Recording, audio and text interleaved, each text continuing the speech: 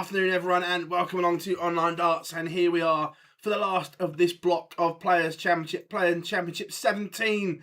Looking forward to another day of busy action. How is everyone? Lots of people in the chat room. Early doors. Who is in? John, how we doing? Antoinette, Pete, Glenn, how we doing? Yeah, bonkers, the final yesterday. And also, Betfred's sponsoring us till the end of this weekend. So that's the one they want. How we doing, Tommy? Jack is in. James, KJ. Liverpool, how we doing? Joe is in. Always open to it, Glenn. Always open to it.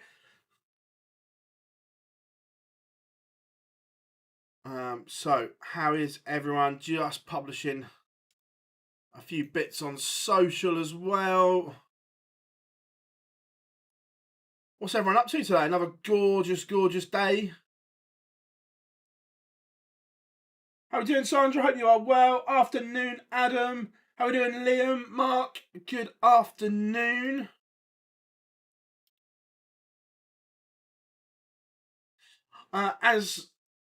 As predicted, no Luke or Luke today. Not really a surprise, is it? Let's be fair. They're getting ready to go off to Australia. No need to be in Milton Keynes.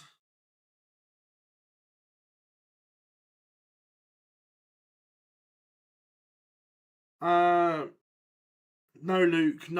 I'm going to stick with my gut. You know where I'm going. Letting my heart overrule my head as per usual.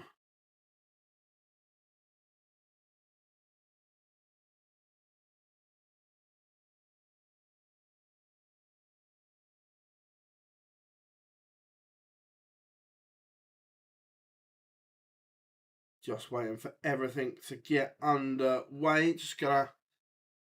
don't want that. Want that one there.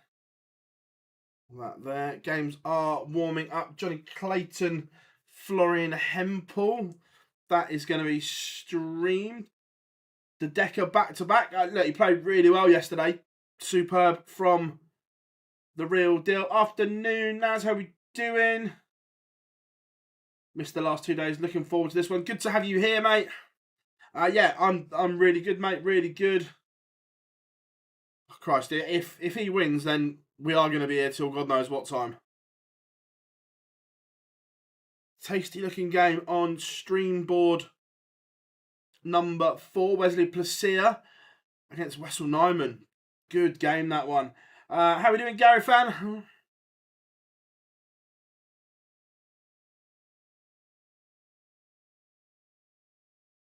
How are we doing, Carl? Good to have you along, my friend. Again, welcome one and all in the chat room.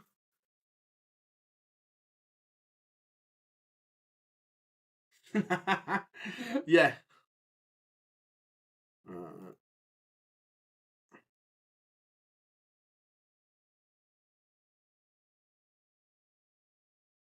Expecting another good day from Cammy as well. He's played beautifully so far.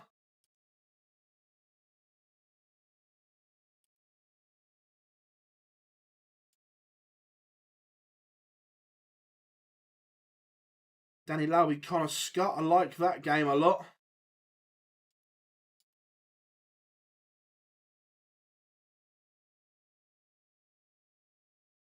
Right, let's get some text going as well. There we go. And there are the stream games in the little info box for you all.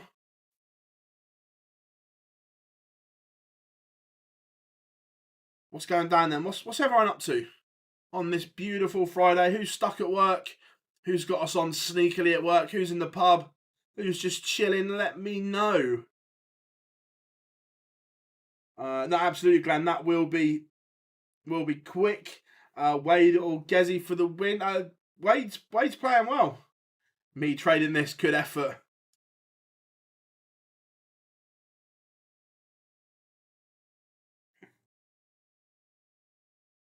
Been setting out and building all day. Now back at nice. No, Dave Littler is not playing today. No Luke or Luke today. Both have withdrawn. We kind of dropped enough hints yesterday. Work, that's that. So just waiting for everything to kick off. I haven't looked because I've been, again, a bit busy this morning. Who has replaced Luke and Luke? Is there replacements?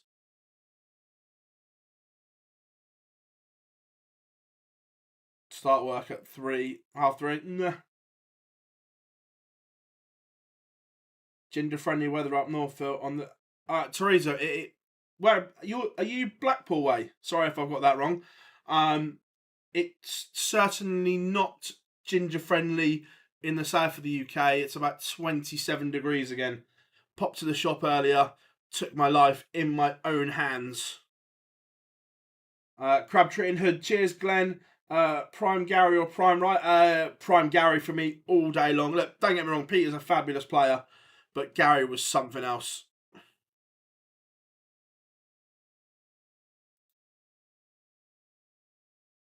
Yeah, James.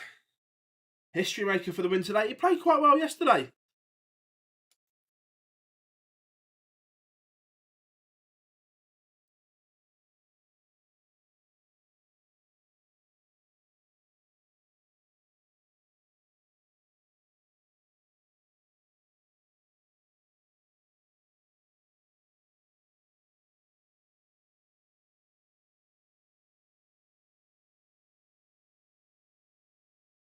I've backed Gary Bunting out of Ross Smith today.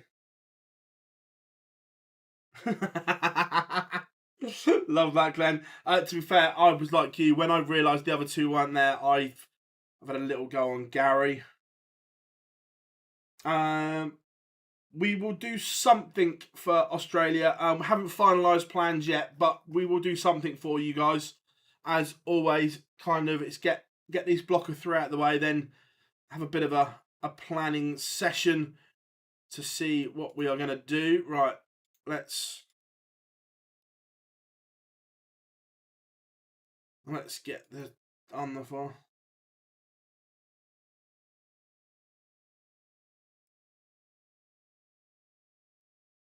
Right, I'm going to change that feature game because that's streamed. That's just left over from yesterday.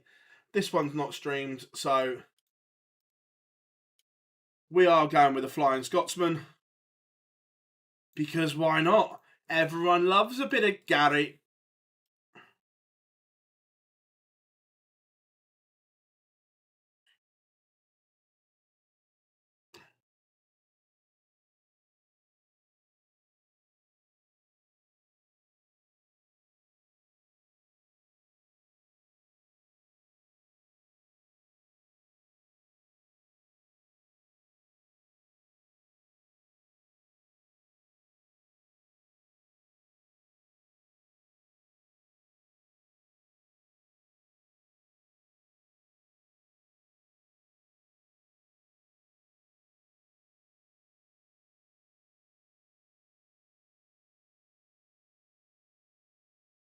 And there we go.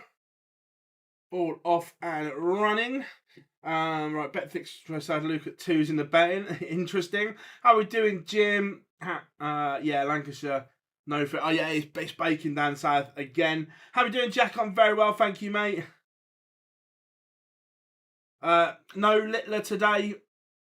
Daryl not playing. Not yet, Adam.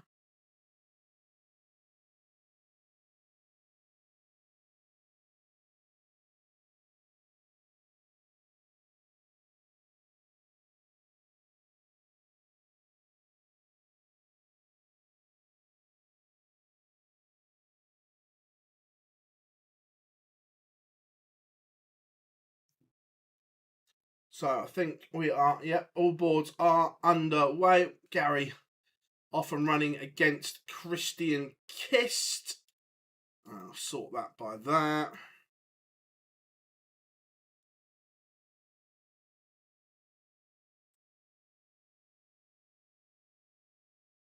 Yeah, there's a few not playing today. Luke and Littler are the two that have dropped out, along obviously Michael and Aspinall haven't played any. Gary 2-0 up, averaging 103.5 right now. Vincent level with Bunts. Yeah. Yeah, final yesterday, first round today. Absolutely bonkers.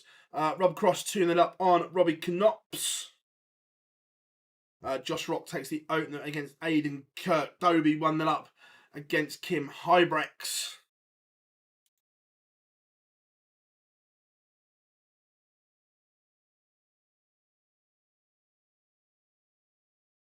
Pascal Reprek has taken the opener against Gerwin Price. Van Veen level at 1 apiece. Daniel Closer 1 up on Daryl Gurney. It's been a disappointing couple of days for Super Chin. Had been playing reasonably well, but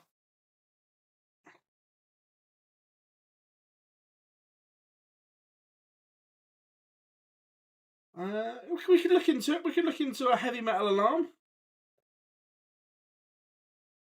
Ryan Searle has taken the opener. Been a bit of a stinker against Martin Drat, but Ross Smith levels up with Keegan Brown. That one apiece. Bunting leads Van der Voort. A little bit, Sean. Look, let's see what the back end of the year brings. But at the moment, yeah, look, there is a little bit of a worry.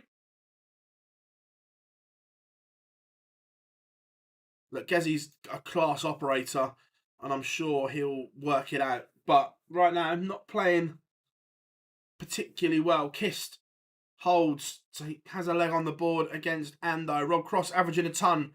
3-0 to the good. Josh Rock 2-0 up on Aidan Kirk.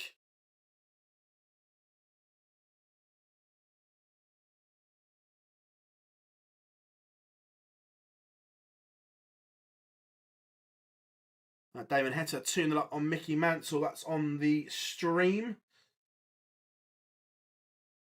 Florian Hempel 2-0 up on Johnny Clayton. Yeah, bonkers, isn't it? Yesterday's final, round 1. Today.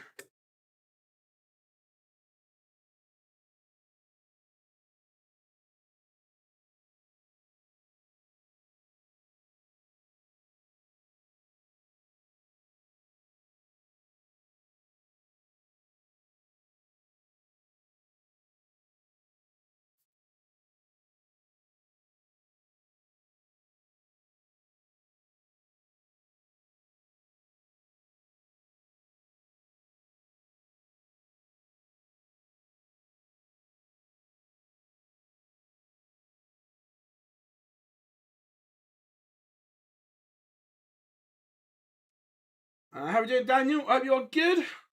Welcome in. Action just getting underway. Round 1 of the Pro Tour today. Ross Smith leads Keegan Brown. Pascal Reprek 2-0 up on Gerwin Price.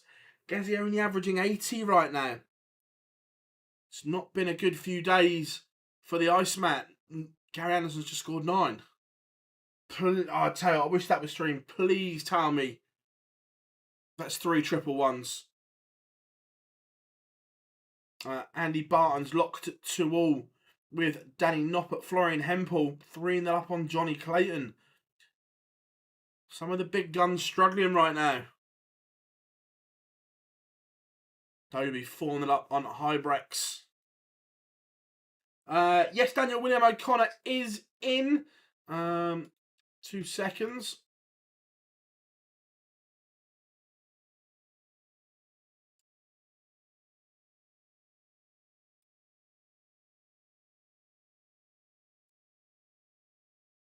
He will play 3-1 Gary Anderson whilst I'm looking for that. William O'Connor will play George Killington on board 7, mate.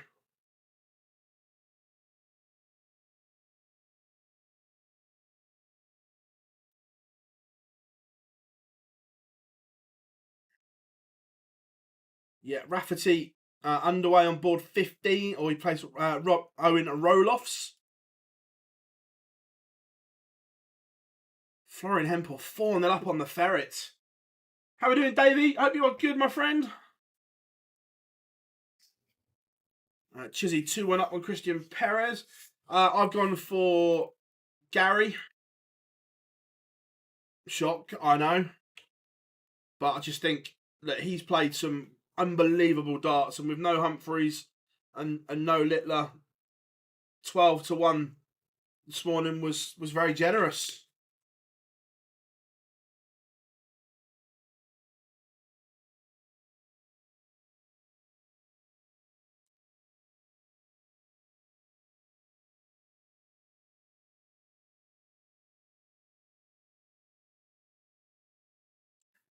Martin Schindler 2-all, Yitzy Wonder Wall.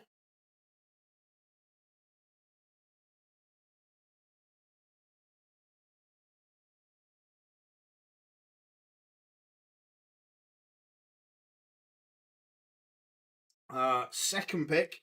If I was going for a bit of an outsider, who would I fancy? He might lose early, but I fancy a good run from Andy Bartons today.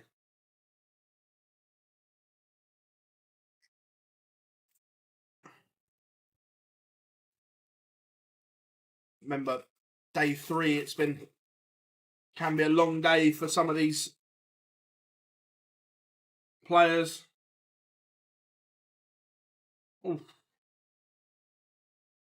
Johnny has a leg on the board, but still trails 4-1. Damon Hetter averaging 105 right now.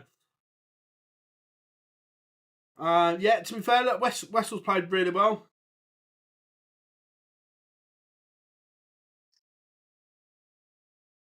Again, Chizzy, he's winning at the moment, but he's been a little bit under where we expect him. Gary Anderson for me.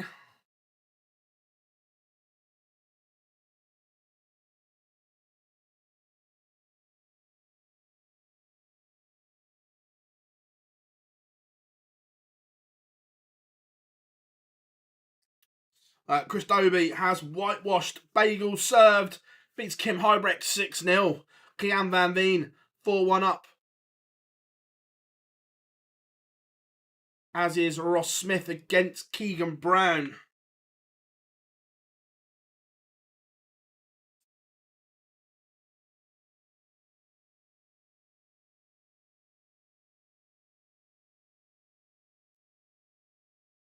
Josh Rock 5-1 up, 1 away. Gary Anderson also 1 away from beating Kist. Noppet levels up against Bartons. Cross 5-1 up as well. Some quick fire. Can Adrian Lewis get back to where he was? Hopefully, Daz. But look, he spent a long time away from the board. It's going to take some time to build confidence and everything again.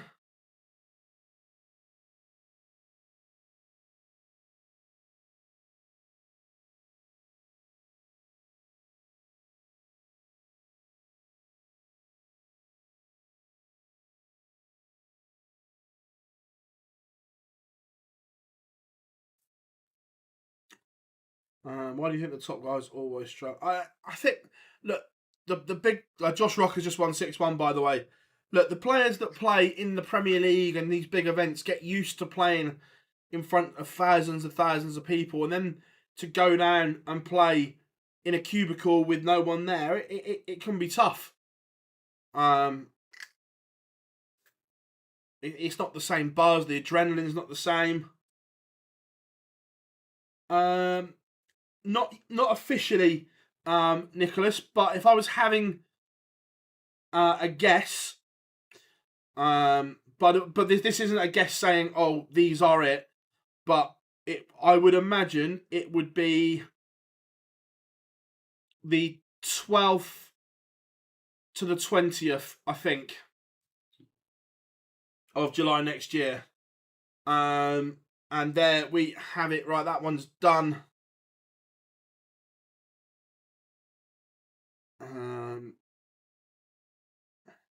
Who's missing today, Connor? Luke Littler and Luke Humphreys both pulled out.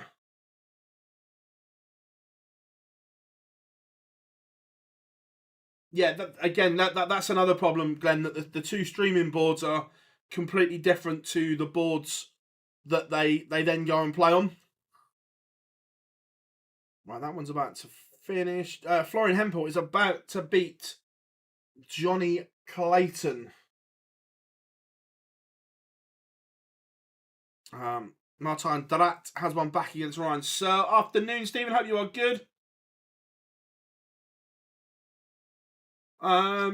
Possibly. Like I said, Nicholas, I don't know. I'm just 6-1 to Hempel. I'm just going off the last 3 years. It's been that week.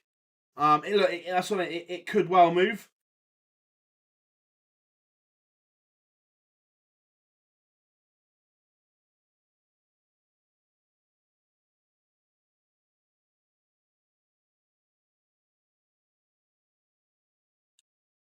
Perez has one back.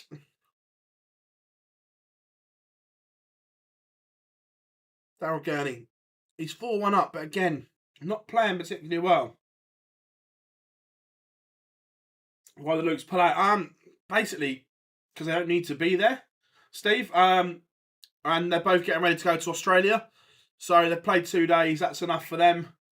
Job done. See you later. Damon Hetta, bagel served over Mickey Mansell. Is the streaming boardroom bigger than the other boards? Yes, absolutely.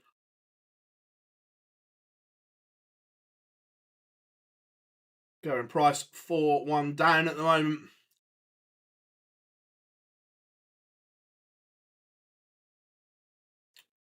Back-to-back legs for Martin Drat. Stephen Bunting. 1 away.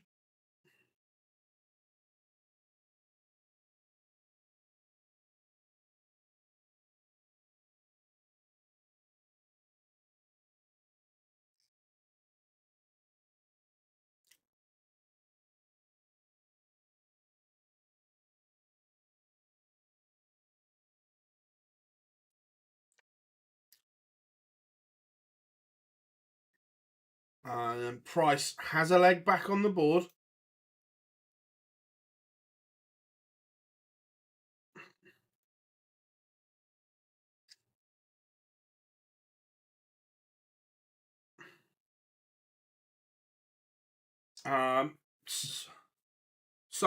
James, it's done. So boards 3 and 4 are just static cameras, as you can see, because it kind of cuts a bit of Gerwin Price off.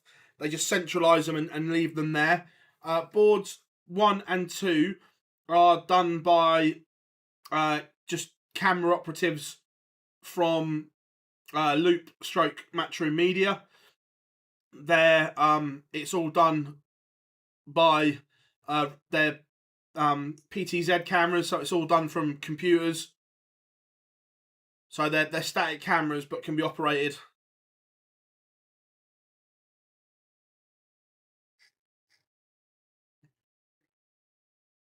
I've gone for Gary Stephen today. Martin Drat from 4-1 down is level with Ryan Searle. Gabriel Clements back on the stream, and that shirt is hideous. Not a fan of that one. Takes on Mervyn King. Ricardo Pietreczku level 4 apiece. Chizzy 4-2 in front as well.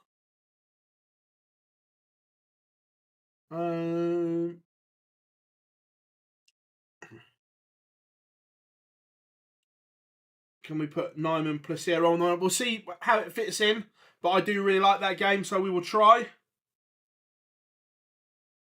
Terry's just enjoying life, doing what he's doing with his antiques. Yellow's got a new shirt. It's a little bit jazzy. I don't mind that so much. Do you think he's gonna have? What's happened to Gezi? Do you think? No, look, I think Gezi's still playing well enough. I just think that maybe distractions away from the board are costing him. Good evening, Dave. Hope you are good.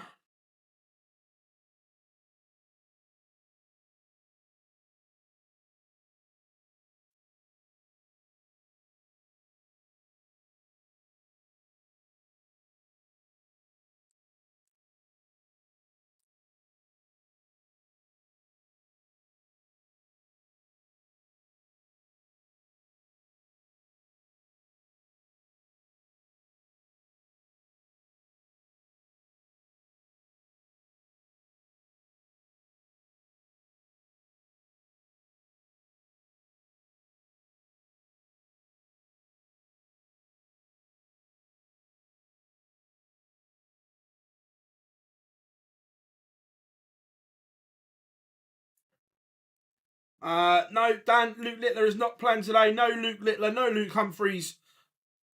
Both pulled out to get ready. Spend some time with their family before they head down under. Daniel Closer has one back. Merv King takes the opener against Clemens. Adam Hunt 1-1 with Aaron Monk.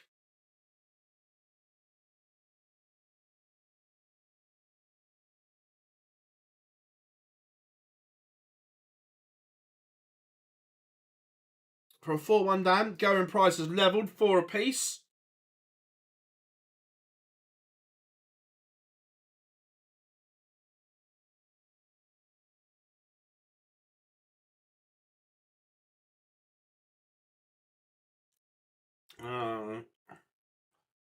How are you this afternoon? I'm really good, thanks, Dan, and I am back on comms at MODUS tomorrow evening for finals night.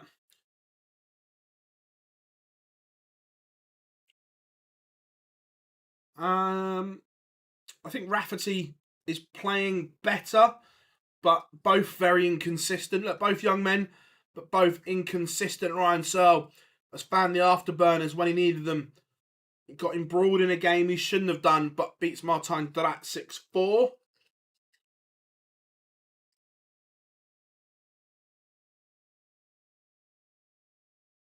Not that I know of.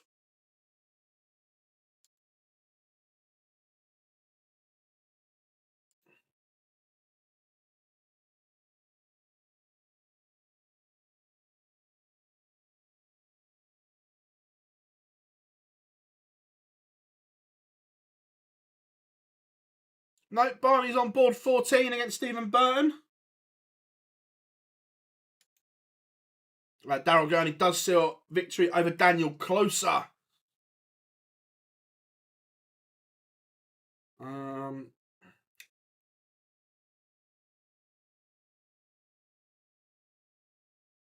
So that one's just done. Peter Wright, probably 20 minutes or so.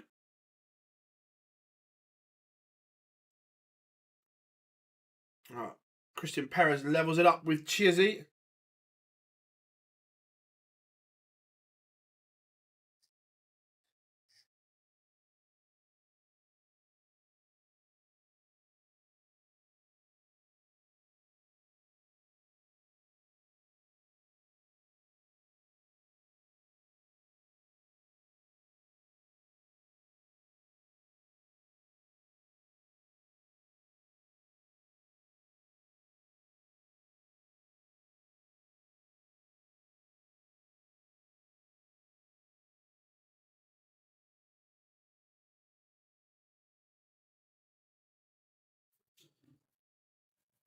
Belmont Bates could be a really good game. Yeah, it could be.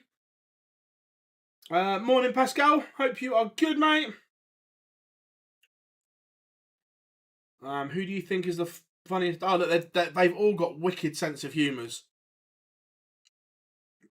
Yeah, when you get to know them, they've all got amazing personalities. Some real funny guys.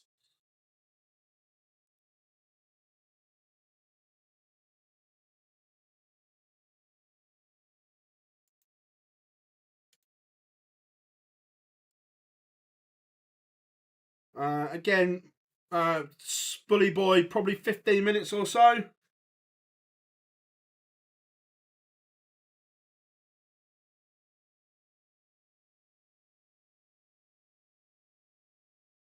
Yep, Shindiggity got over the line.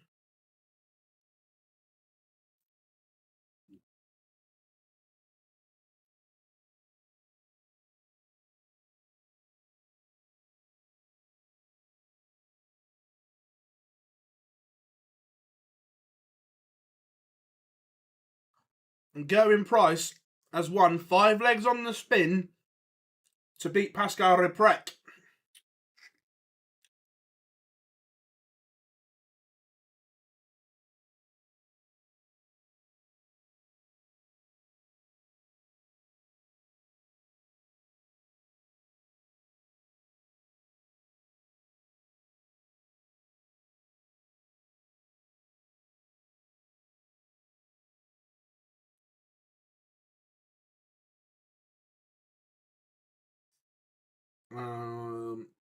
I'm only using a fire stick. Fair enough. At the moment in the World Grand Prix race, how far off? How far on the port do you say still have a chance? There's still a fair bit to go.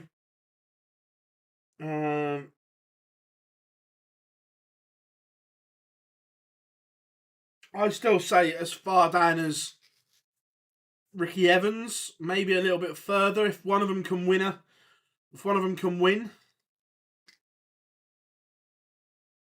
Thoughts on Klassen's game so far? Hit and miss. When he's been good, he's been very good, but when he's been off, he's not been great.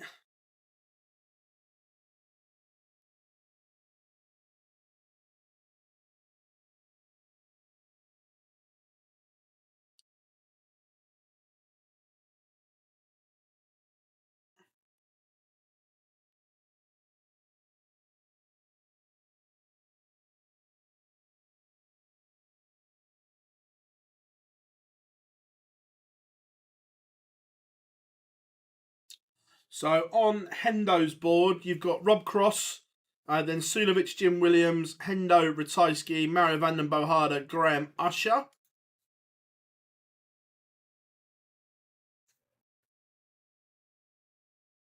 Yeah, look, I'm just not sure what's going on with Gezi at the moment.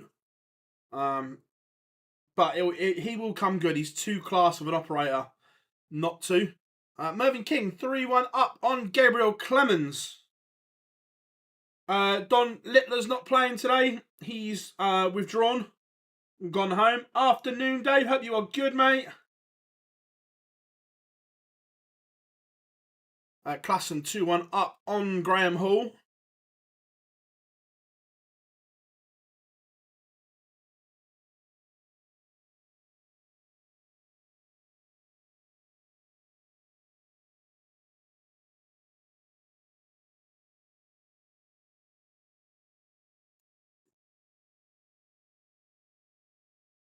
Daryl Pilgrim 1 up on Jamie Hughes. DeGraff 2-1 up on Joshua Richardson.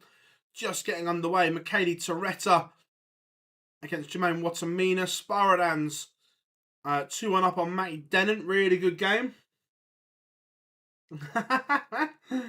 Don't worry about it, mate. Don't worry about it. How we doing, Matthew? Hope you're good. Yeah, Scott is playing today. Oh, and there he is. The Joker is in. How we doing, big man? Hope you are good.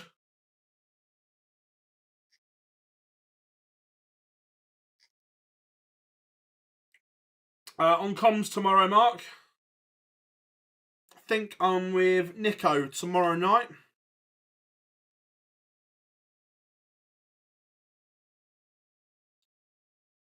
Peter Wright is on a board with Jan Van Veen, Jamie Hughes, Daryl Pilgrim, Barry Van Peer, Chris Landman, and Adam Gavlas. I'm really good, thank you. How are you doing?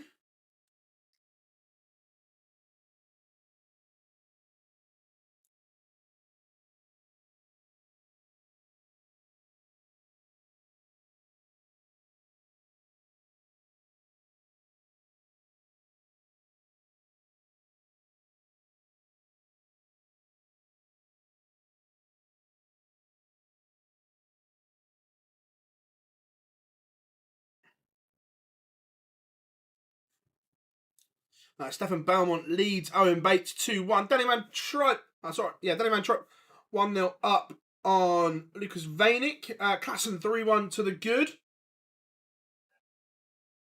Jeffrey Dejuan just getting underway against Steve Beaton. Nick Kenny 1 up on Ryan Meikle.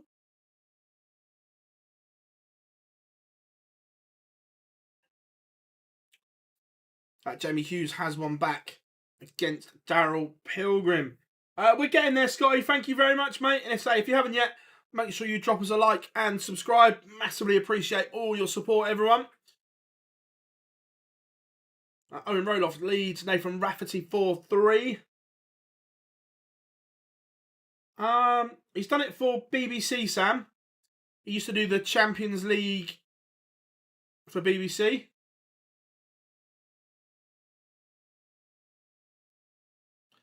Toretta locked at 1 apiece with Watamina.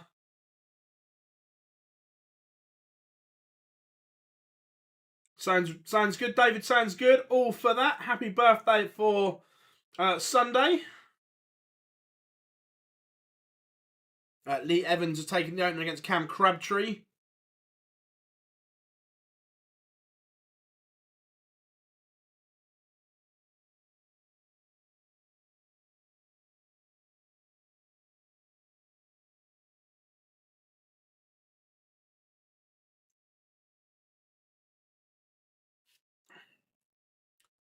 Mervyn King, 4-1 up as Aaron Monk seals a 6-1 win over Adam Hunt. Well, I've not long celebrated. I thought if we had an anniversary, we got win. Nice, like that a lot. Why did the Champions League stop? Basically because the BBC ran out of money. The tournament was created to put darts back on the BBC.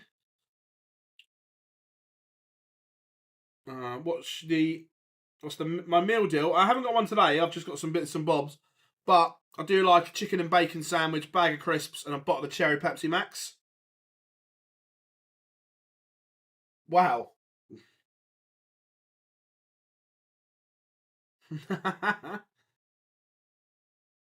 Could we ever see the champion? Possibly. Look, I don't see why not.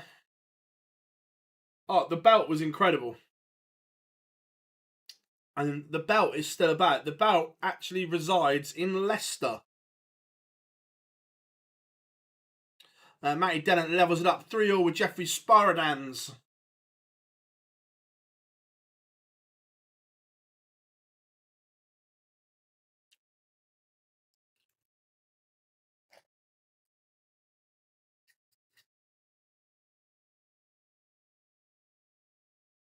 Clements has a leg back. Van Tripe levels it up. Graham Hall level with Yellow Classen. I'm soon because of the Bloodline storyline. Would you extend the Premier League? I wouldn't extend it. I think it's fine as it is. The problem is in Scotland, again, someone will correct me if I'm wrong, but the two that they use in the P&J and the Hydro, I don't think there are any other big enough arenas to host the Premier League in Scotland. I don't think that, certainly the only other, I don't think there's anything in Edinburgh big enough. So that, and you think the rest of the north is pretty well catered for. So probably not. If anything, I'd lose Sheffield potentially. I'd like a format change. That belt looks amazing. Yeah, it does, Adam. I completely agree.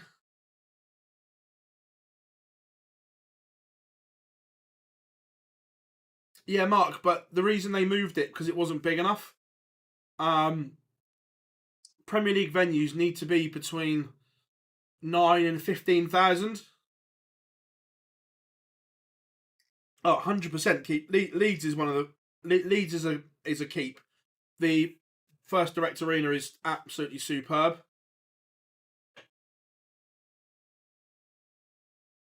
The problem is Liverpool's in one of those huge ones.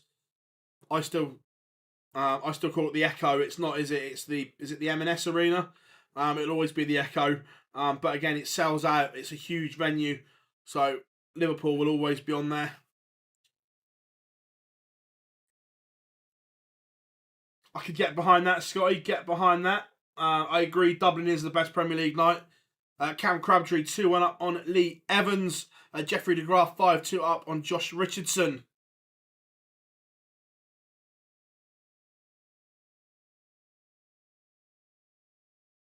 Yeah, that's the issue, that Cardiff is small, sells out instantly, and it's not big enough. But there's nowhere else. That's the biggest indoor arena in Wales to have it.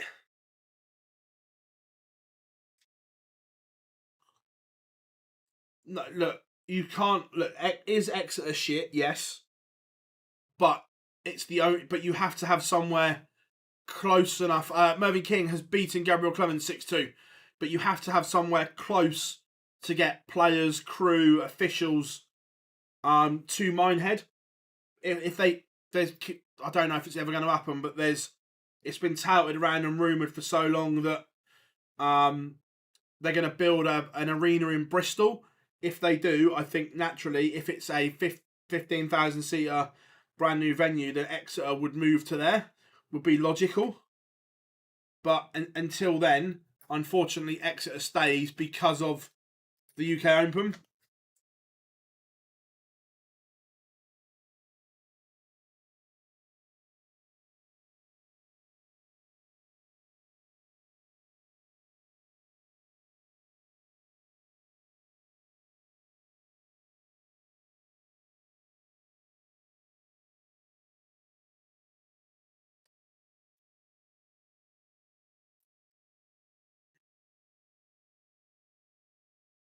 I'd be interested to see if the PDC go to the Co-op. I agree. Looks an amazing venue, but they've also got a good relationship with the MEN. So look, if there's a bidding war for the Manchester night, the PDC are obviously going to love it.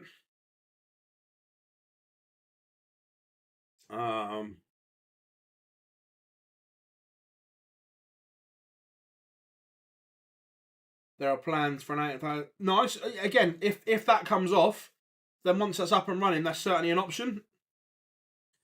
Yeah, the problem is, look, the Exeter venues, it's not a proper venue. It's in the middle of a farm. So yeah, it is cold in there.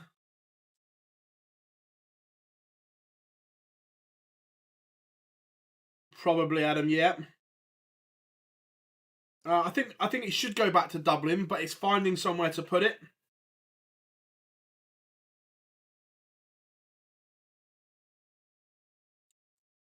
Richie Edhouse 1-0 up. Rotterdam venue is great, but it's not just Rotterdam. Look, yes, Rotterdam is bad, but the problem you have in these big arenas, once any breeze gets in, there's kind of no way for it to get out, and it just circles round and just spirals round. Look, I don't know if there is a way they can protect the stage from the draft and the breeze, but it was quite bad in Leeds as well. And again, it's not the venue's fault. It's just the way these venues are designed. Unfortunately, it's a design fault that they weren't. Darts wasn't in mind when these were built.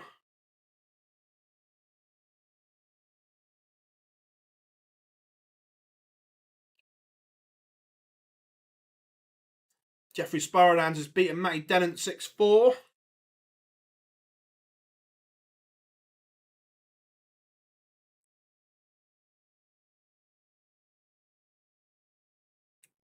Jermaine Wattamina has beaten McKay Toretta. James Hurrell 4-1 up.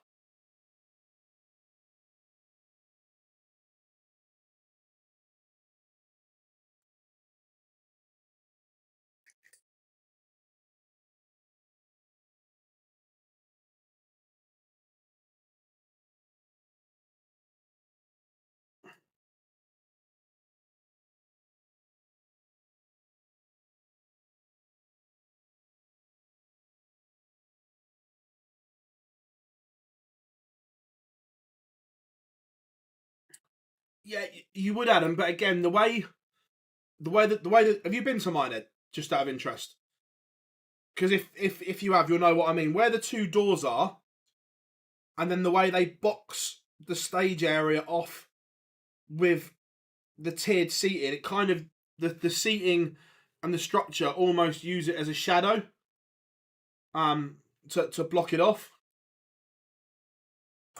Yeah, do you know what I mean? So the way it's all built, it uses that as almost a windshield.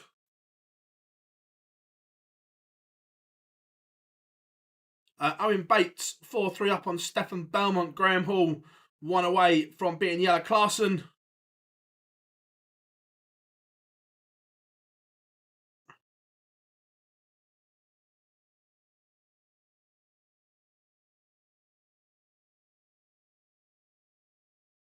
Oh, sorry, I didn't realise we were just chatting away. My bad. Yeah. Right, what's warming up? No, no, no, no, no. Catch the end of this one.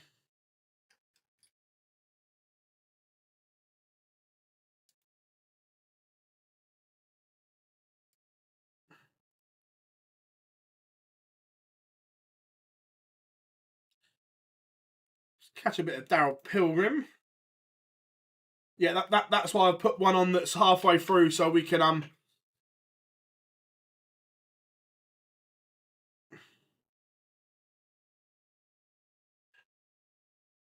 we will go to the Decker Evans once it goes.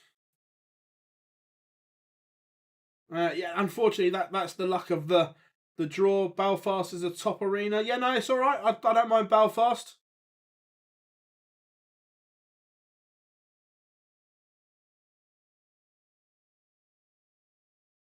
Jim Williams has a leg back, but is in danger against Mensur Sulovic.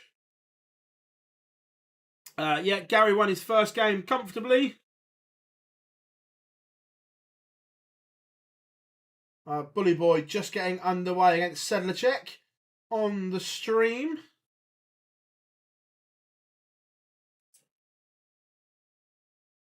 Dimitri Vandenberg 3-0 up on a Robert Owen.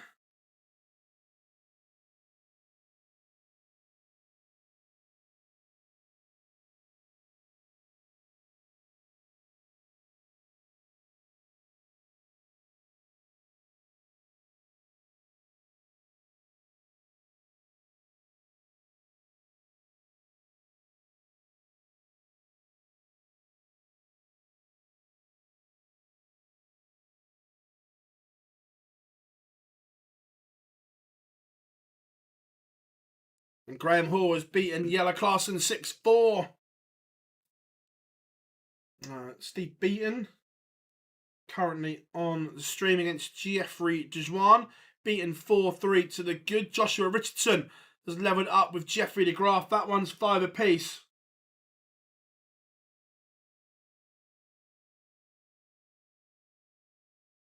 Random question. Love the intros of the players at the big events. When do they start doing? Oh, it's been a while, Jacob. Been a while. I still think they can do better.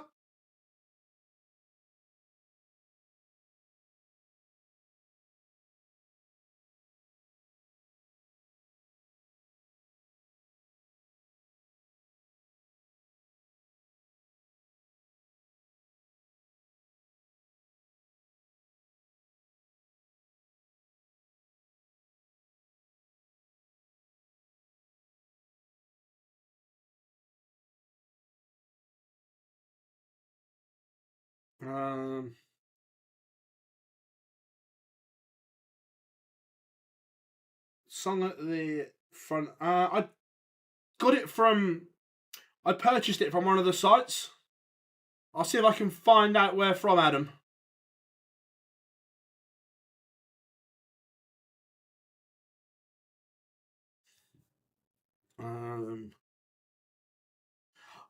So again, this is another. It's another wrestling quirk, but this would depend on the venue layout. Anyone that watches wrestling, so the wrestler and the player, I'd like them to walk out from behind the video wall, because I think at times when they're stood at the top of the walk-on with the 2 security guards either way, I just don't think it looks right. So I'd like them, like the video wall in the wrestling has their logo on and the music starts playing, and then they walk out from behind it. It just looks really cool. For Premier League nights and tournaments, do the expenses get paid by the CDP? Or no, I pay them myself. I am currently using Colin Lloyd Red Dragon darts. How we doing, Chris? Why, thank you. SummerSlam tomorrow. The Tribal Chief hopefully will return. Yeah, the same. They do it in the boxing as well. Again, I think Matchroom saw the idea from that. I just think it looks so much better. I think it looks cleaner. Nice day. I'd probably give that a watch, to be fair. Yeah, I think Heyman returns as well. They're still in my case. I've still got both, but at the moment I just like him the Lloydies. I've changed my throw a little bit, and these seem to suit it a little bit better. Daryl Pilgrim 1 away from victory. Mike DeDecker 1 up on Ricky Evans. He's doing what he did in yesterday's final. Maybe Rumble. Chris, I don't see the benefit of Survivor Series. I think it's a bigger impact if he comes back at the Rumble. Yes, James, you know.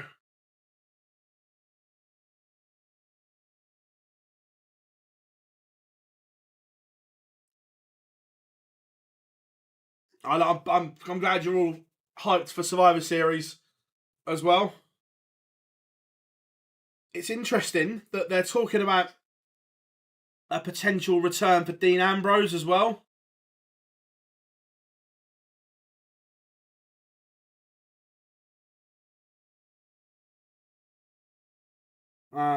I've not had a chance to have a look yet. It's on my plan of things to do. Booked an apartment, 3 nights, 20 minutes walk from the venue. To be fair, for London, mate, that's not bad. Yeah, for London, that's all right. Nah, Adam, he's been cleared. If you look, WWE always drops signs of what's coming. The fact that they're putting his stuff on YouTube again and things like that.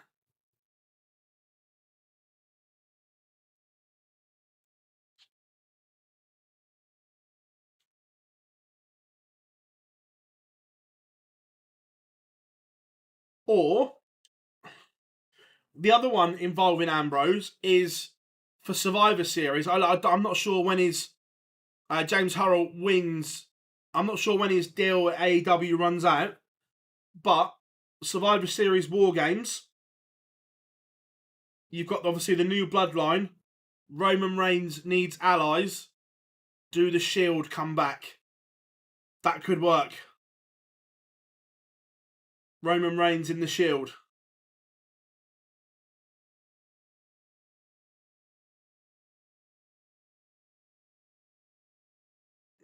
Yeah, possibly Cena.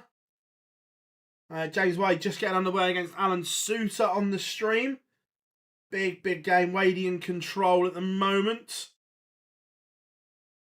Sedlacek is beating Michael Smith. Jim Williams from miles behind levels it up with Mensur Suljovic. Owen Bates beats Stefan Belmont.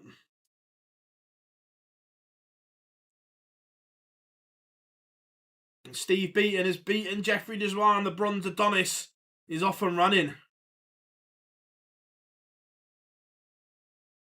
Sedlacek now 3-1 up on Smith. Yeah, it could be. I'm really looking forward to it. Nick Kenny beats Ryan Meikle 6-3.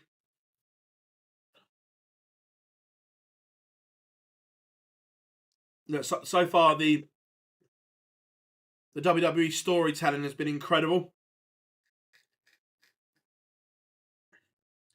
Luke's not playing today. He's having a day off.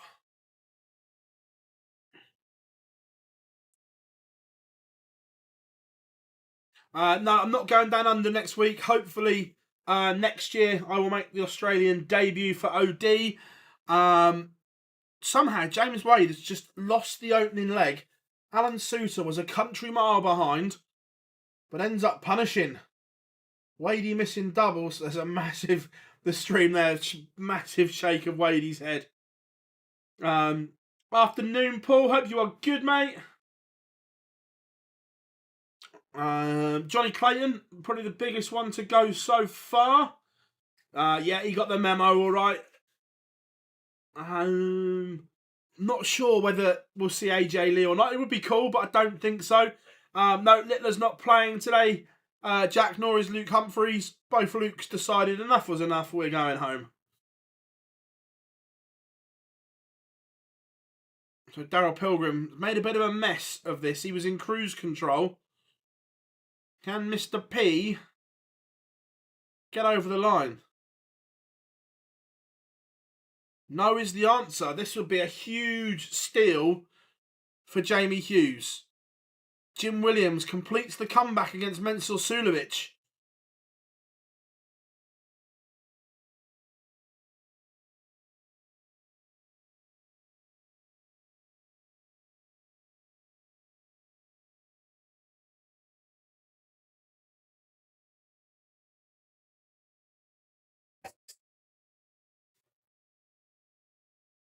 And Yoza can't take advantage either.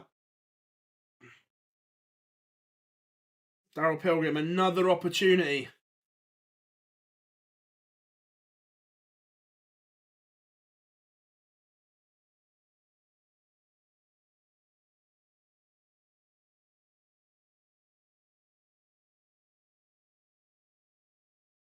And this time he does get over the line. Daryl Pilgrim seals off Jamie Hughes. Alan Suter is 2-0 up on James Wade.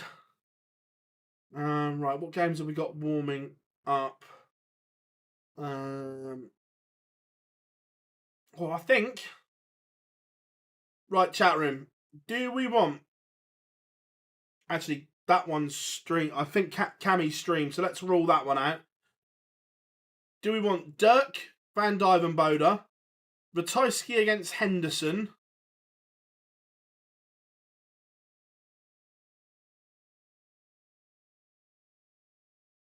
Oh, to be fair, I didn't really. Yeah, I don't mind keeping Peter Wright. To be fair.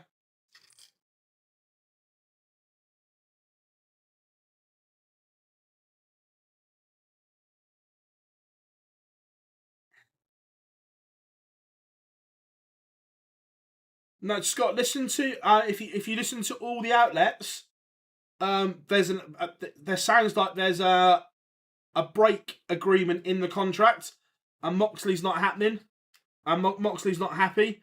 If you listen to all the big outlets from America, they're all saying there's a break clause.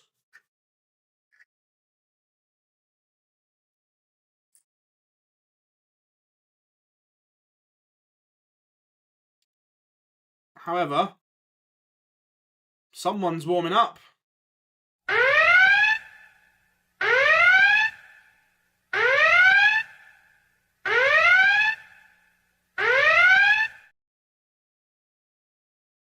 The Barney alarm has sounded.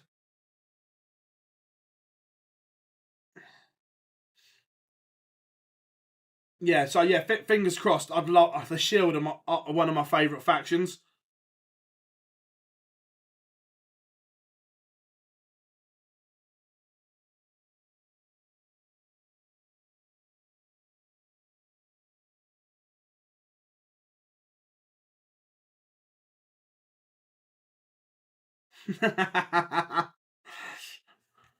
Yeah, Pilgrim has had some disastrous draws. Look, Daryl Pilgrim is a fabulous player. Martin Lukeman has taken the opener. Joe Cullen 1-0 up on Madas Razma. Remember, Cullen dropped out of the provisional World Grand Prix spots yesterday.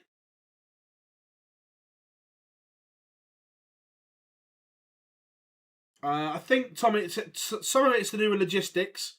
But I just think it would look great if they changed it up. Alan Suter 3-0 up. Hendo is underway as well. Big John. Like medium-sized Hendo now. Looking great for it.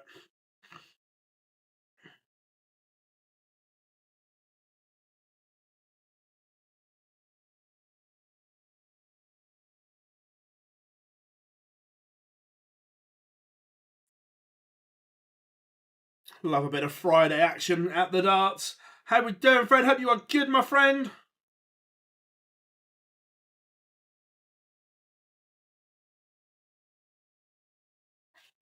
No idea.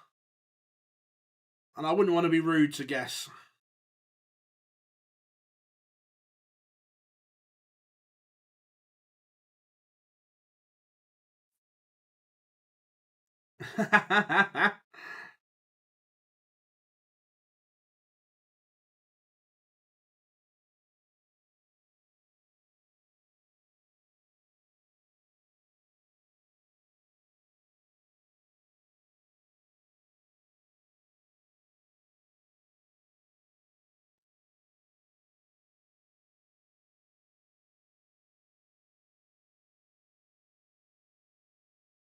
Luke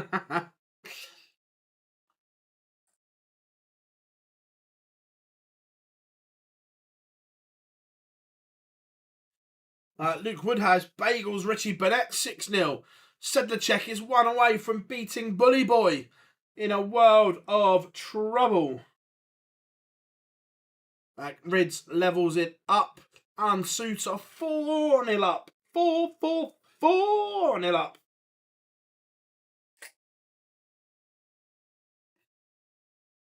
Hendo 1-0 up on Ratajski, and Ed House seals the deal. Peter Wright just getting underway. Nice, I like that. The Laughing Policeman. Beveridge leads Joyce 1-0 as well. Dirk van Duivenbode just getting underway. An absolute bumper round 1 this is.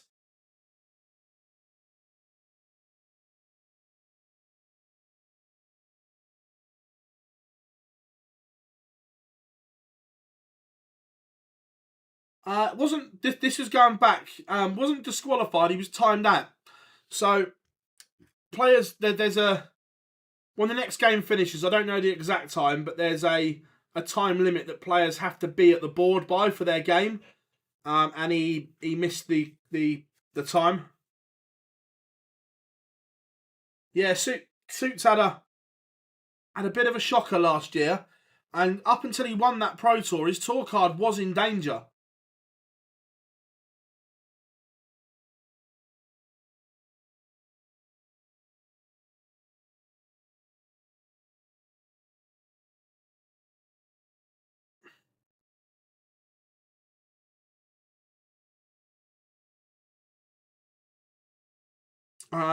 Sedlacek has beaten Bully Boy. Evil Charlie sends Michael Smith packing.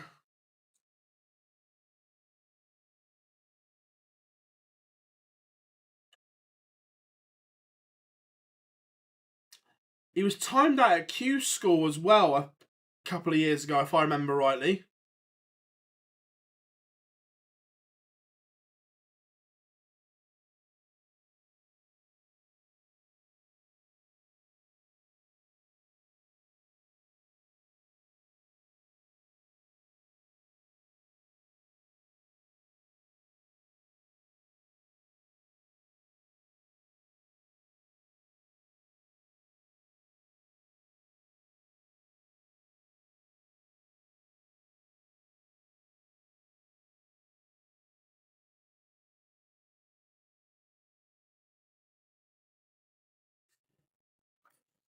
Martin Lukeman 2-1 up on Callan Rid. Big John.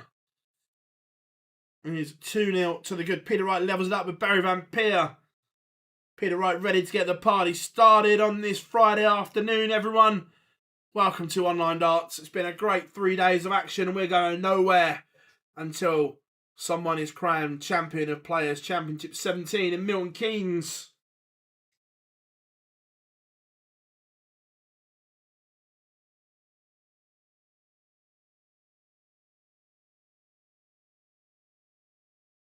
Yeah, the UK Open, I remember, because he won on the main stage first of all. And I think he thought he then stayed there.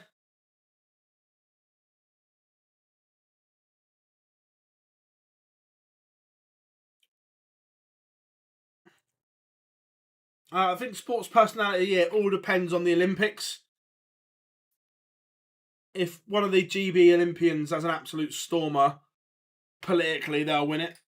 You know how it works. Alan Suter, 5-1 up on James Wade. Only that the Asp is on enjoying his holiday in Greece. Martin Lukeman, 3-1 up. Breaker throw for smash.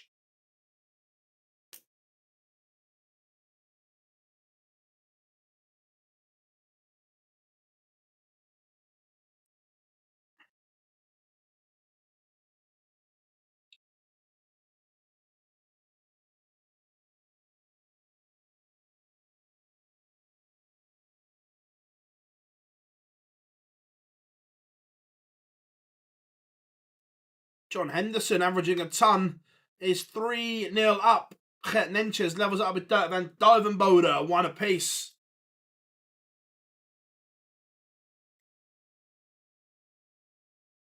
Barney 2-2 with Stephen Burton at the moment.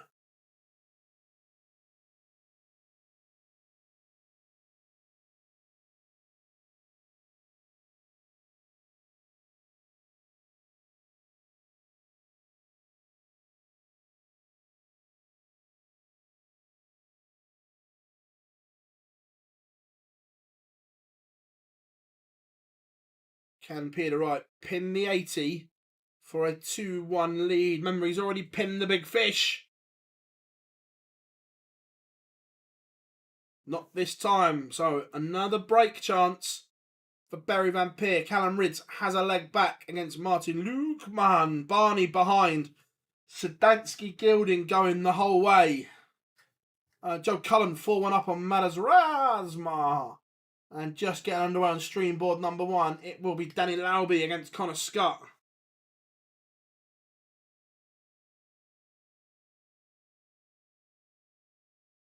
If you think it's a public vote, we all know in the UK, votes are rigged and fixed.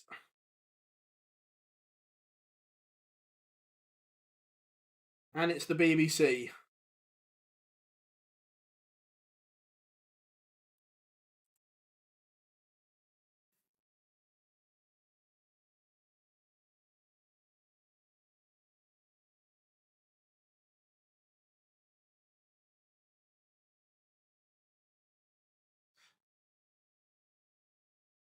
Correct, Glenn. Absolutely correct.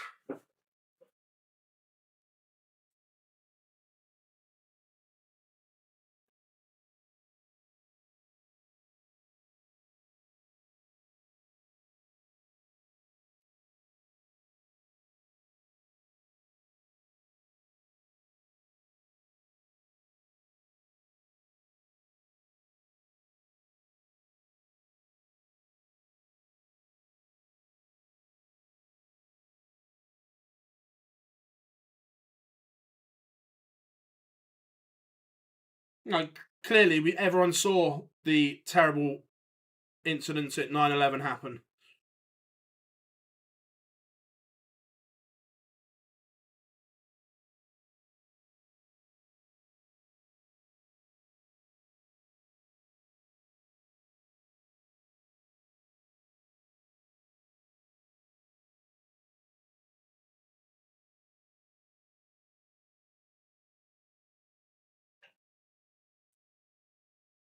Andrew Gilding has beaten Sedansky.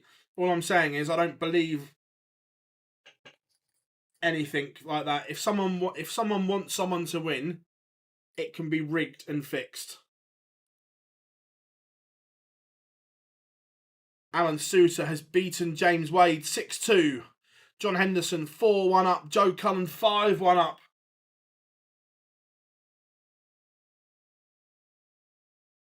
Quote Mark Twain, if voting made a difference, they would, yeah.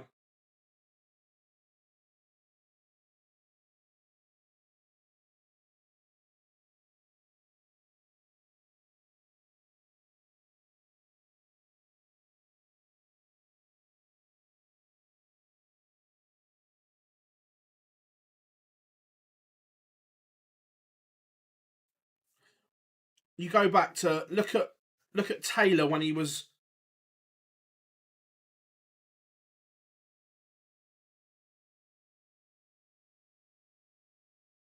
right. Yes, they are a public corporation. However, the stuff that's come out about the BBC over the last 20 years, they are nothing but corrupt.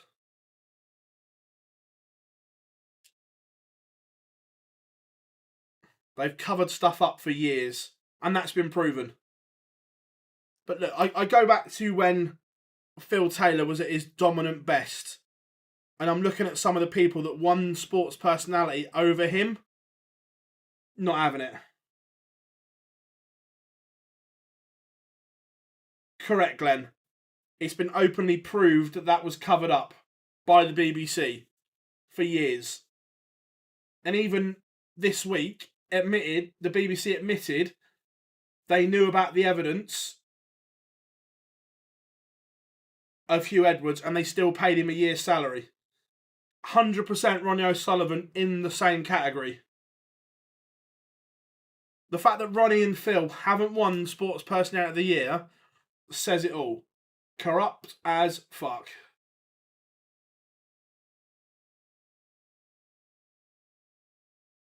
Martin Lukeman, 5-3 up on Callum Ridge. John Henderson, averaging 101, is one away.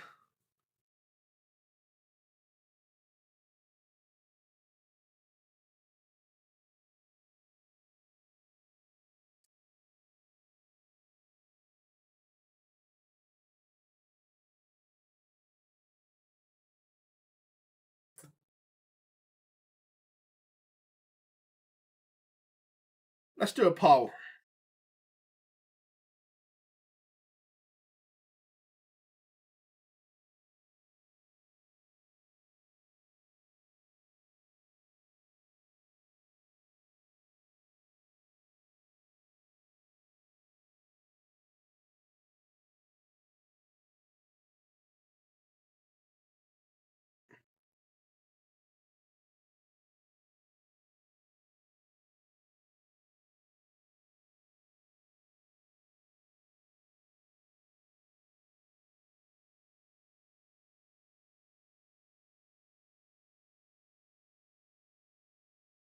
I agree, Dave. It didn't help, but we can change the narrative. Take Phil out the equation. Ronnie O'Sullivan.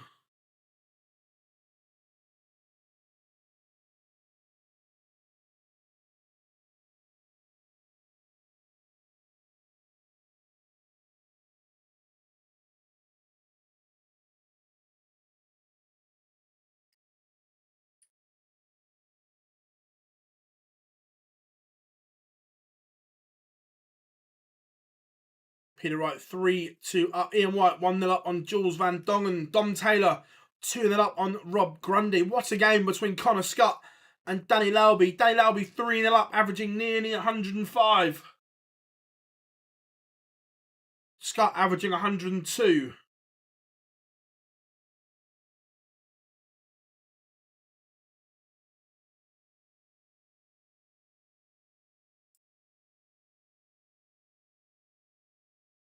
Stephen Burton has beaten Raymond van Barneveld 6-3. Cameron Menzies 3-1 to the good.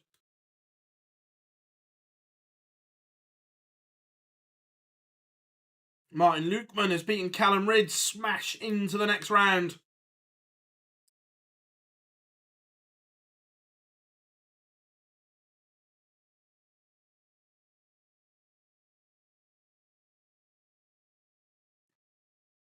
Big John Henderson is through. 6-1 win for the Highlander.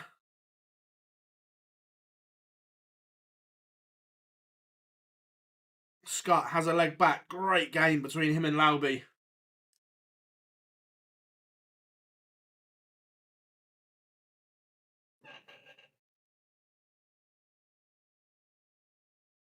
Boris Kirchmar 1 up on Simon Whitlock. Ryan Joyce 5-2 up on Darren Beveridge.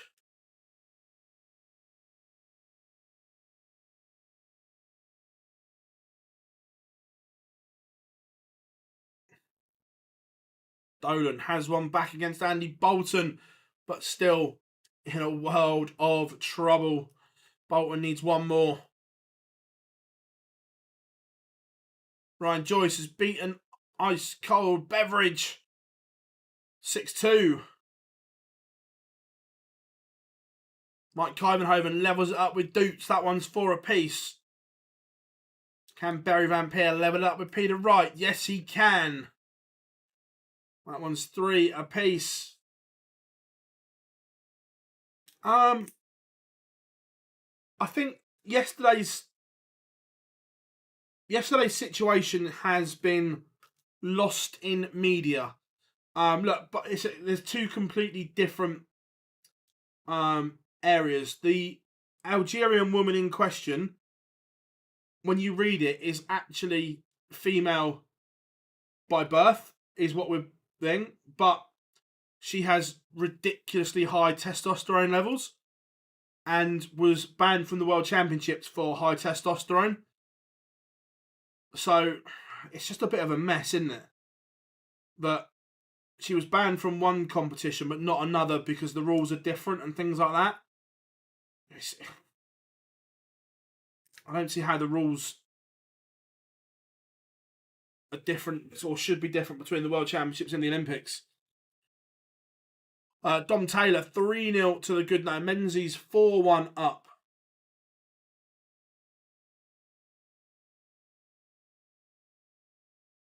Again, I don't really, but they have it. So I mean, I don't really know. I've just been reading stuff on.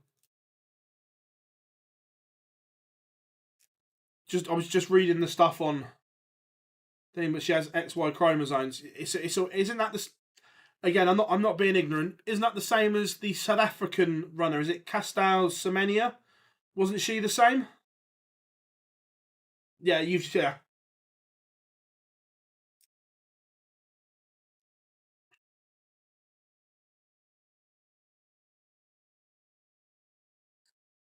Kyvenhoven 1 away from beating Doots. Lennon 1 behind.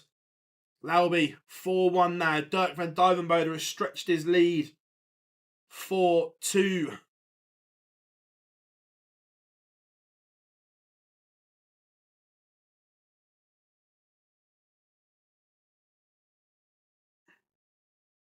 Peter Wright back in front. Cameron Menzies 1 away from beating Josh Payne.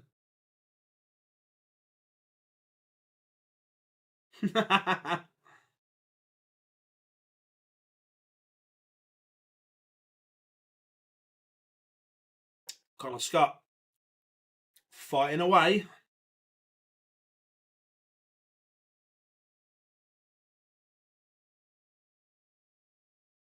I mean, 100%. Look, it is. I completely agree. Very, very dangerous.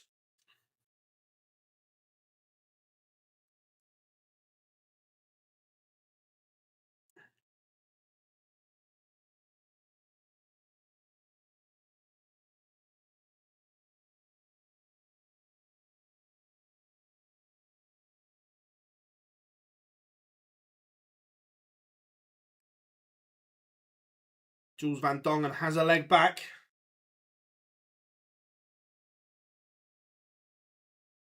Yeah, look, Cameron Menzies is having an incredible year. Absolutely incredible year to date.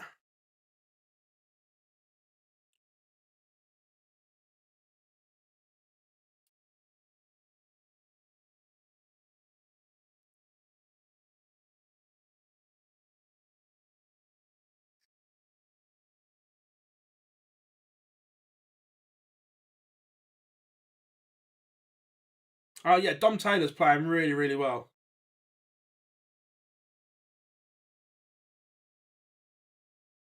Yeah, no, I completely agree.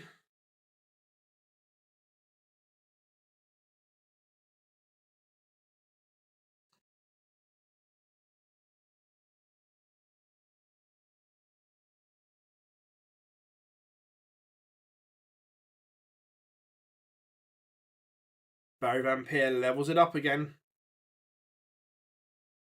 100%, it's a fair point. I think the general point that a lot of people were making yesterday, that from what I saw, I might be wrong. Obviously, I was streaming all day with you guys, so I was just catching up on reading bits and bobs on the news.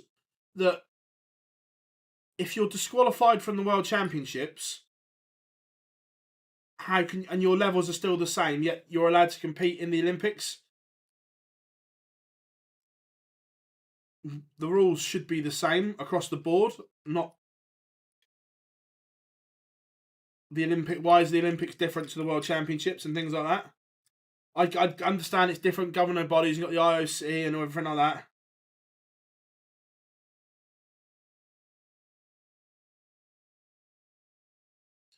Yeah, look, Menzies up to 47 in the world and not really had a good run on TV or anything yet. If he can have a good run on a TV tournament, top 32 could be beckoning for Menzies. No, Luke Littler not playing today. Be interesting that, Big John. Who's your winner today? I went for Gary as always. Dirk van Dijvenbode seals a 6-2 win.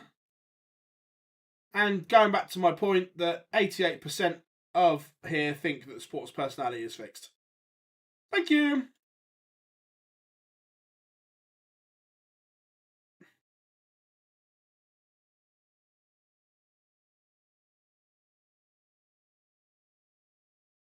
I agree. It is. Look, it's a minefield. For first round, if you win today, it's £15,000. Barry Van Peer has broken Peter Wright and will now throw for the match.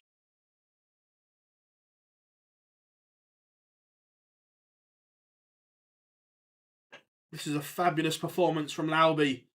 5-3 up, averaging 104.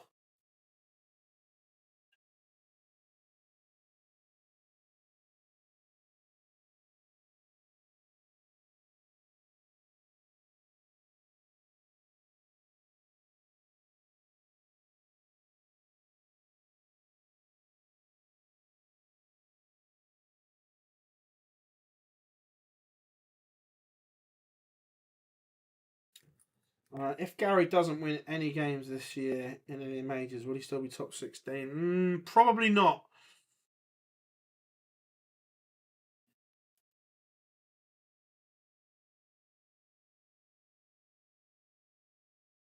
So at the moment, with only first round money, he's currently 18 on the provisional ranking. But you got to remember, he's not defending hardly anything.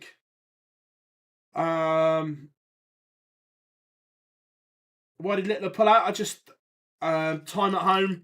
He's obviously off to Australia in the next couple of days as well. So just wanted an extra day.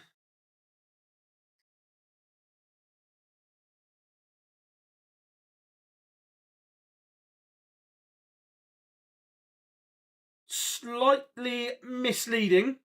So with the Premier League, it's 10 grand for winning the night, but then they also get prize money depending on where they finish in the league. So, wait a minute.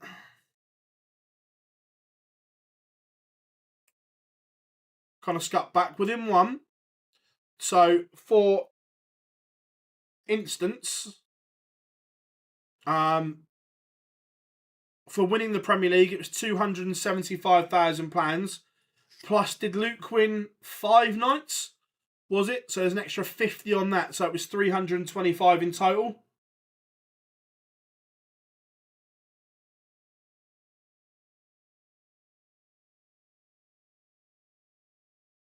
So Peter Wright, for instance, for finishing bottom, got 60 grand for just turning up, basically, without winning. Yeah, Peter Wright is in Australia for the same as Humphreys. Yeah, so still, Littler would have won 275 for winning the Premier League, plus 40 grand on top of that for winning the nights.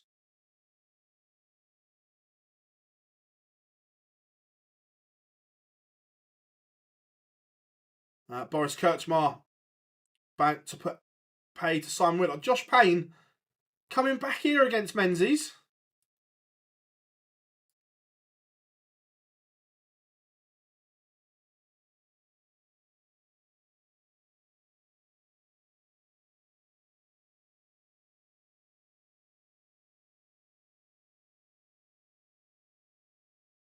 So a bit of Scott Williams.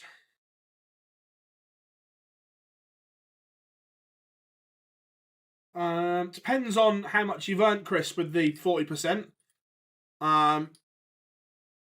Depends how creative your accounting is. For the World Championship. I know the PDC get rates in some hotels. I'm not sure if they do for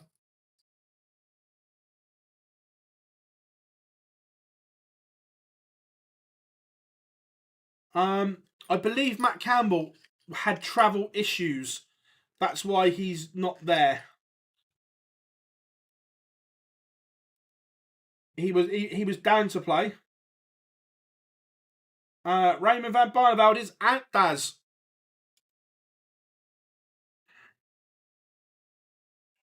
I can't see him being in, no.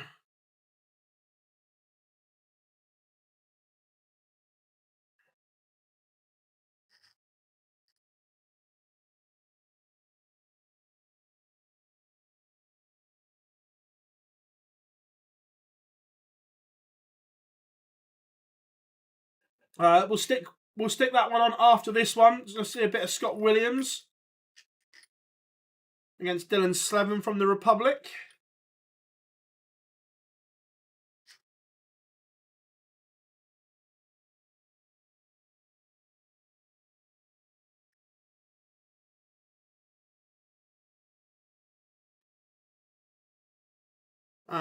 Gary, it'll still be a while because we need the 1-2-8 games out the way first.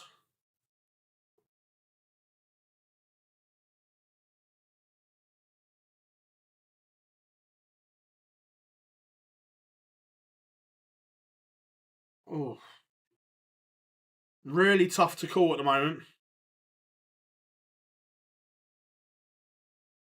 I'll have a think.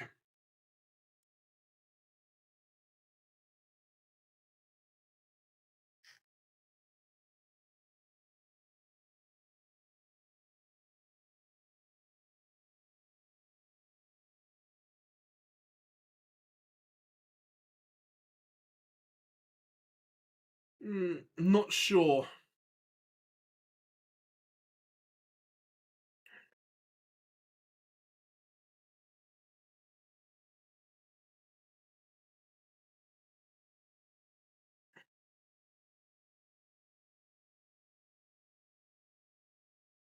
Jay, again, I'd be surprised.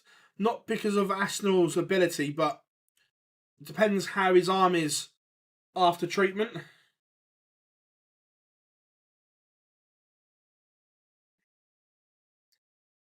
It depends on when he comes back.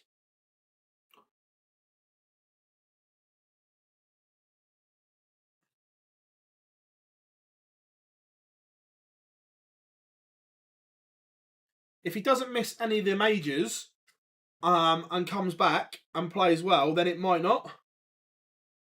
But if he needs longer to recover, then potentially. Connor Scott has beaten Danny Lauby.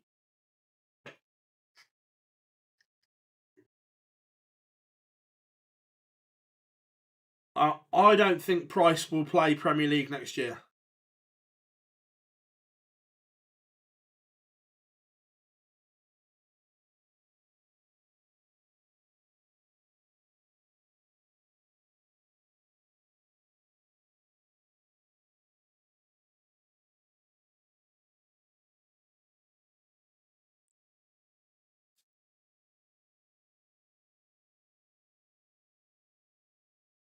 Couple of games in the last 64 underway.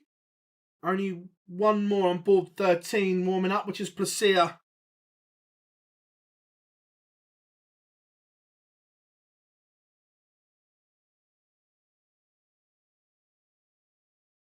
Yeah, Menzies got over the line in the end. Made it difficult. Ian White has beaten Jules van Dongen 6-2.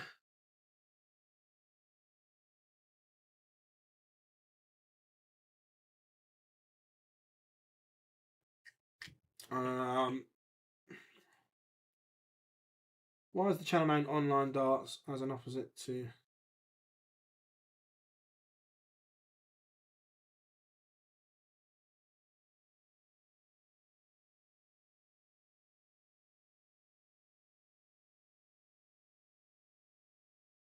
That Online Darts, it was just the name that we put together.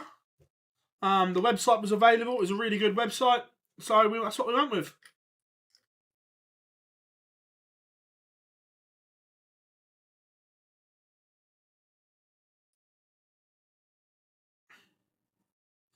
Bunting takes the opener against Spartans.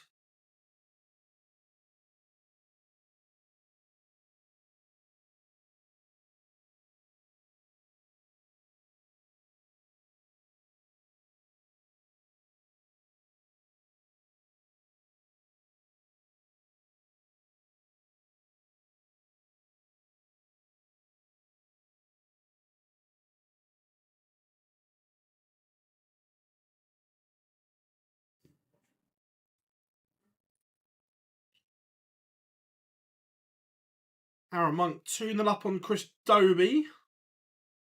Can't believe Bunting is 39. Dylan Slethen pulls one back and it is a breaker throw.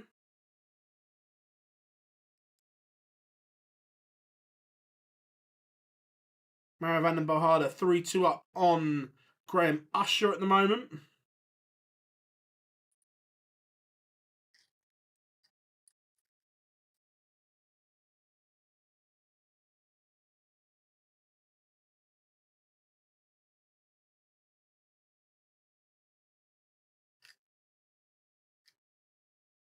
Adam Gavlas takes the opener against Chris Landman. George Kellington levels it up with William O'Connor.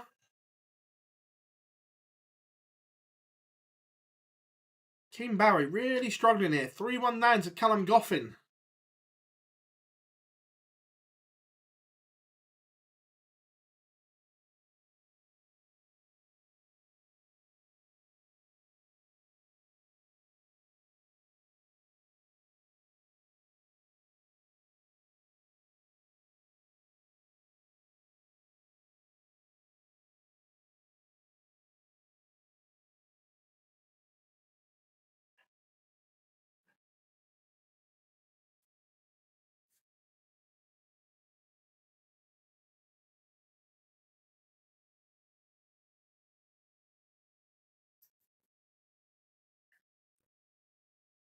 Damon Heta underway against Graham Hall in the last 64. Jose de Souza 4-3 up on Leighton Bennett.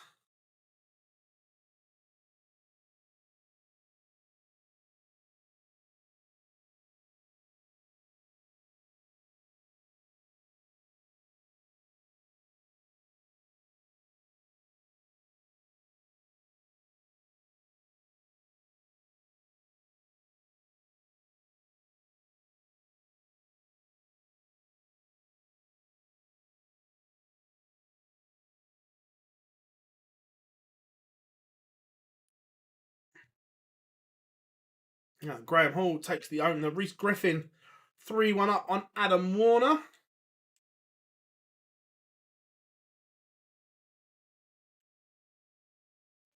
De Souza winner on the stream game against Burt. It's a very strange game to pick for the stream.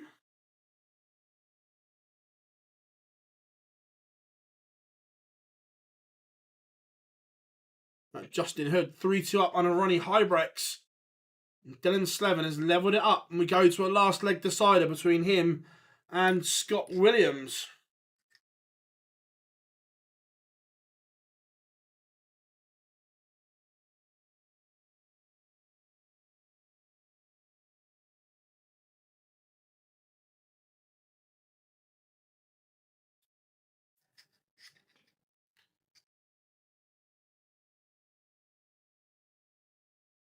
Mario van den Bohada 5-2 up on Graham Usher. Last leg decider. What a response this is from Scott Williams. 140, 180 to kick off. Cheers for all the info as normal. Glenn, remember everyone, if you haven't yet, drop us a like and subscribe. Massively appreciate it. How many do we have? 59. Surely we can get to 100 as always. The little benchmark. Merv King 1-1 with Florian Hempel. Placia and Nyman level at 1 apiece, both averaging well over the ton. And Scott Williams takes out 1-2-2 in style to beat Dylan Slethen.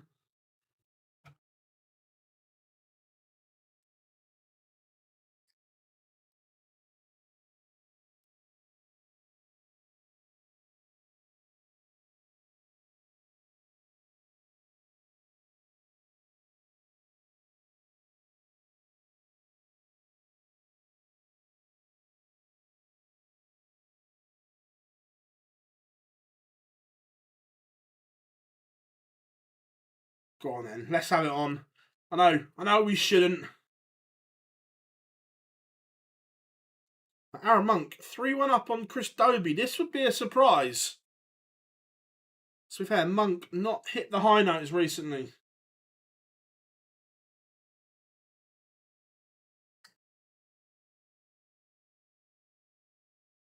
I know, Daniel, but this one's an unbelievable game.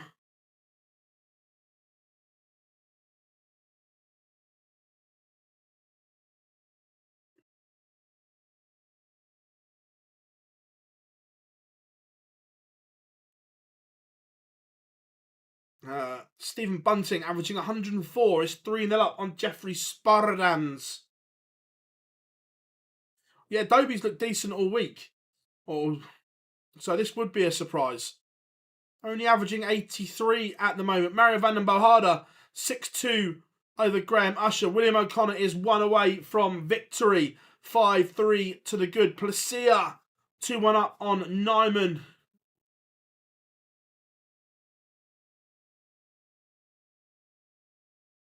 Bunting 4-0 to the good. Yeah, that's all the 1-2-8 games are underway now, which is good.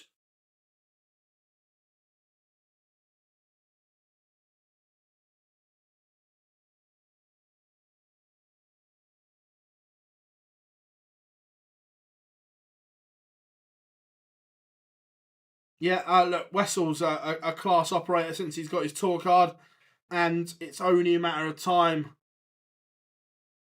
until Placia gets his card. Too good not to. Dobie has a leg back.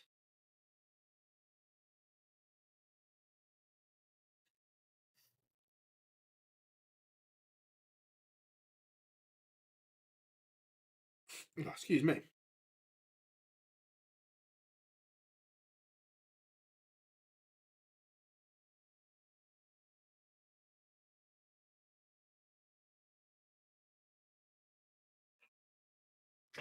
Good morning, Anthony. Hope you are good, mate. Good to have you in. Just landed in Chicago. Remember, CDC Weekend 3. Everyone this weekend on the CDC YouTube channel and PDC TV as well. The big hitters from North America go at it.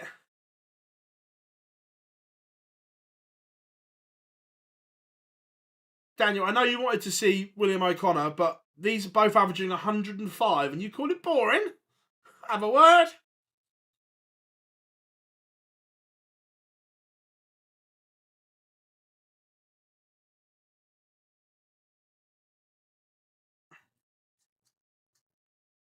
Afternoon, Paddy. Good to have you in, buddy.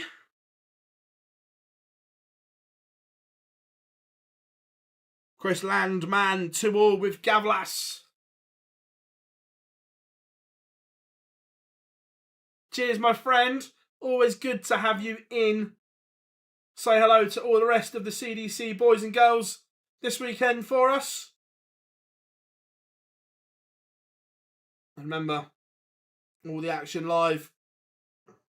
If you can't watch it, we'll be on Dark Connect as well to keep up to speed. William O'Connor has beaten George Killington 6-3. De Souza beats Bennett.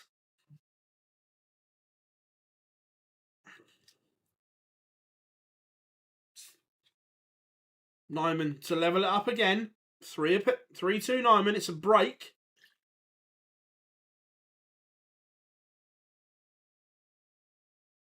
Top quality game.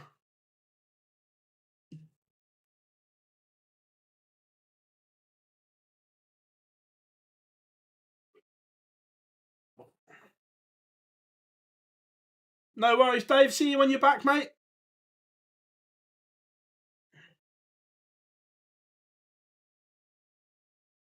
Kim Barry fighting back against Goffin.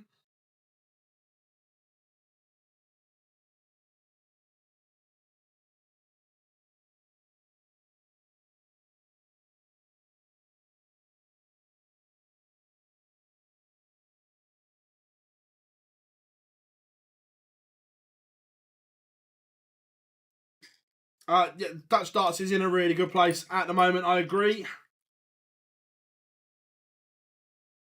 Stephen Bunting serves the bagel.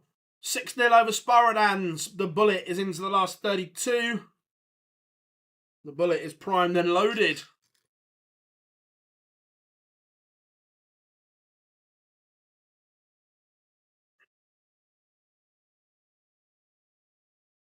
Better get some results ready for the screen as well.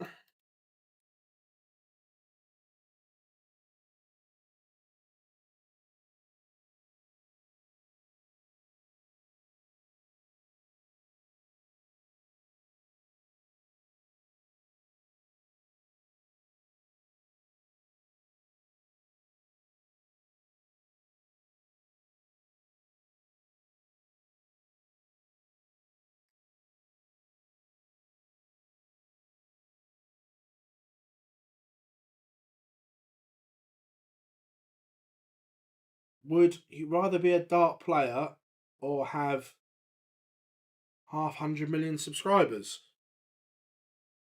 When you say a play, because I can play, but if I could be an elite player, that's a different question.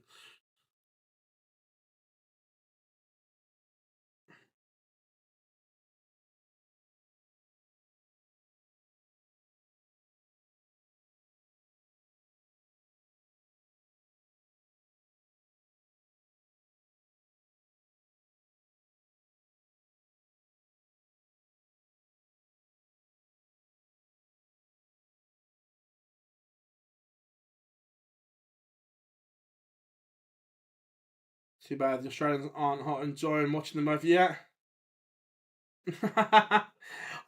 Yeah, look, it's one that you look at, don't you? There's pluses and negatives for both.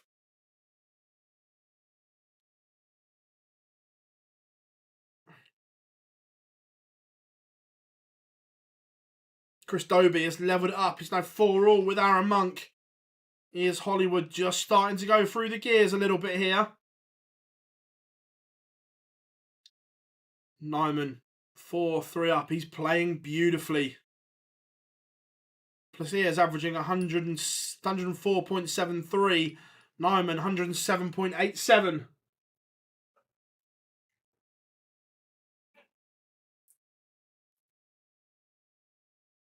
Yeah, look, they're both playing fabulous darts at the moment.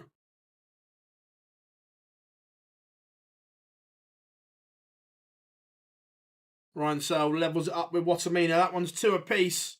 Graham Hall 4-1 up on Damon Heta. It's a bit of a surprise.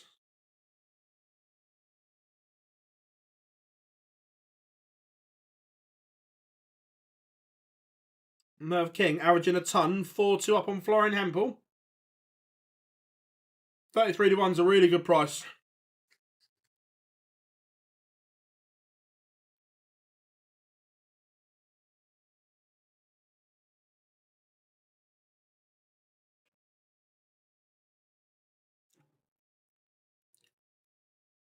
Who has Pietretscu got? It's a good question.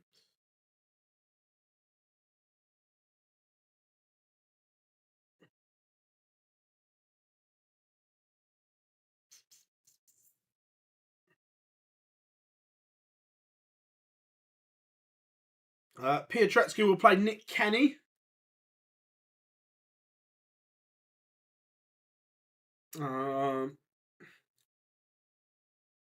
I call these tournament look, they are, but they're also a fundamental part of the tour. This is where you base everything for and from, because this is where you get your seedings, your rankings from. So yeah, look, yes, they're not as important, but they still have a huge part to play. How are we doing, Luca?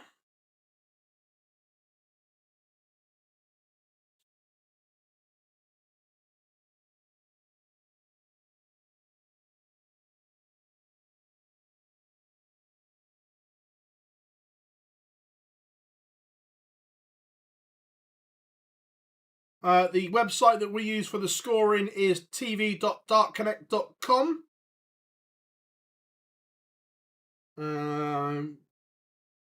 William O'Connor will play Martin Lukeman.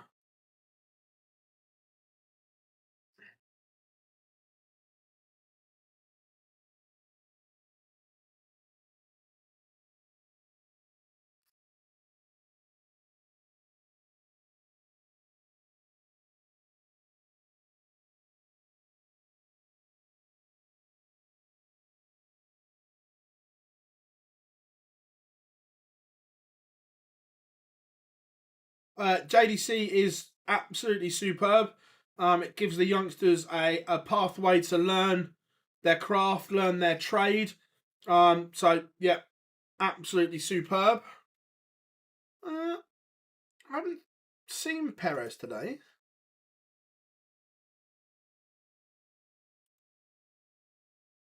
He lost to Dave Chisnell early doors, that's why.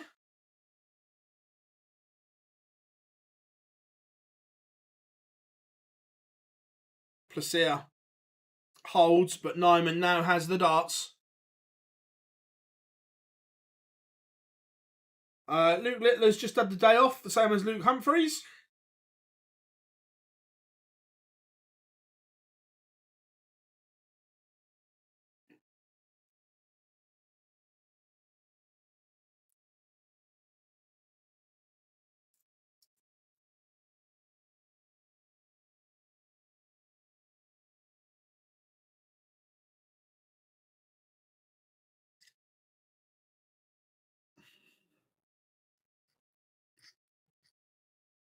And that is a surprise. Aaron Monk beats Chris Dobie.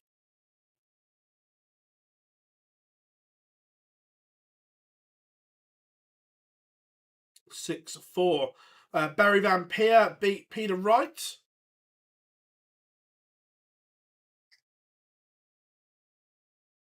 Yeah, hope I travelled home early. Keane Barry has turned it around to beat Callum Goffin.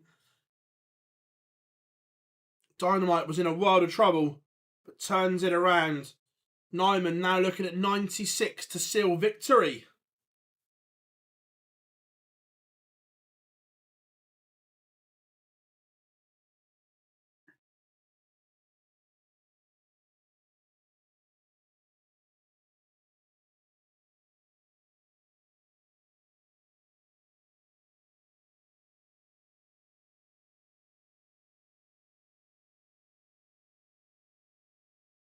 Wessel Nyman beats Wesley Placia. Fabulous game from both. Only 2 games left in the 128. They're both coming to an end. Heta has one back against Graham Hall.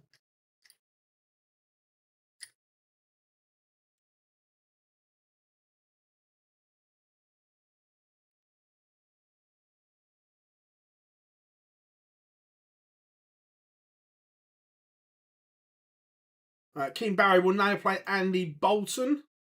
Will have to play better than he has there. Got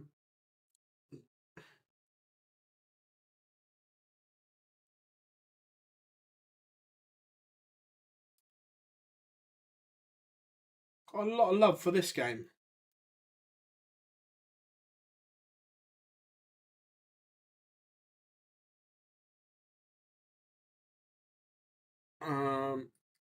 Where do you think Wessel might have been there if he hadn't? It's hard to say. That when you look, if he looks at his career in 20 years' time, I've got to word this properly so it doesn't. The ban that he received and the thought of potentially what he might lose may have been the best thing for him. Not in terms of what he did, obviously, but you can take things for granted. And when the threat of that is on the table, saying that you may never ever do this again, it just puts everything into perspective. But look, Wesley is going to be a class operator. Oh, that's Pietrascu's tash and hairstyle don't really go together.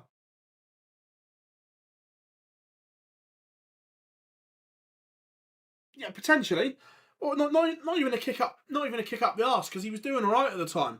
But just the scare of not being able to do something that you love potentially can light the fire.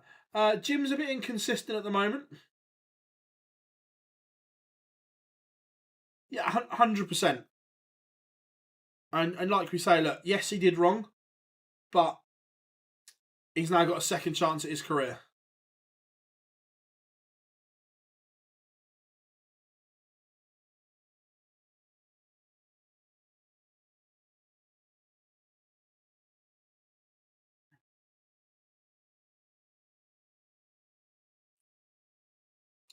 Lucas Manick, 4-1 up on Daryl Gurney. Talking about Wessel Nyman. Yeah, 100%.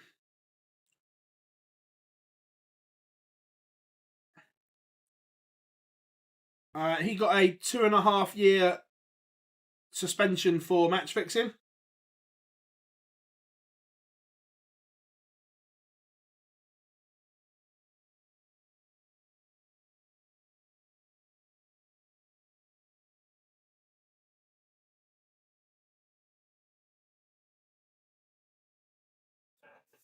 Luke Woodhouse 2-0 up on Dom Taylor at the moment.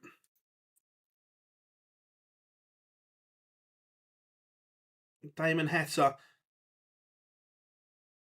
needs something big here. He's in a world of trouble. And Hempel and King going all the way. No, he was paid money by an organisation, a criminal organisation, to lose.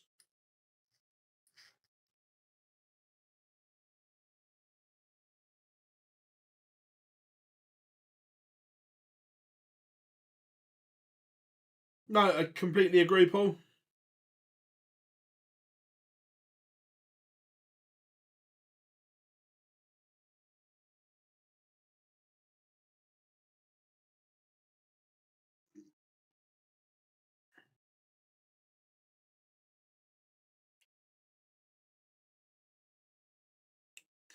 This is a bit of a stinker of a game between Rob Cross and Jim Williams. Voltage leads 3-2. Rob's only averaging 80, Jim Williams 78.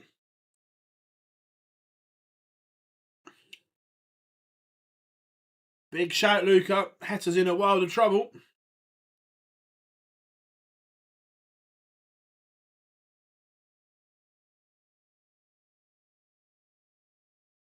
Nice.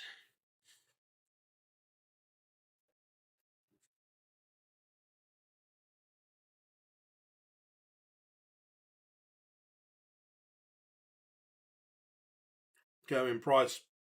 Steve Beaton just on the stream now.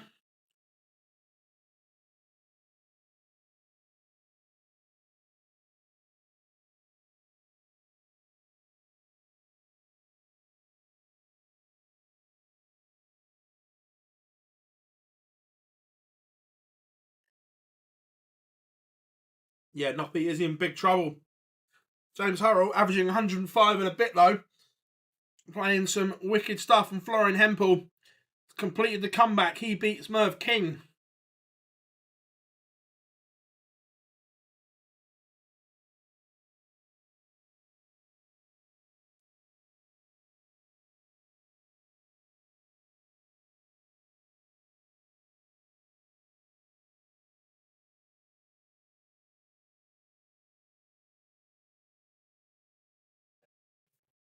Hatter is fighting back though.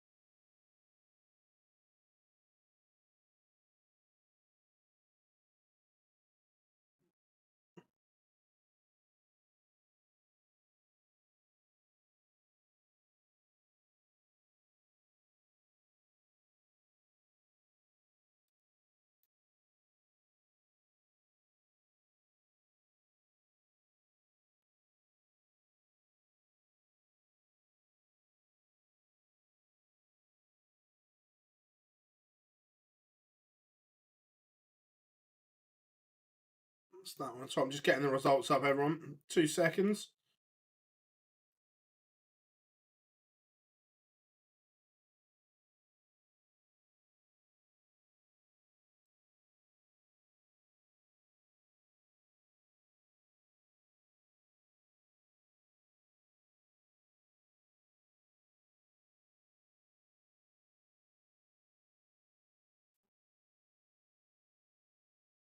Yeah, look, Vennick's a good player when he gets it right.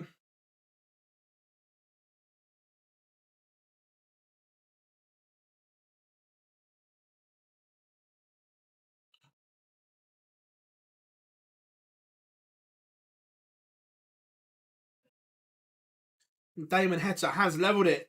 This would be some comeback from the Heat. How we doing, Bob? I at a guess, I'd say it was an old shirt that had old sponsors on.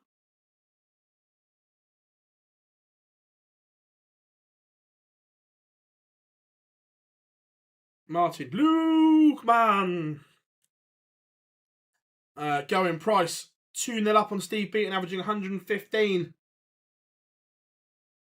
Yeah, I was a bit surprised as well. Hope I did.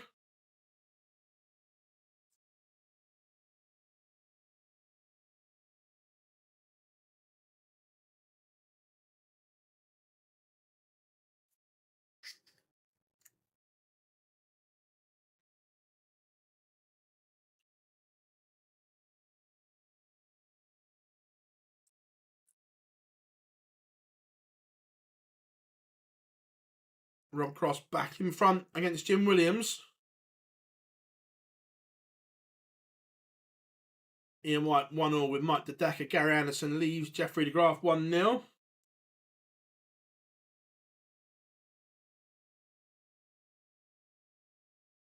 Yeah, I know he used to be sponsored by Alstar, but I don't think he is anymore.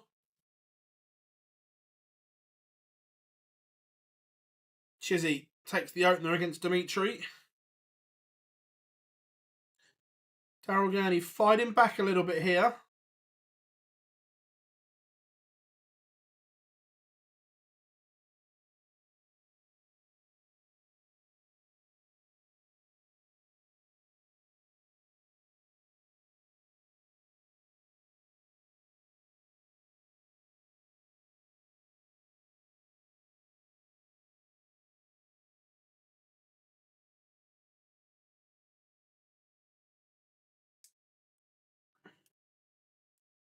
Fancy Shazam in this game. Yeah, look, Cam's playing well. Late call up today. Well, he probably got the shout yesterday. Ed has, can anyone hint into the top 30? So yeah, the way he's playing, 100%.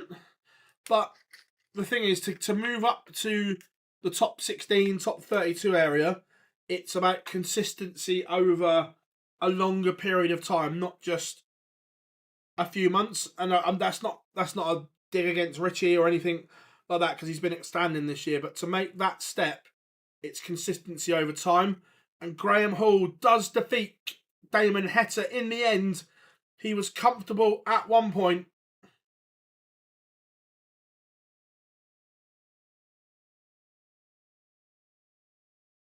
Danny Noppert back-to-back legs. Gary Anderson's having a stinker, but it's 2-0 to the good.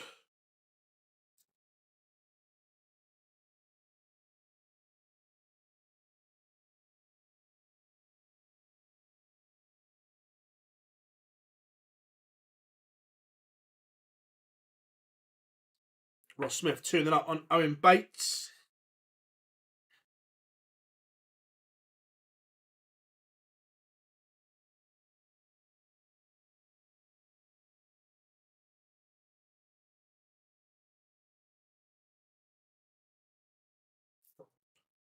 Jim Williams 4 apiece with Rob.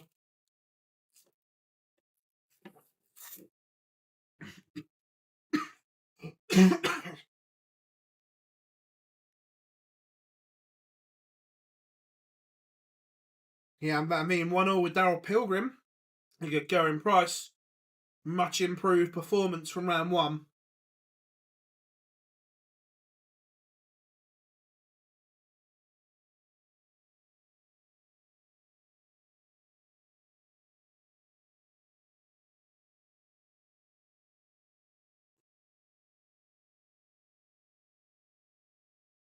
Gary Anderson 3-0 to the good.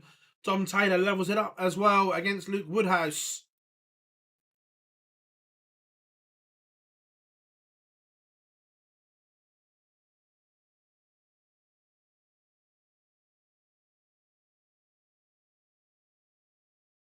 Mike DeDecker, yesterday's winner, 2-1 up on Ian White. Daryl Gurney looked down and out, but he's back within one of Vanick.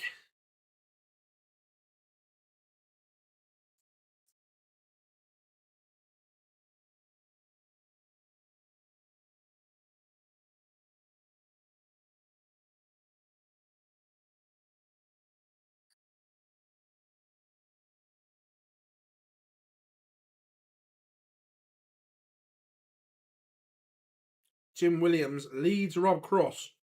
It's a very, very strange game from the pair of them. Nowhere near at the races. Nick Kenny beats Ricardo Pietrescu 6-1. Demolition job done. James Hurrell 5-2 up on Noppy now.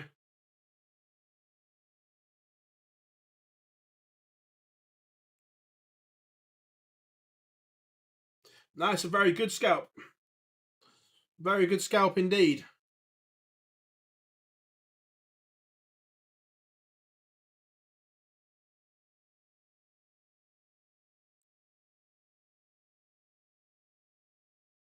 Gary Anderson has put about 20 points on his average to lead 4-0. Darryl Pilgrim 2-1 up on Van Veen.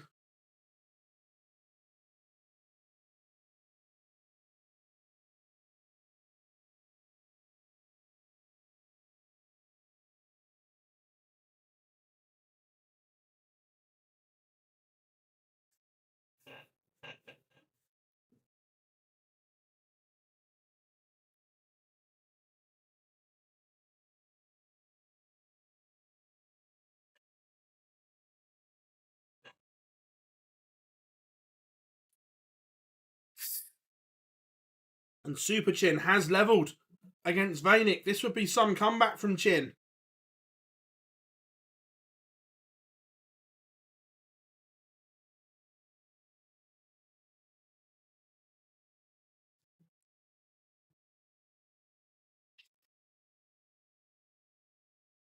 Noppy still fighting, but needs something against Hurrell.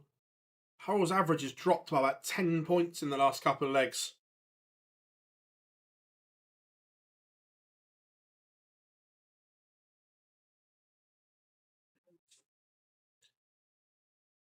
No, both Lukes are not in.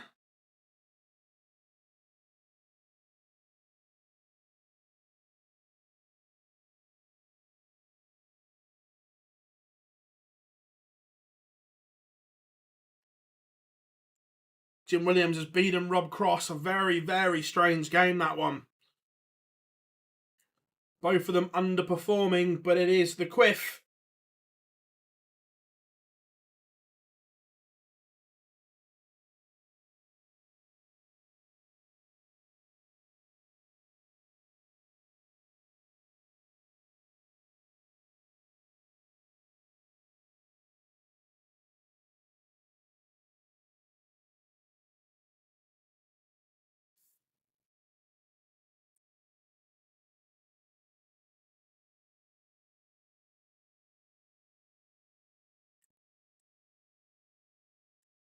Alan Suter takes the opener against Boris Kirchmar. Williams behind against Gilding. Zonneveld 4-2 up on Edhouse. Stevie B still fights away, but trails the Iceman Gedderin Price 5-2. Chizzy 3-1 up on Dimitri Vandenberg. Afternoon, Johnny. My pleasure, mate. Good to have all of you along today as always. Make sure you drop us a like, and if you haven't subscribed to the channel, plenty going on, plenty coming your way.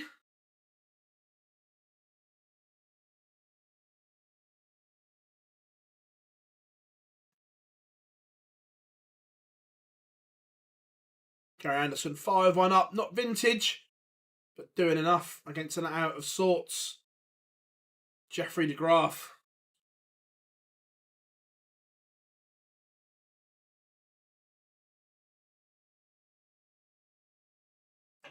Daryl Gurney completes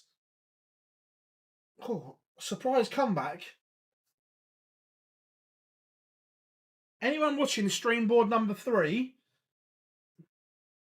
Dimitri Vandenberg against Dave Chisnell. Did Dimitri go to the barbers and say, "Can I have the M&M cut, please"? Will the real Slim Shady please stand up?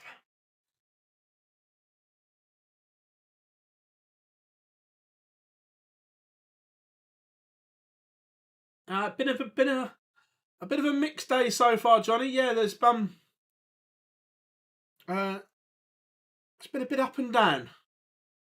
Stevie B, another one back.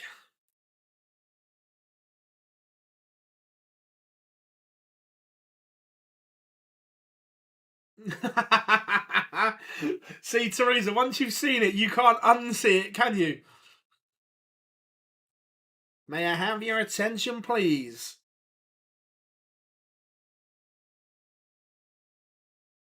Chizzy, 4-1 up. Probably on next.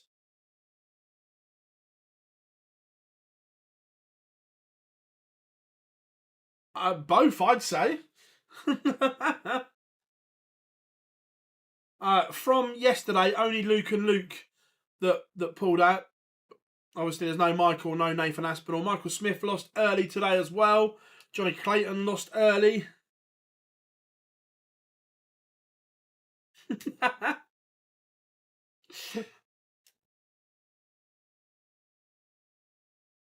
No, at the moment, I am throwing them the Colin Lloyd unicorn red dragon darts. I just prefer a shorter dart at the moment.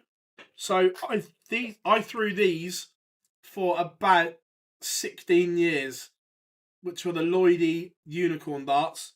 So I'm just having to go with these red dragon darts at the moment. The Valhallas are still in the case. Ross Smith, whitewash served over Owen Bates. The master will go no further and Gadwin Price, a 6-3 winner over Stevie B. Danny Noppert has levelled it up against James Hurrell. This one has completely spun. Hurrell was in cruise control, averaging about 105. Now plummets to 92 and is in trouble.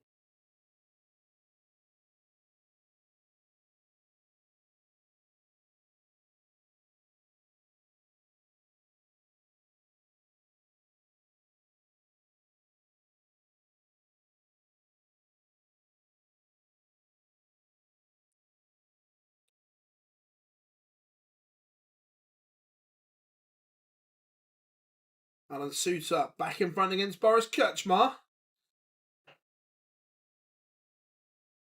Ian White back within one of the Decker. Remember, the Decker trying to go back to back.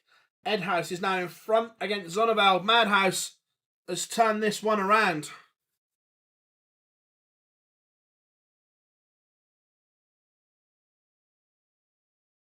Gary Anderson, 6-2 winner. I hope so. Look, Keane had a lot going on. I think he's back in a decent enough place, and yeah, look, hopefully he'll kick on. He's a really nice lad, Keane, as well.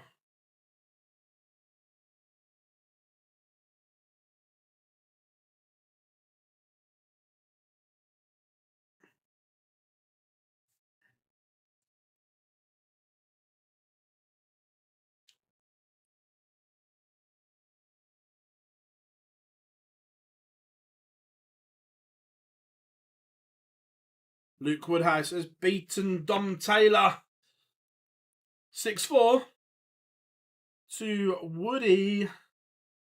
Right, what's warming up? Cameron Menzies against Westwood Nyman just warming up.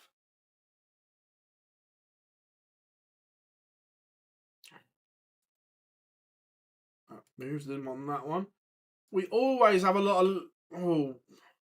Right, Scotland fans. Henderson game or Suter game? First one to 5 wins, go.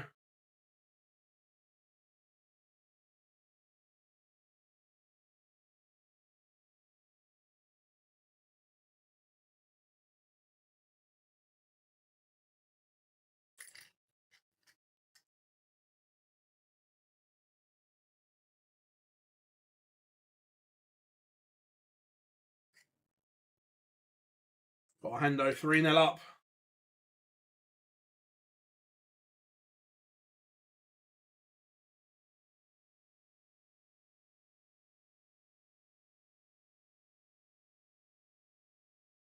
Four one.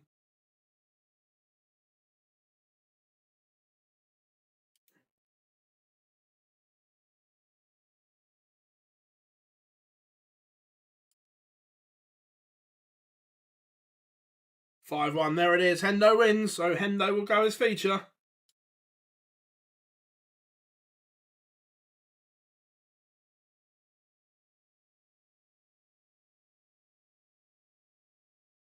And no Hendo, no party.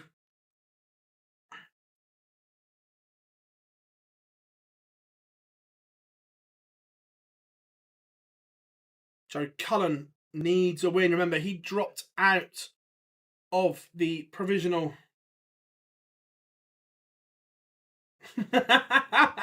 See, David, I told you. It is the Slim Shady cut.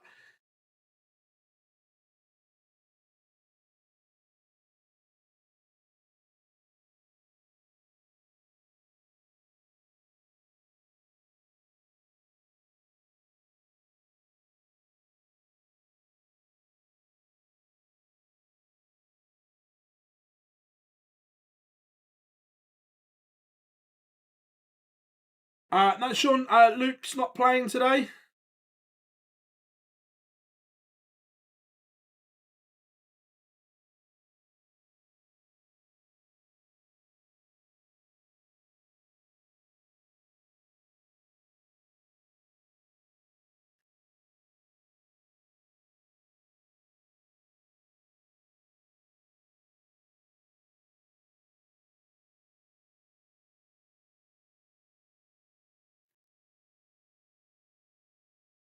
Richard Binstra turning up on Ryan Joyce.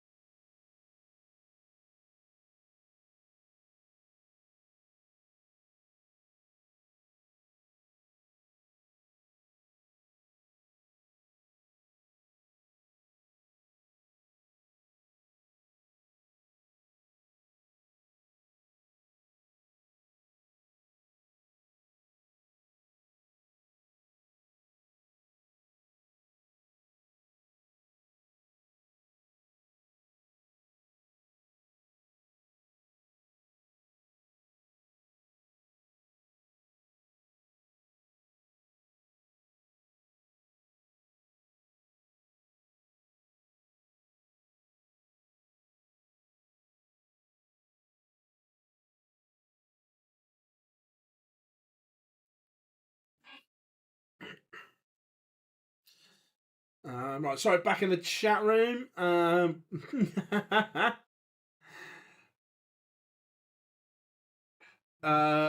the way, props to some of these names. Us North Americans. Jacob, we get used to it, and when we're at events, we ask.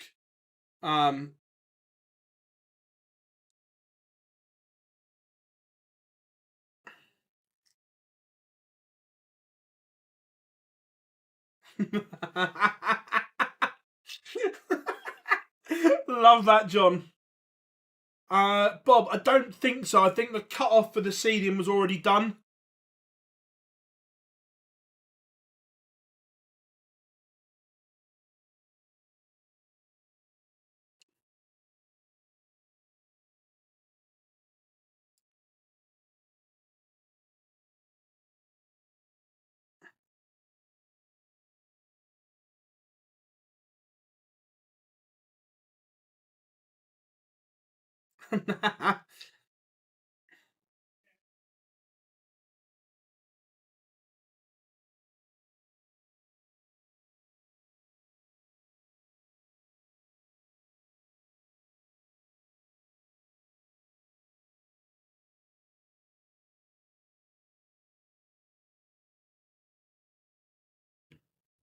Connor Scott, 5-2 up.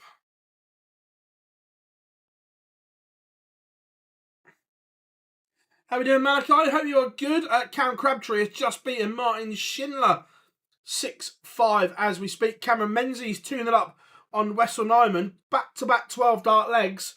Menzies averaging 125.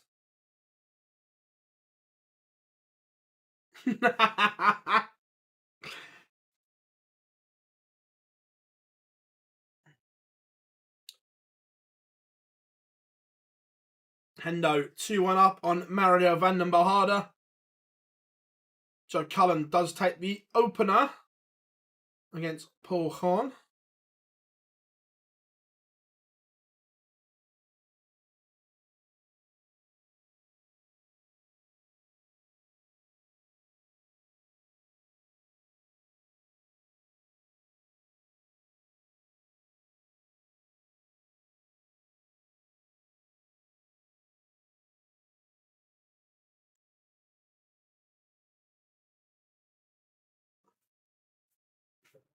Brilliant from Menzies, and Nyman has one back.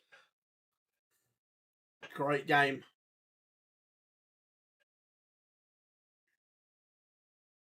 Highest ranked tour card holder card entries were Dukes Menzies. Cool, cheers, James. Connor Scott, 6-2 winner over Sedlacek.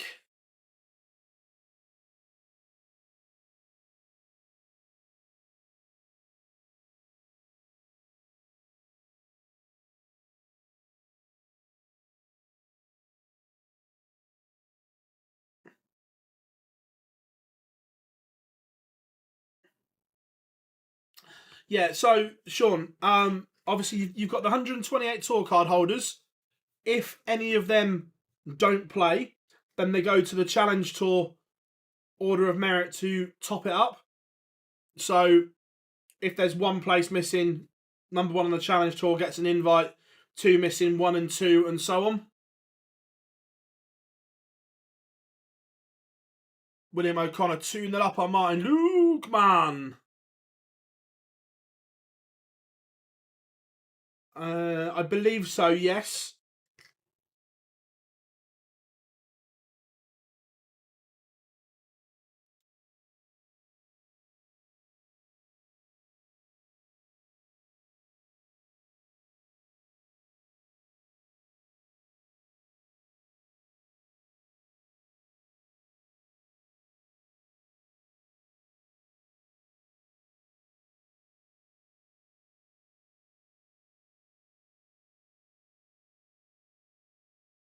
No problem at all, Sean. No problem at all, my friend. Joe Cullen doubles his lead. He's now 2-0 up. Menzies 3-1 up on Nyman. The average is both still over the ton mark. Any training routines to get better under pressure, especially in the leg? 1-2-1 is brilliant. What you got to do 1-2-1 in 6. So if you do 1-2-1 in 6, you then go to 1-2-2. But then if you miss it, you go back 1.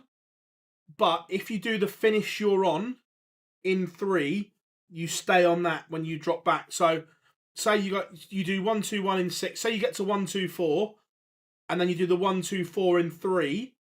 You then stay on 1-2-4. You don't drop below it. Bookies have neither flash to win tomorrow, Barzi. Yeah.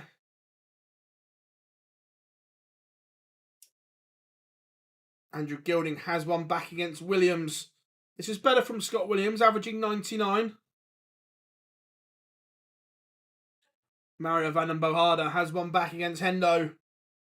Burton absolutely batters De Souza 6-1.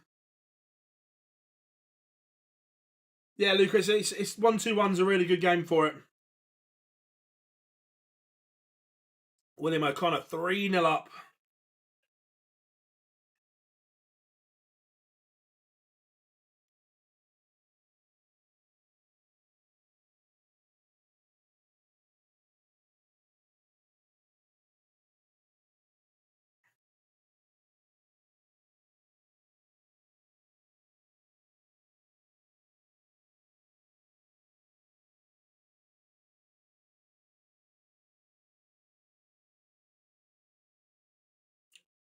Nyman again. Back within 1. Still a lot of work to do, though. Menzies just dropped a little bit.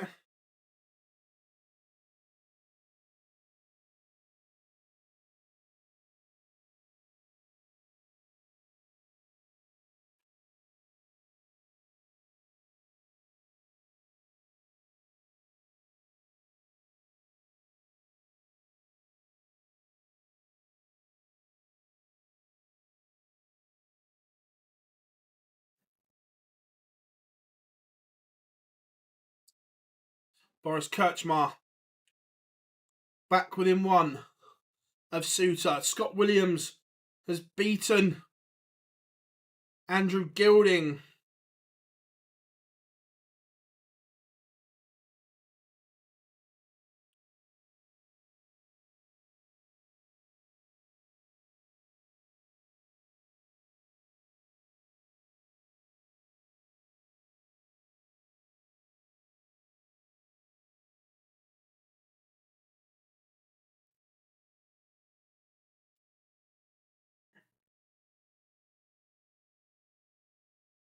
Dirk van Duivenbode just getting underway against Rhys Griffin.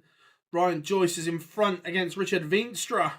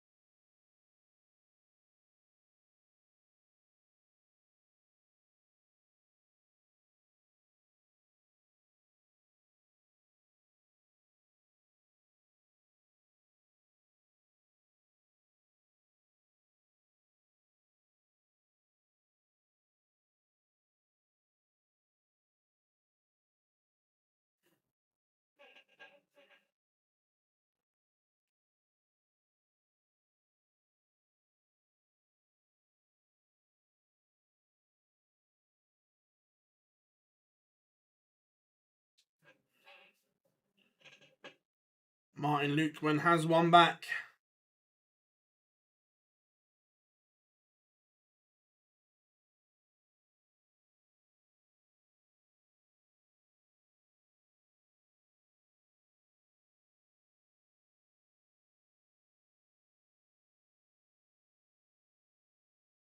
Kirchmar has levelled it up against Suter.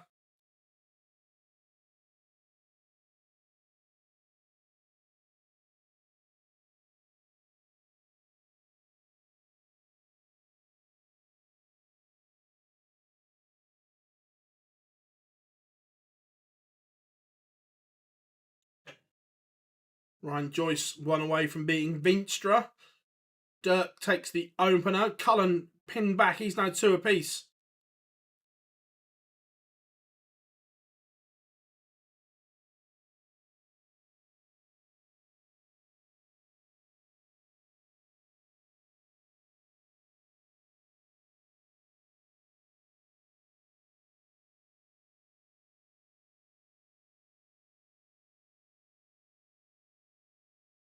Yeah, fallen off a cliff.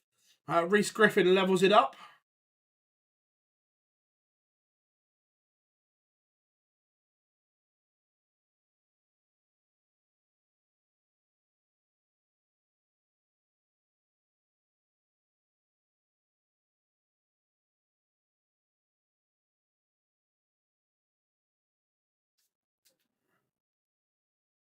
Keane Barry 1-1 with Andy Bolton.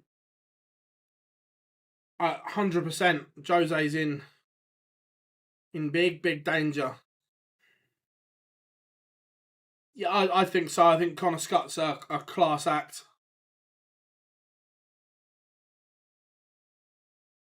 Like Kyvenhoven. 4-2 up on Justin Hood.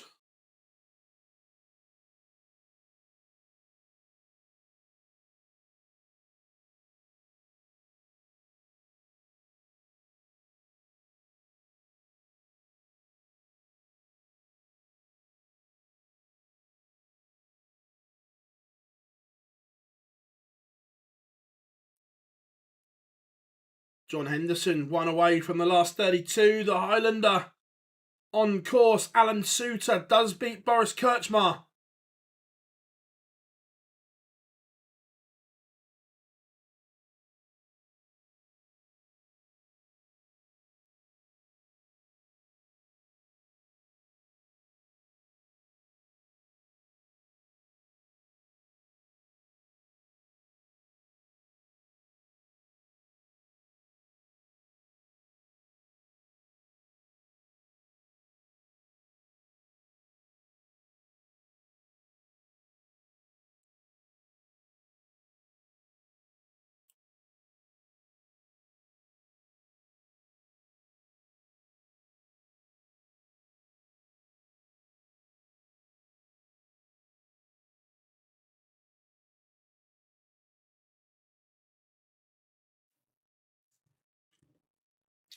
Menzies 1 away from beating Wessel Nyman. Good game again. High quality contest.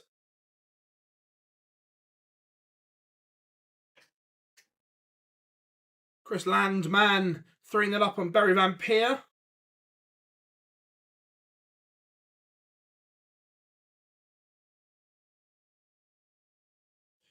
Yeah, all in and around it. Need deep runs though.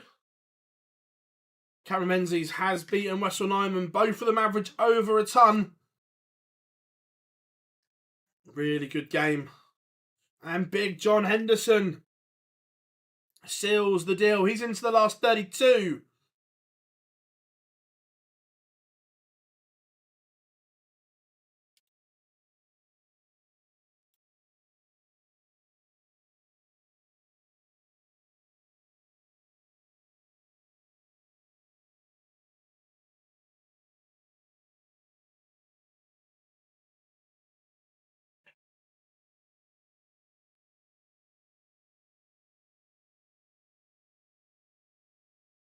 Here he is, Dan Pellegrino, our Northeast correspondent, is in the house. How we doing, buddy?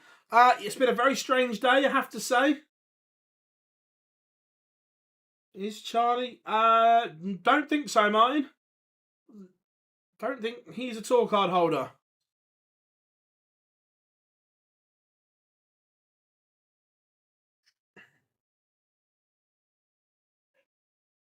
Yeah, really good day for the Scots so far.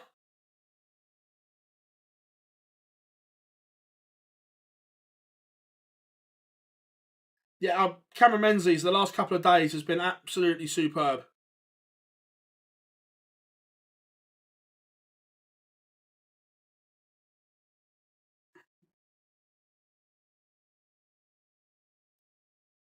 Mike Keibenhoven 5-3 up on Justin Hood. Yeah, really good win for Cammy. Oh yeah, Dan, you've missed it. That Dimitri Vandenberg's new nickname, the Dream Maker, has gone.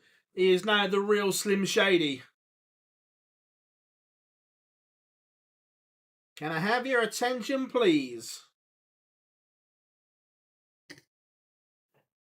William O'Connor 5-2 up on Martin Lukeman. It's looking that way, Glenn. Look, Menzies is only going one way, and at the moment, Peter's only going the other.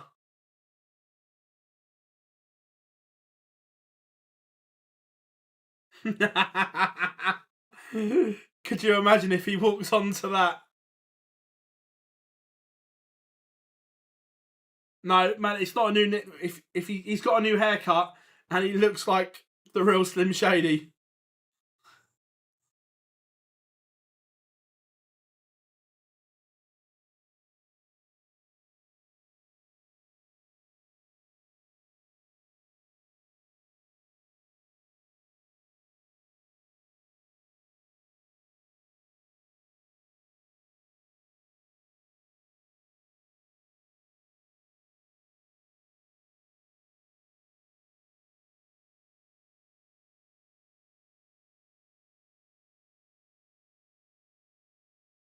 Where am I? I am in my front room.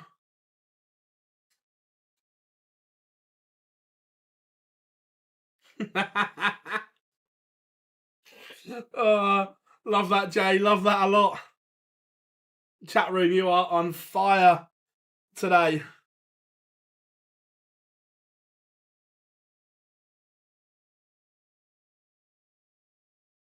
Oh, better than his current one. I hate Happy with a Passion.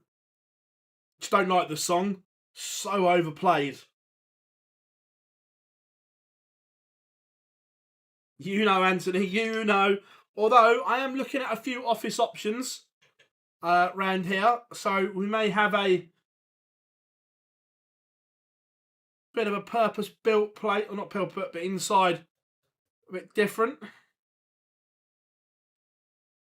Joe Cullen, big victory for the Rockstar. 6-3 to him. Dirk van Duivenbode is behind against Reese Griffin.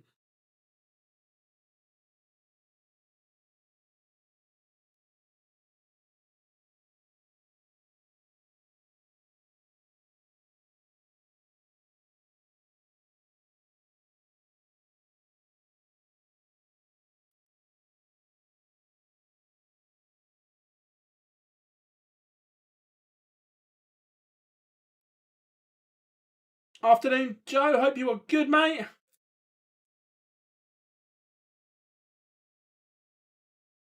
I remember a song. It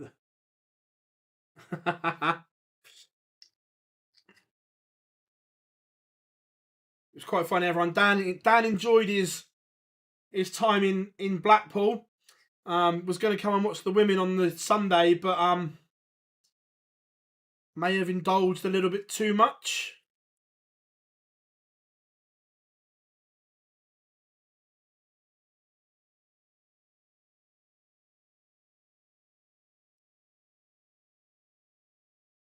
It is a great tune.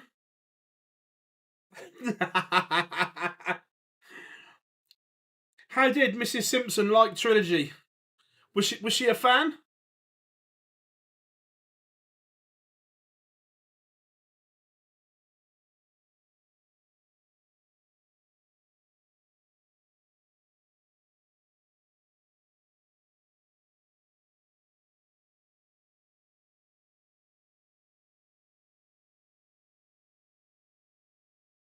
Dirk is close to being back to his best yet. Yeah, Connor Scott is still in. The sniper.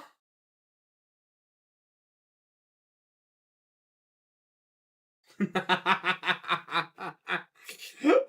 fan of that, Dan. Cheers, Glenn. Thank you very much for that.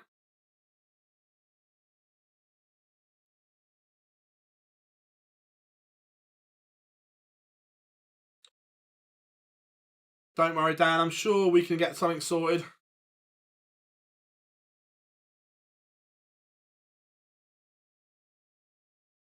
Chris Landman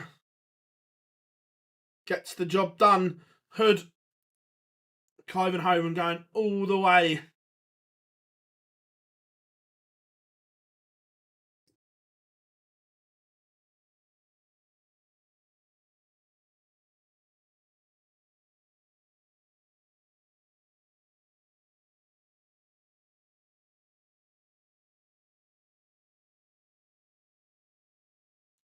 Right, what is going on around the boards then?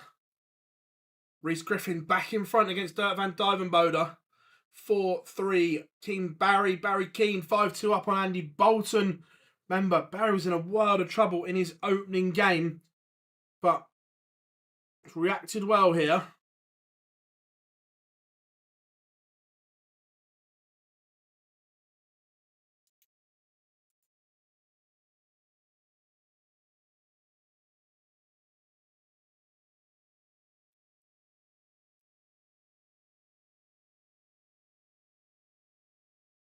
Yeah, Martin Lukeman was in a world of trouble.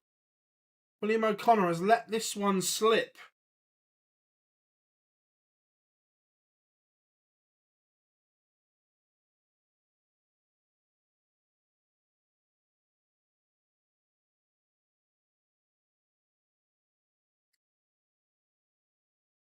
$97.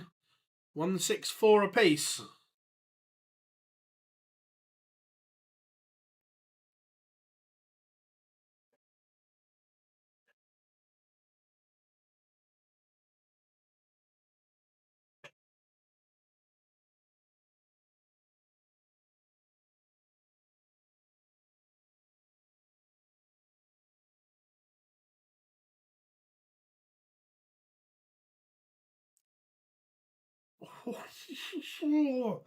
Martin Lukeman has missed the ball for a 164.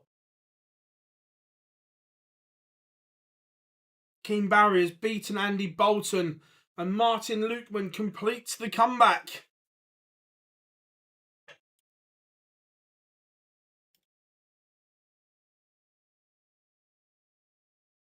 Martin Lukeman.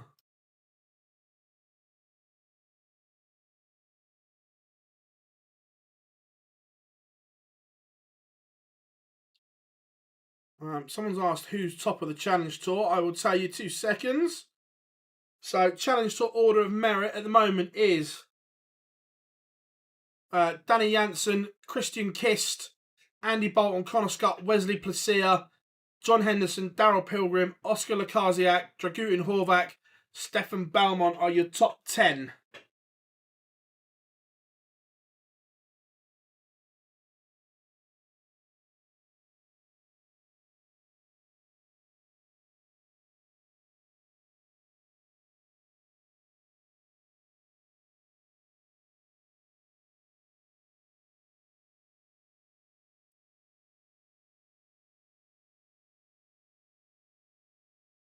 Rhys Griffin is on the verge of knocking out Dirk. Justin Hood has beaten Mike Kyvenhoven.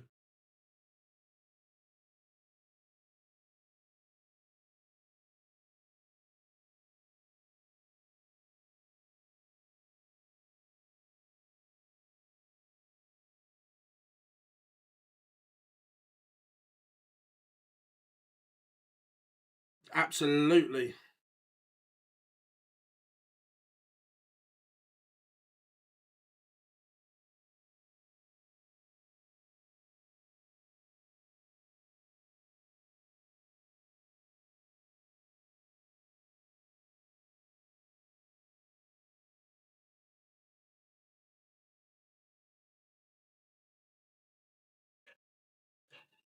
What's Dirk got left in the locker? Needs to be big.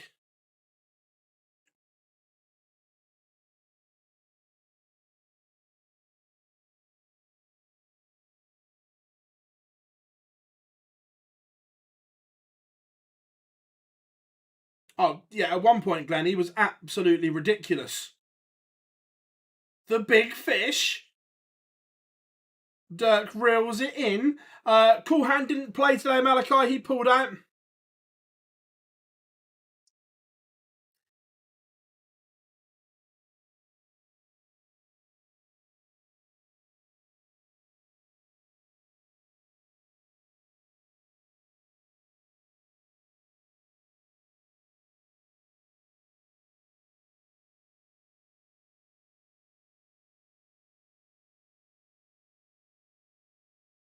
This is the leg for Rhys Griffin.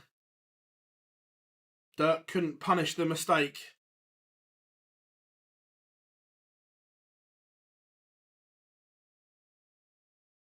This is good from Griffin.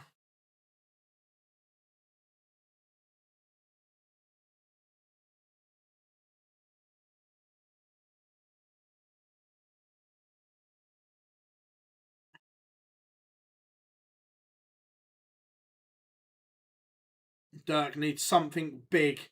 Very big right now.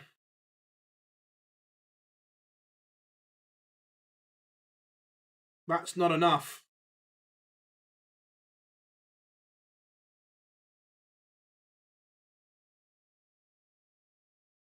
So Rhys Griffin to get the job done and beat Dirk van Duivenbode. Doesn't go. Has the Ober Genius got another rabbit in the hat?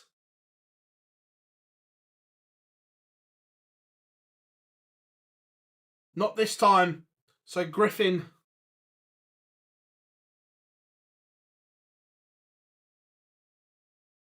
to beat Dirk.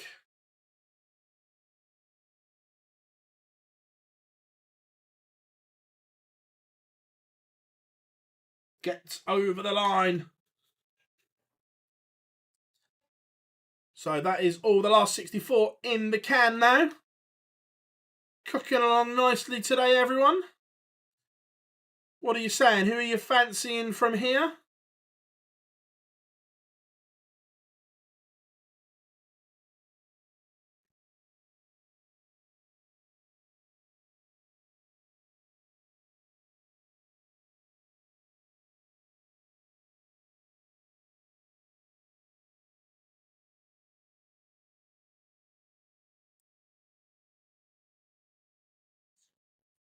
Price played really well last time. He was dodgy in game 1, but produced when he had to in round 2.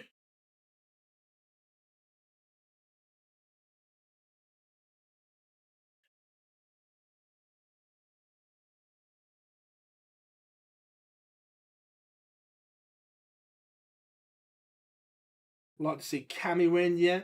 Yeah, Kirk, he was struggling with some dartitis, so not playing.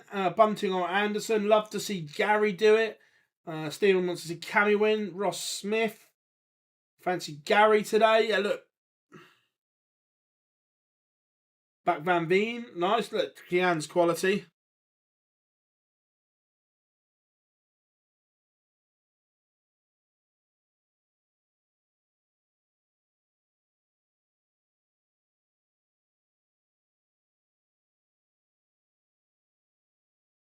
Yeah, and at 12-1 was the price.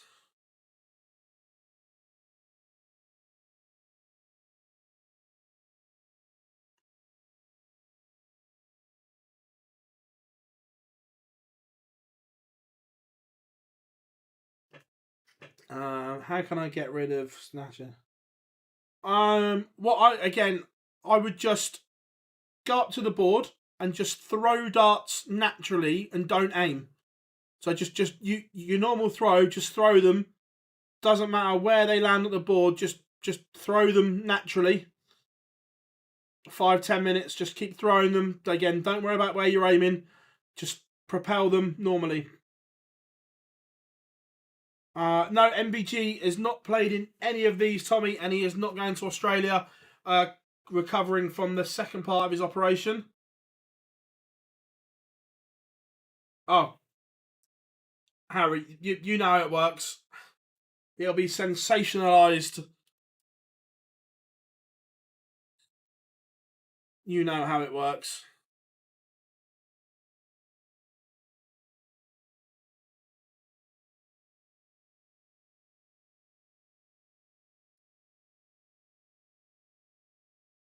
Games warming up. Oh, I tell you what, Williams and Rock. It's a tasty little tussle.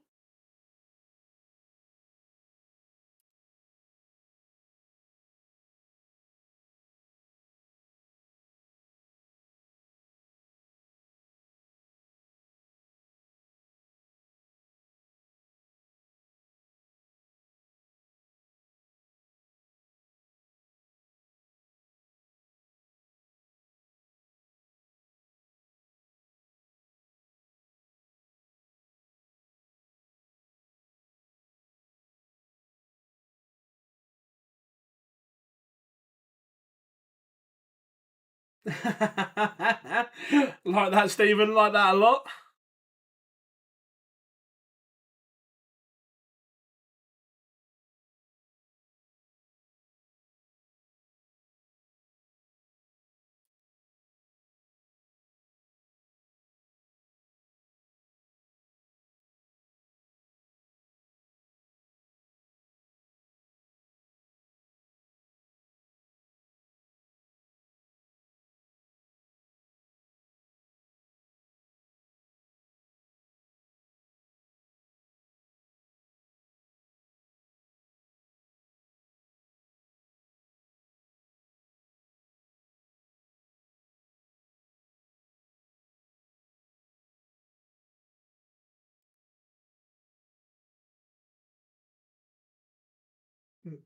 Pictures on stream board 2.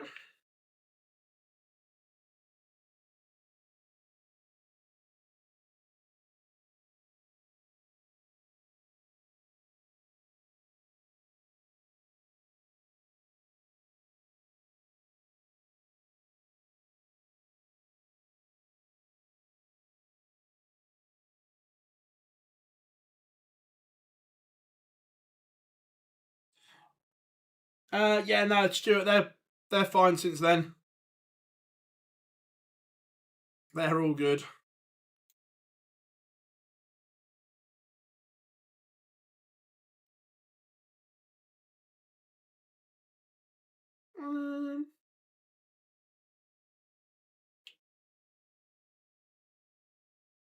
Yeah, I don't see any reason why not. It's a good tie.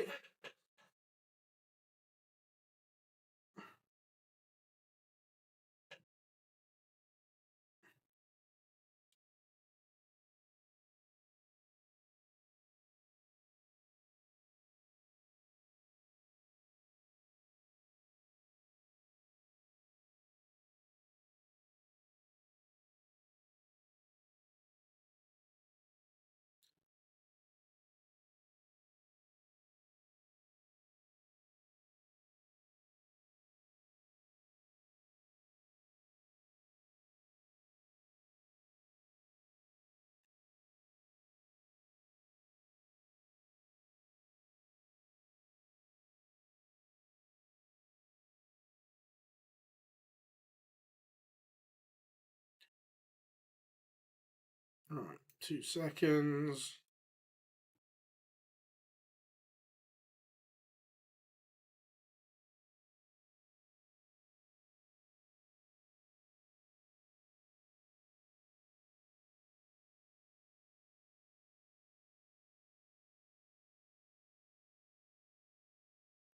Anderson Cullen should be tasty as well.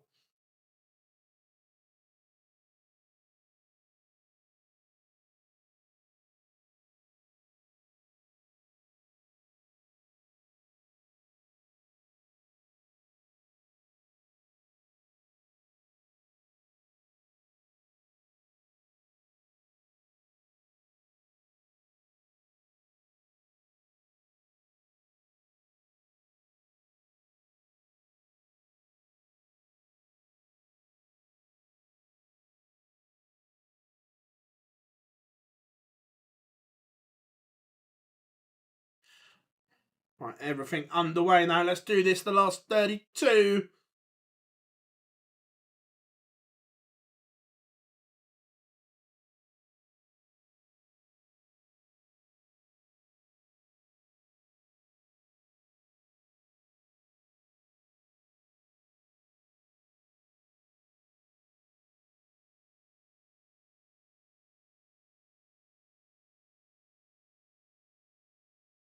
I went for Gary before a dart was thrown, Raymond, so I'm not going to change my mind. I'll stick with that one. Right, let's get some results up from the last round as well for you all.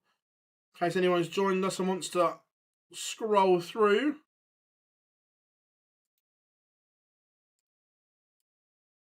Florian Hempel takes the opener against Connor Scott.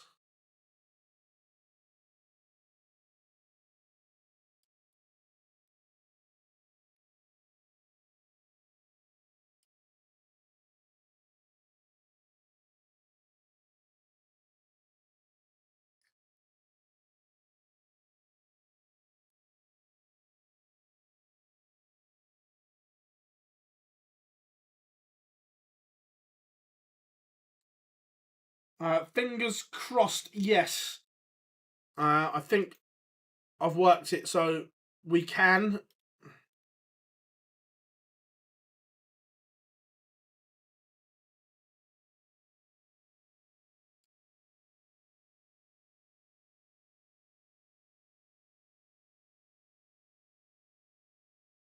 Yeah, I still think Gary has got a big tournament win in him.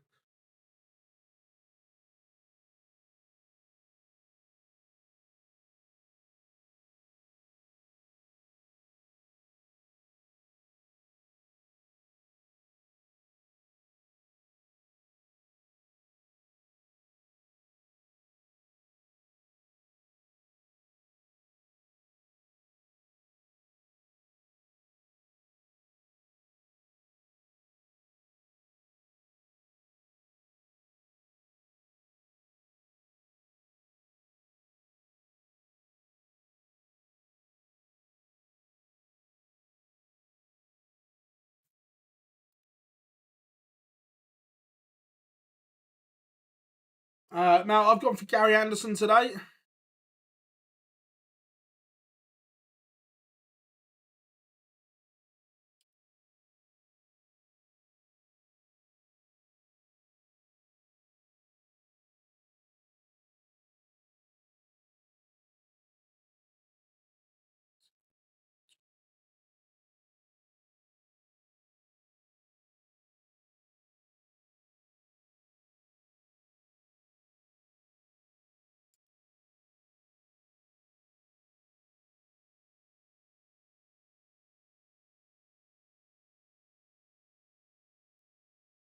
Connor Scott will win. He's playing well.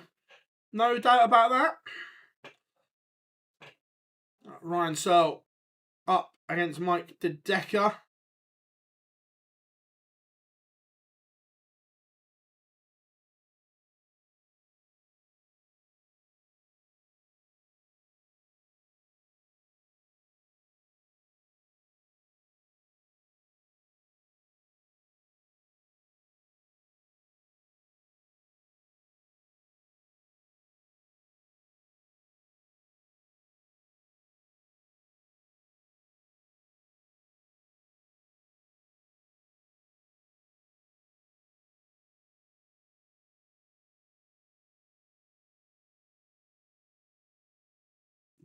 So, Gary Anderson trails Joe Cullen 2-0. It's not a very good game, if I'm being honest.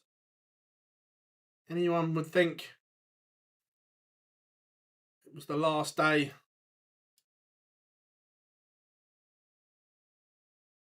of some long action.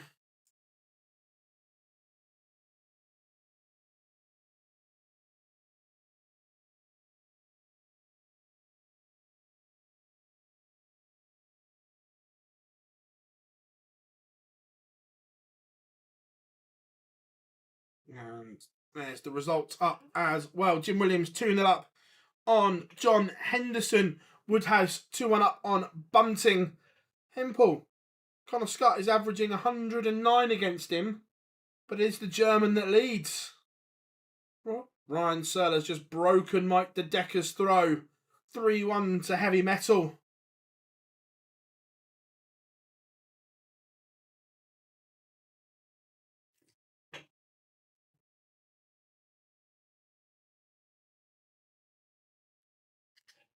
Cameron Menzies.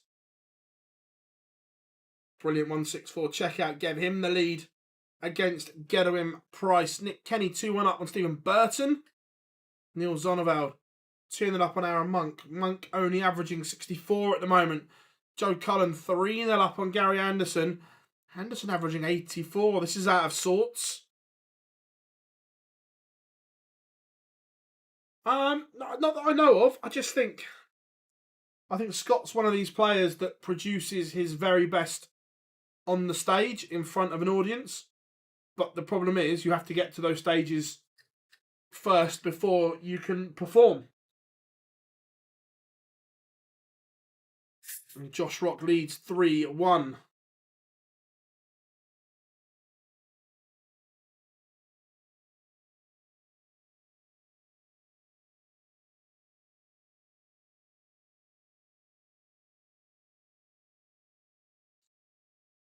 Graham Hall 2-0 up on Alan Suter.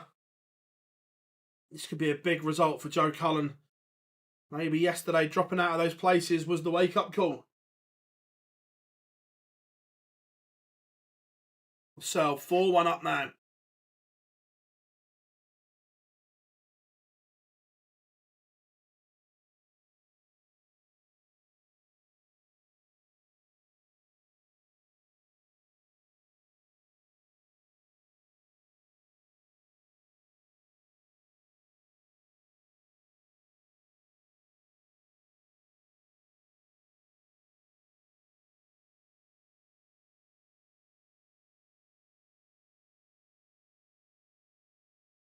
Joe Cullen 4-0 up on Gary Anderson. The rock star doing a number. Chris Landman 4-1 up on Jan van Veen. James Hurrell 2-1 up on Martin Lukeman. Menzies 3-0 up on Price.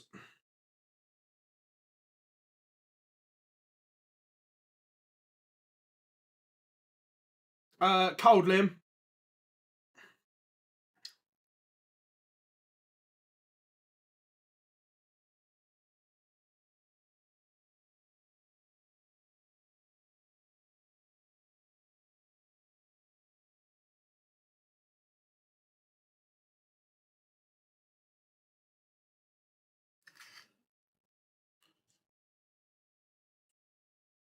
Chizzy Griffin underway on the stream as well.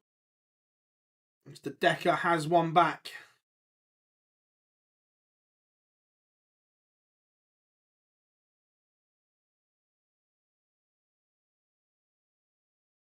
King Barry 2-all with Cam Crabtree. Big chance for both players there on board 12.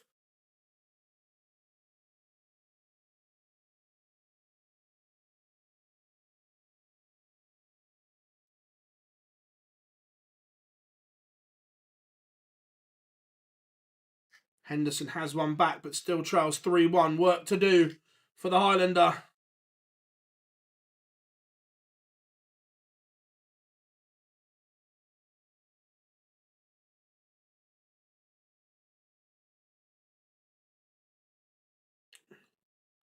Anderson has a leg back.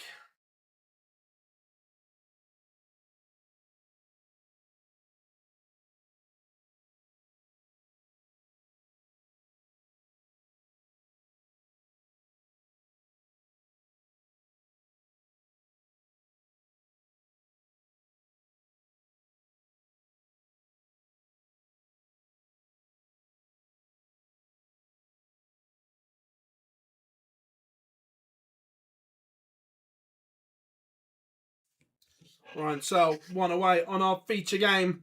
Heavy Medal looking to book a place in the last 32.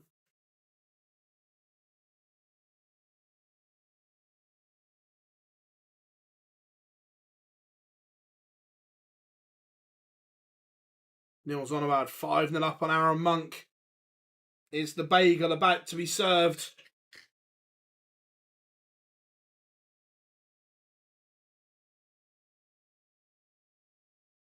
Justin Hood 3-all. Happy Feet levels it up with Smudger.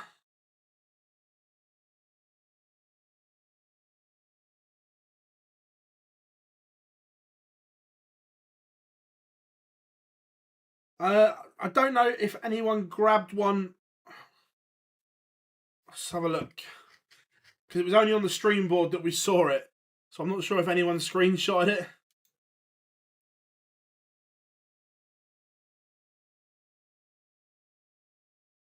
Not by the look of it. Let's...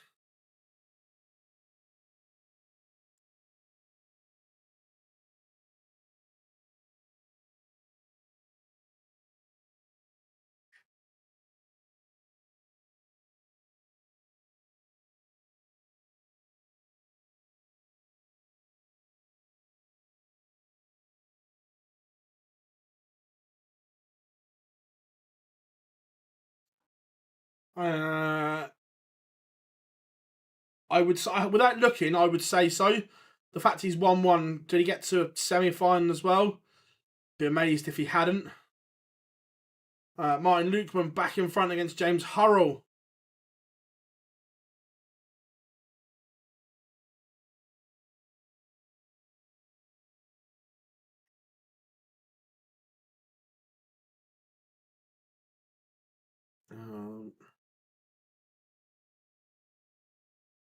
Doesn't look like it.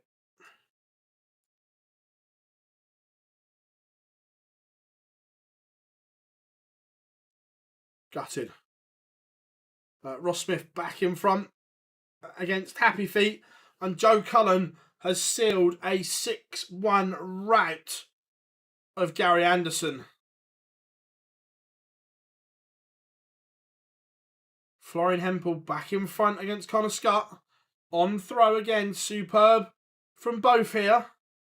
Chizzy 3-0 up on Reese Griffin.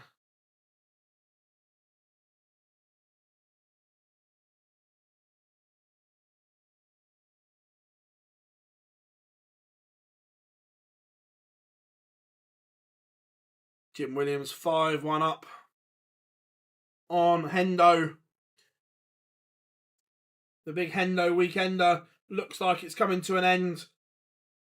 Burton 5-2 up on Kenny. Menzies 4-2 up on Price. Oh, 4-0 up on Suter. It's a bit of a surprise.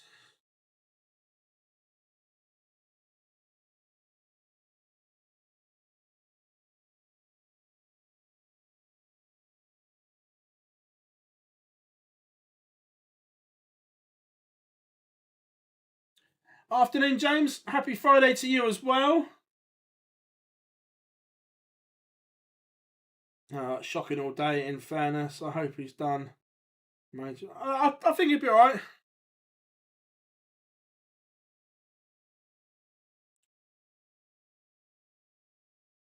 Ross Smith has a break. No, unfortunately, he lost. But Ryan Joyce is also 6-1 win over Jarrell Gurney. Super Chin is out.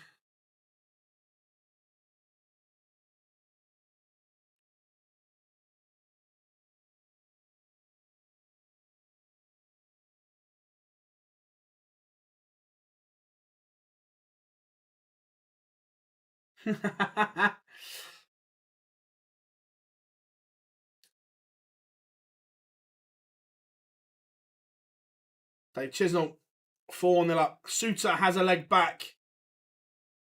Is the Decker going to send us the whole way here? So, was in control, but the real deal has just missed an opportunity.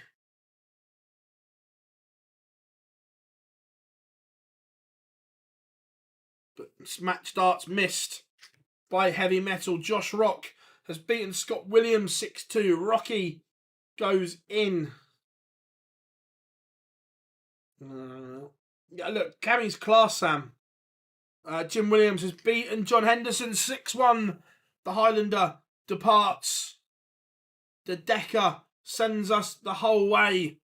Ryan Searle misses match starts. Connor Scott levels it up. Afternoon, Scott. Hope you are good, buddy.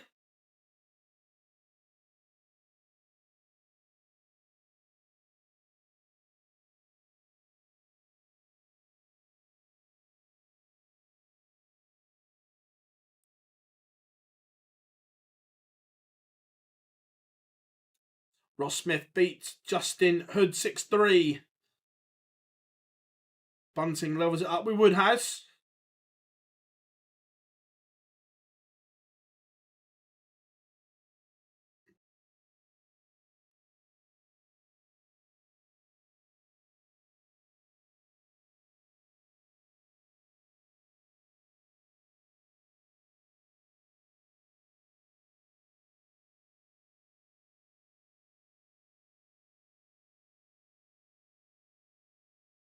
I'm very well, thank you, mate. Very, very well indeed.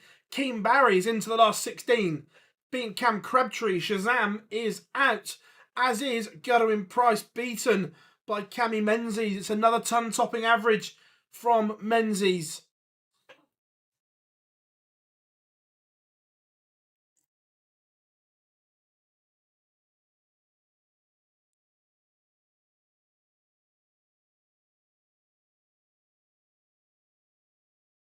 James Hurrell back in front against Martin Lukeman, and Ryan Searle does get the job done in the end.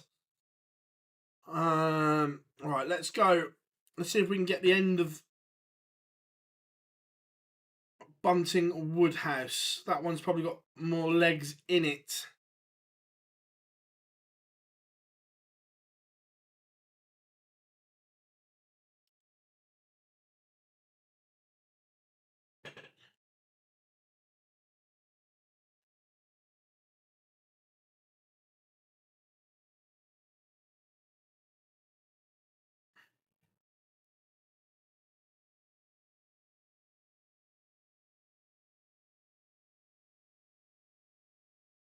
Chizzy one away from serving a whitewash.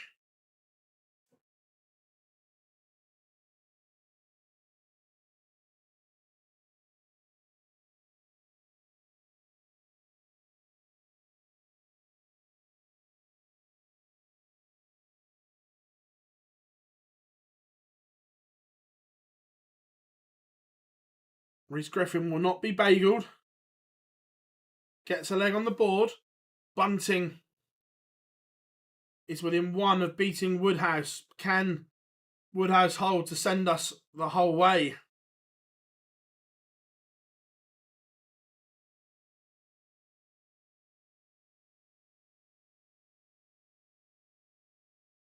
Nick Kenny levels it up with Stephen Burt, and that one's 5 apiece.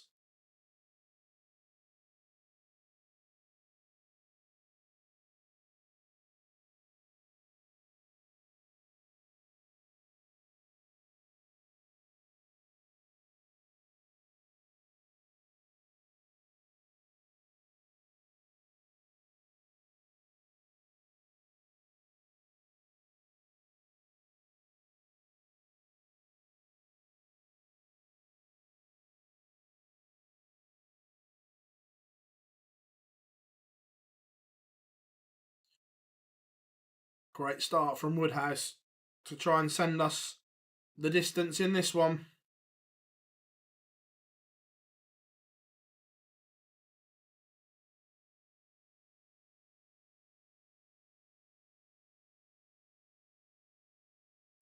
Few games that are poised, but Florian Hempel has beaten Connor Scott in the last 32. Good run from Florian Hempel here. He's into the last 16.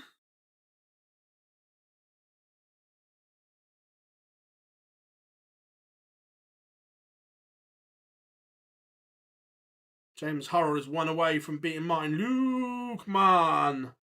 Alan Suter is trying to produce a comeback here. He's back within 1 of Graham Hall.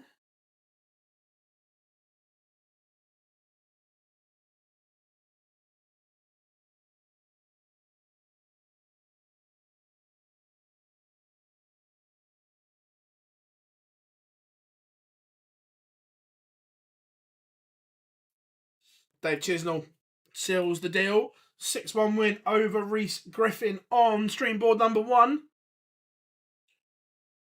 And Bunting takes the victory. Pins 92.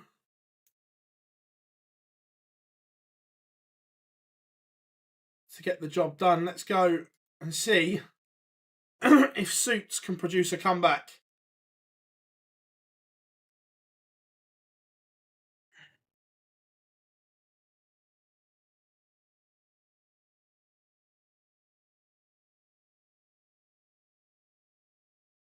Remember, everyone, drop us a like. Can we get to 100 likes, folks?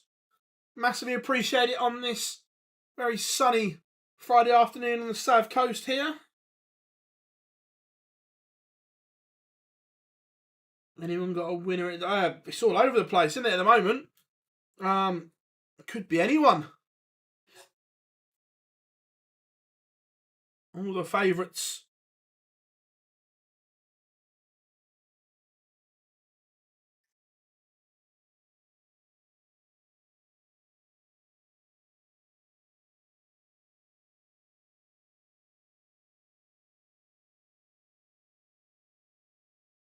Yeah, look, the race for the Grand Prix is hotting up.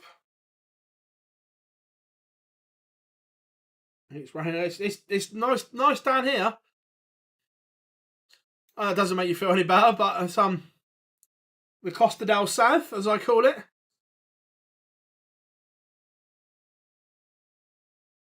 Yeah, so currently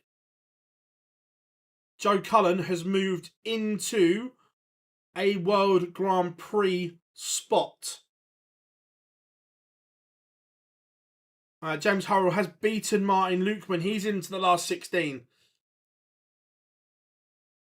Suits has missed a golden opportunity.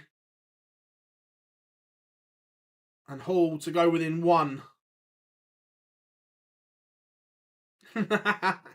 We do, Scott, but you get longer days than we do. Even I noticed when even in Blackpool that it was lighter longer than down south. So swings and roundabouts.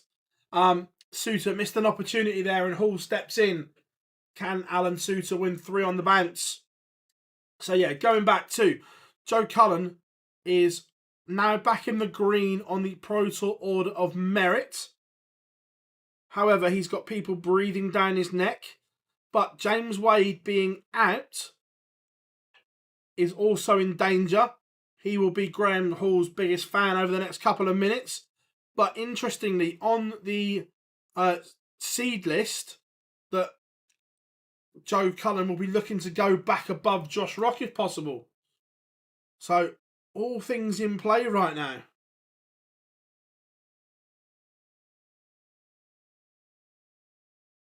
Humphreys wasn't seeded for what, James?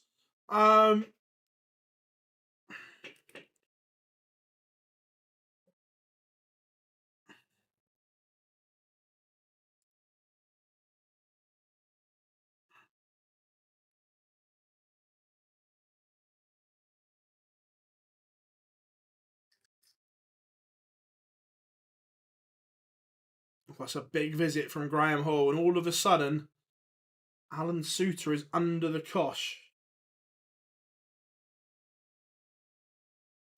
He definitely would have been seeded for this.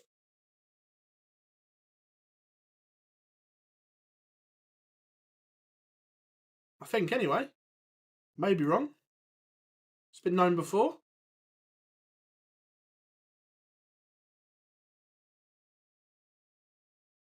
Yeah, 100%. They may have just missed a little number off. Graham Hall has all the time in the world. Fabulous setup play.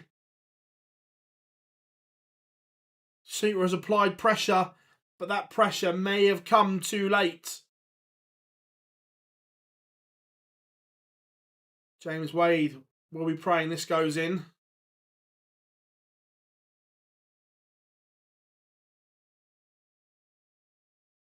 Last dart in hand, Alan Suter is out.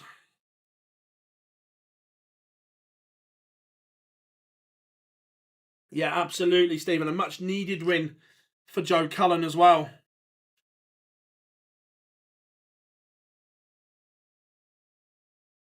Afternoon, Harry. Hope you are good. Cheers for keeping me entertained at Manchester Road. My pleasure, mate. My pleasure.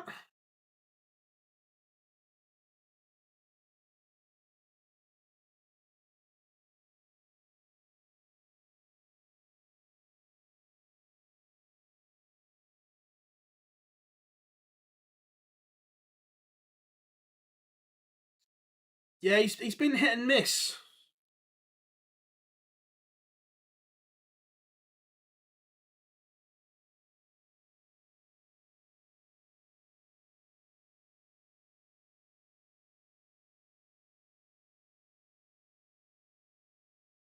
But last 16 lineup is complete.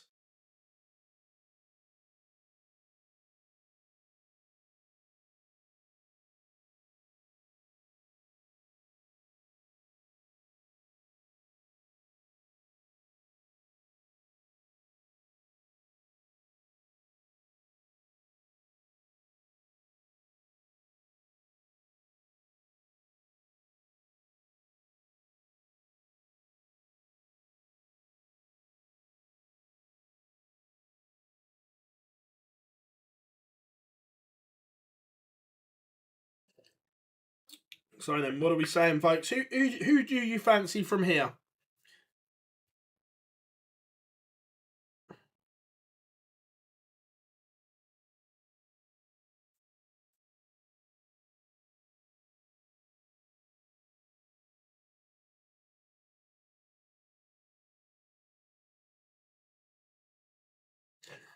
Ben, not today, mate. No, he's had a day off.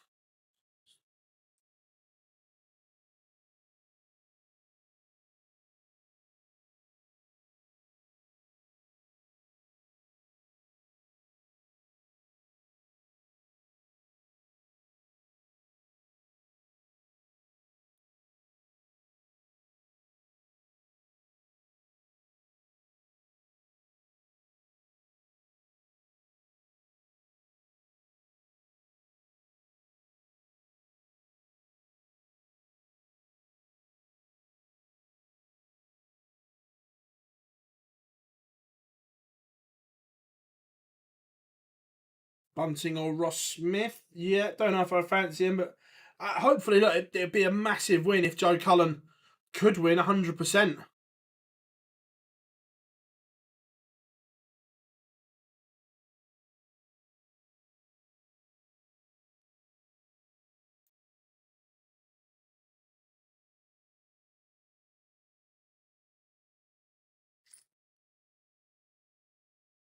$32.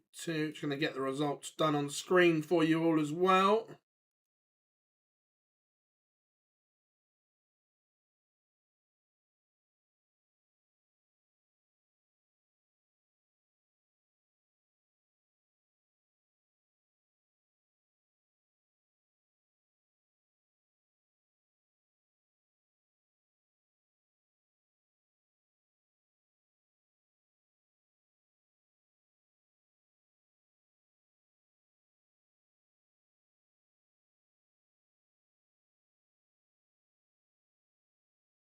There we go. Should update that there.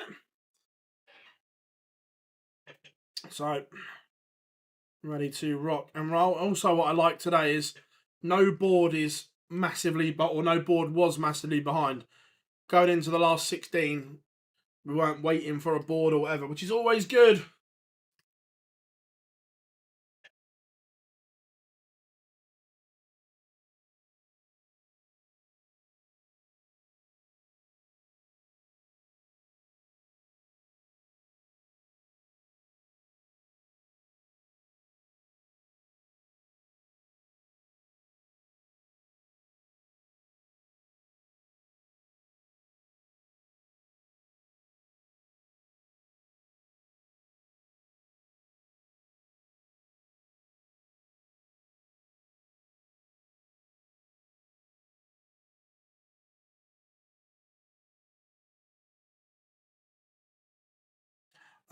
Not really, Jack. No, I'm not.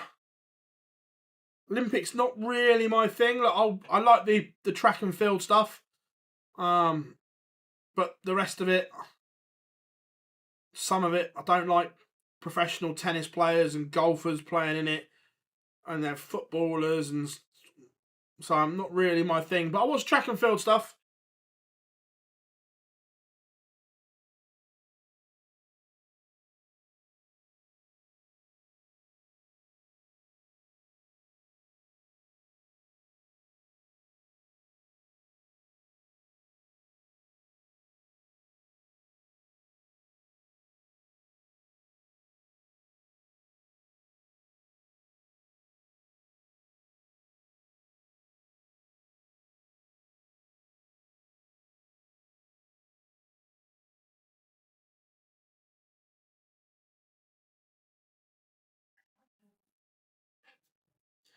I've heard cricket potentially.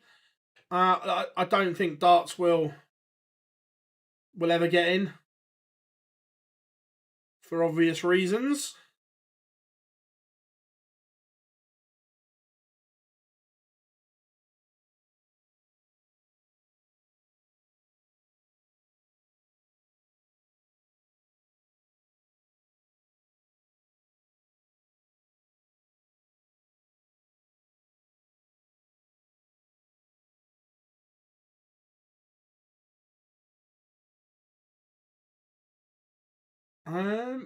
Let's have a look.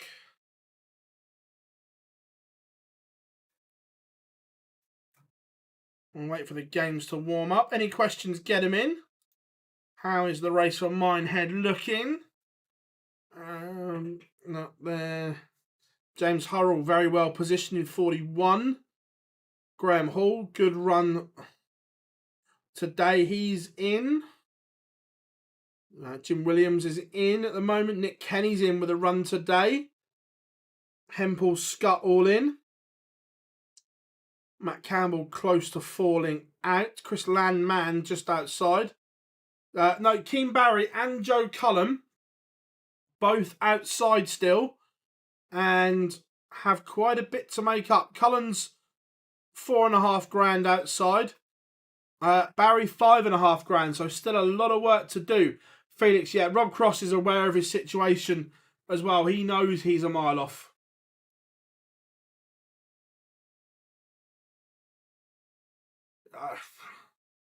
yeah, I don't know what they'd do if it was. I'm guessing you'd have singles.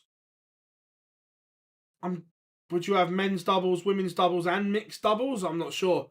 Look, I don't think it'll ever happen.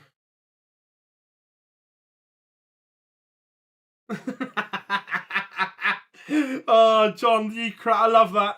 Love that, big man. Hope you are good. What's the weather like in Cork, mate? Nice and sunny like it is here, or miserable like it is up north by the sounds of it today?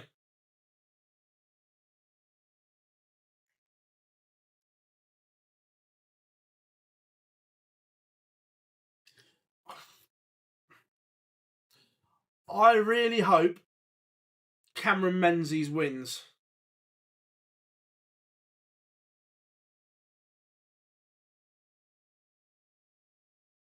All right, Harvey. Sorry, my fault.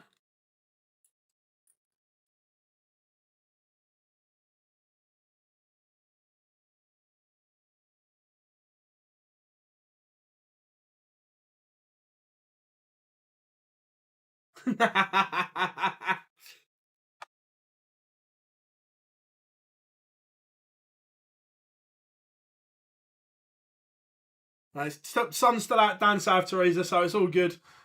I'm going to say, so yeah, it's raining.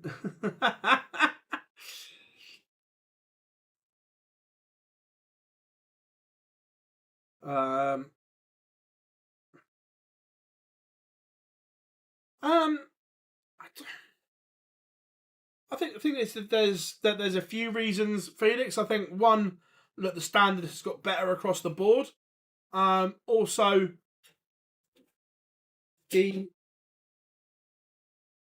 very elite players, I don't think take the Pro Tour as seriously as they once did. I think a lot of them just make sure they've got enough money for Minehead and they stay seeded for things.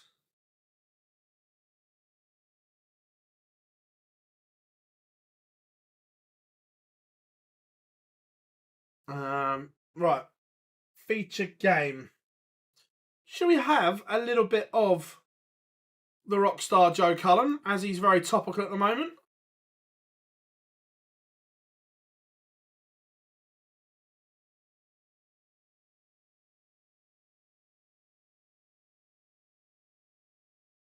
Let's go for a bit of the rock star.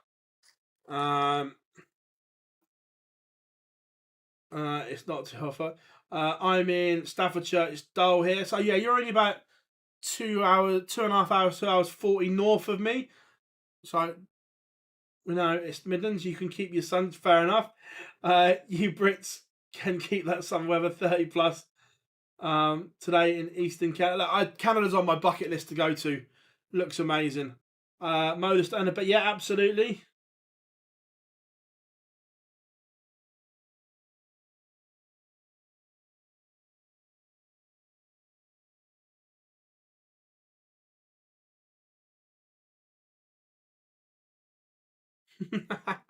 No, look, overall, it is. Look, there's always going to be some groups that aren't, but yeah, overall, look, the higher the standard of player that doesn't have a tour card, the higher it's going to be elsewhere.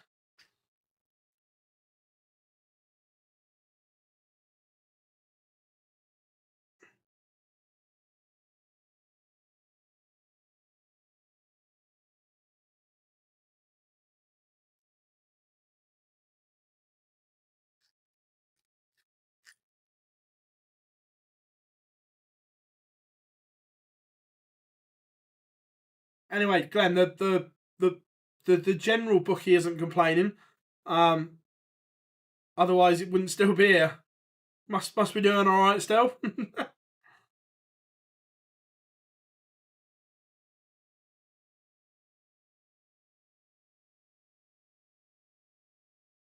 Landman levels up with Cullen 1 apiece. Menzies Kenny just getting underway. That's on stream board number 3. Zonoval 1-0 up on a rock. Felix, he's back in a Grand Prix spot at the moment. I don't know. There is a block of events that Gary is missing. I don't know if I can't remember if it's those or not.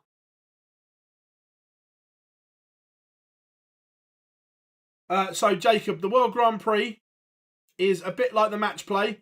It's done on a 1 year cycle. So the top 16 on the Order of Merit, and then the top 16 on the Pro Tour Order of Merit make up the 32.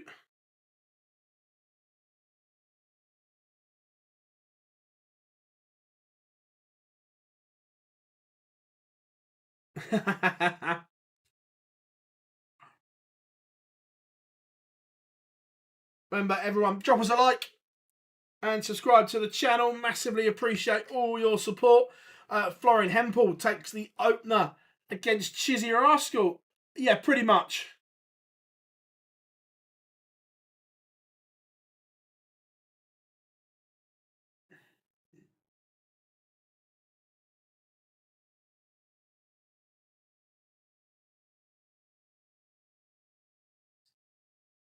Cullen back in front, the rock star.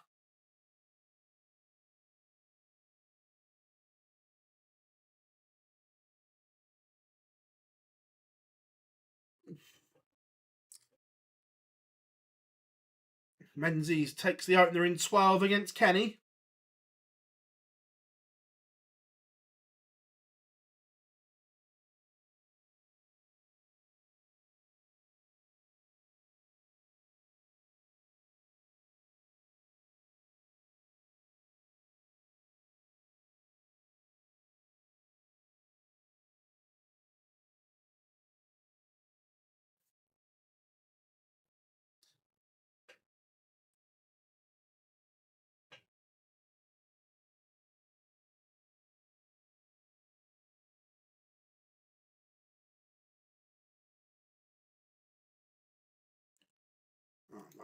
Back.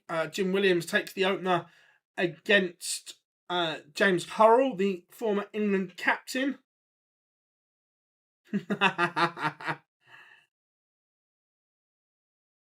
See what we can do, Scott.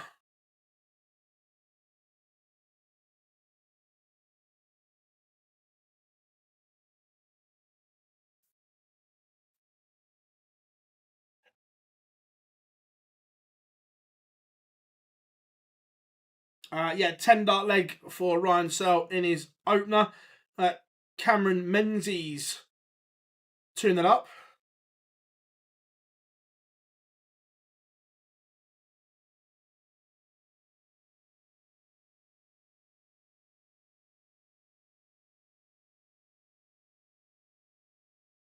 Ryan Searle doubles his advantage.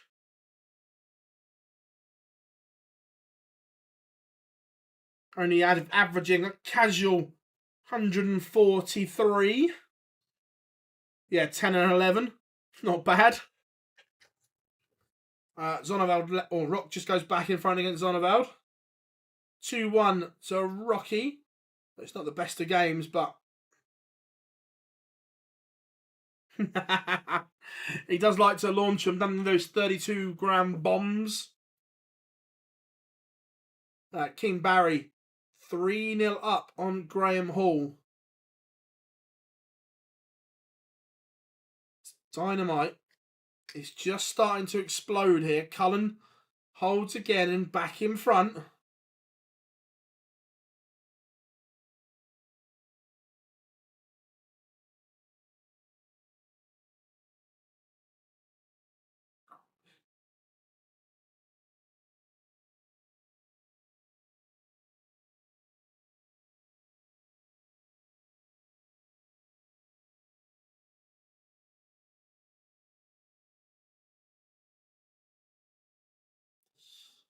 Like it, Ross Smith's abandoned the dart shirt and just gone for a polo shirt today.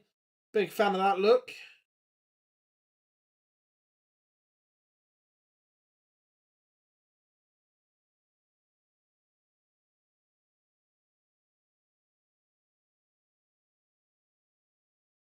Excuse me. Nick Kenny back to within 1 of Menzies. Bunting has a leg on the board. Menzies been good all year, to be fair, James. look, it's been highlighted more in the last couple of days, but he's had a really, really good season.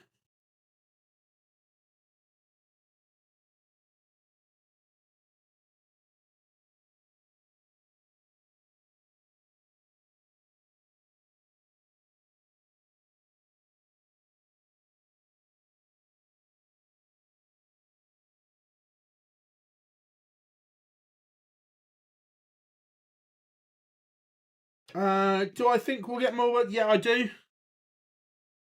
I think there are plenty of places over the world that we could do World Series events in.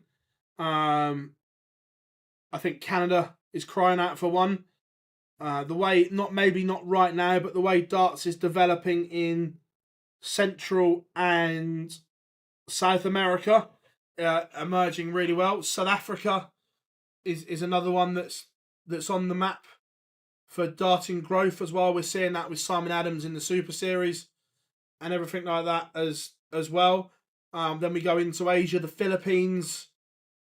I'd like another one in Australia as well if it could be done.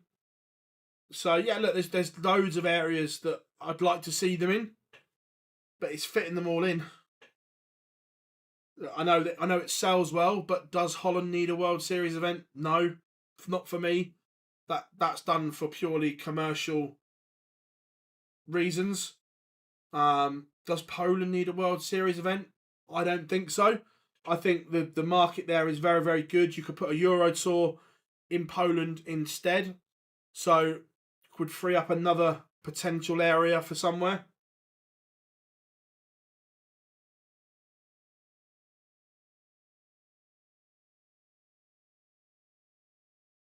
Nick Kenny levels it up with Menzies. This one's just dropped a little bit in standard, but Joe Cullen putting in a good performance here.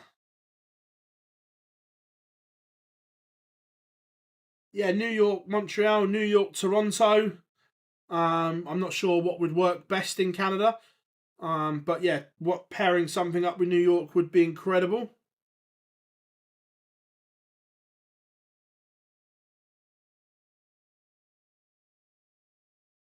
Yeah, look, something else in Northern Ireland would be good. The same as Southern Ireland.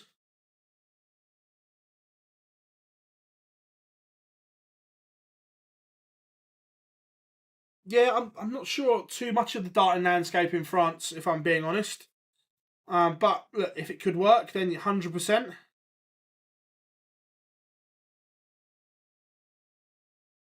Ryan Searle 4-1 up on the bullet. Stephen Bunting averaging 102, but unfortunately Searle's north of 128. This could be special. Also, Nick Kenny has now won 3 on the spin to lead Cameron Menzies.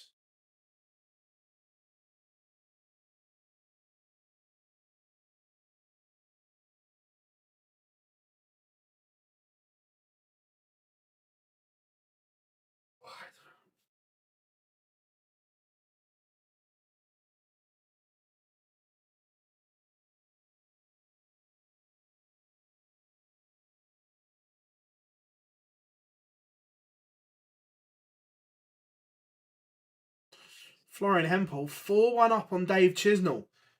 This is turning into a very good day for the German. And Joe Cullen sees off Chris Landman 6-2. This is good from the rock star. Keen Barry 5-0 up. Right, that one's on stream, so we won't show that one.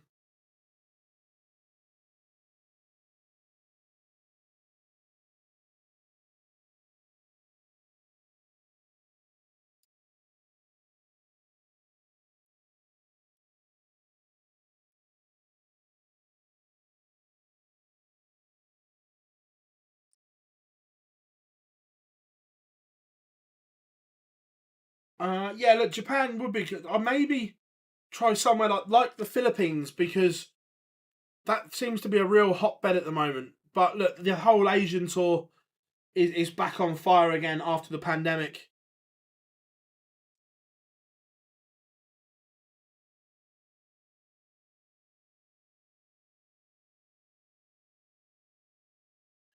Nick Kenny has now won 4 legs on the spin and leads Menzies 4-2.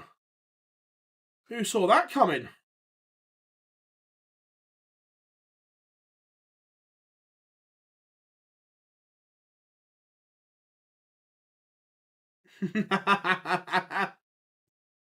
Like that, Anthony. Like that a lot. Yeah, look, if you're planning it in, like, I know nothing's perfect, but in an ideal world, in June you could have the North American doubleheader, then down under.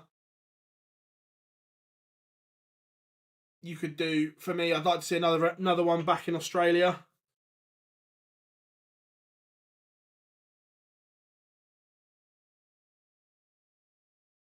Warren, don't be coming in to our chat spamming someone else's channel. Just because he's showing the game runs a risk of losing his channel. We're not doing that here. PDC do monitor YouTube for people streaming their games illegally, and you will get, or that other guy will get caught. Hence why we don't.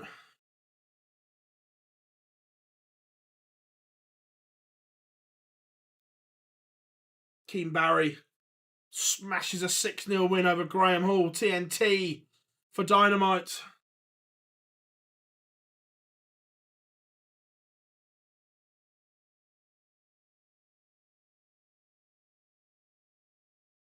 Yes, I'd like to see some new places on the World Series.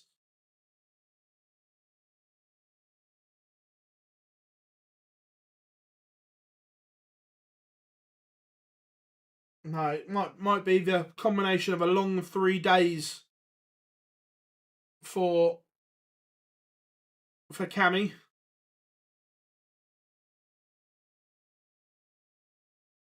They should expand the pool of players anyway, in my opinion.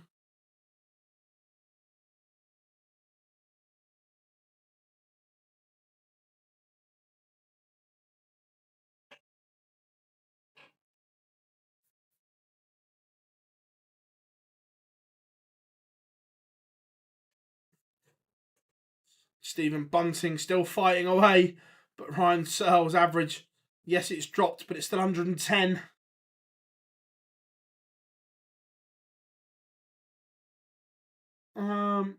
Yeah. To be fair, there's lots of good players outside, but it's something that Matt, Edgar, and I have spoken about, and I know obviously Anthony's in the chat room as well. It's about the storytelling and building these characters, and I know we reference wrestling a lot, and we're not talking about scripting results or anything stupid like that, but scripting the storytelling, building characters could take darts to another level. Making people care is key. Everyone knows that wrestling, the outcome is decided before they get in the ring. Everyone knows that. But the way they tell the stories leading up to events makes people buy in, makes people want to watch, makes people care. And that's what, not just, this isn't just darts. There's a lot of sports that could take a lot from it. Boxing is getting better at it as well, telling the story on the lead up to the fight so people care.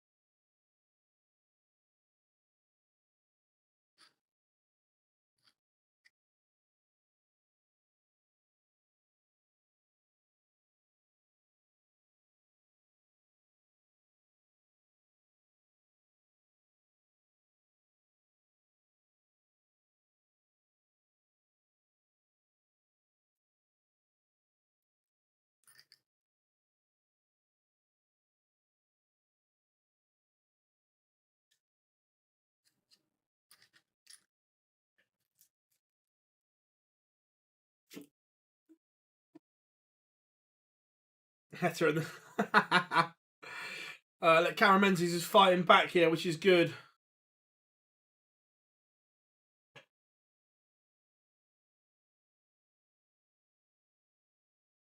Oh, let's watch the stream. Ross Smith is on a 9. I don't want to ruin it. I'm going to watch it unfold by watching the pictures. Josh Rock has just beaten Neil Zonneveld 6-4.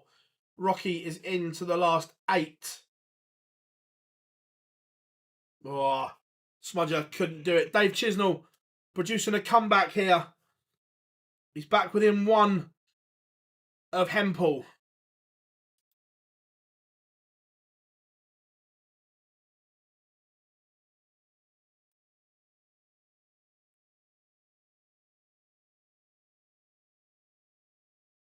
Cameron Menzies has turned this one around.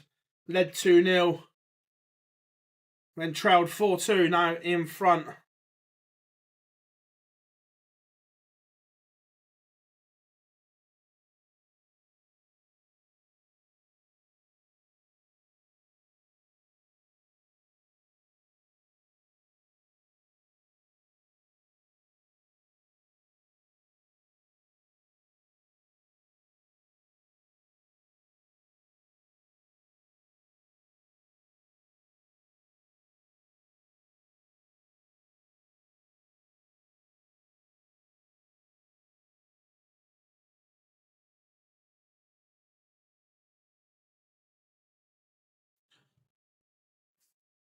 It's been a good response this from Cammy because he was under some pressure. Not a problem, Warren. Not a problem at all. I went for Gary pre-tournament. Didn't really work out that one. So I'm not sure if he wins it, but I'd like to see Cameron Menzies win. I just think the way he's playing, he's been threatening a title. So I'd like to see Cammy win.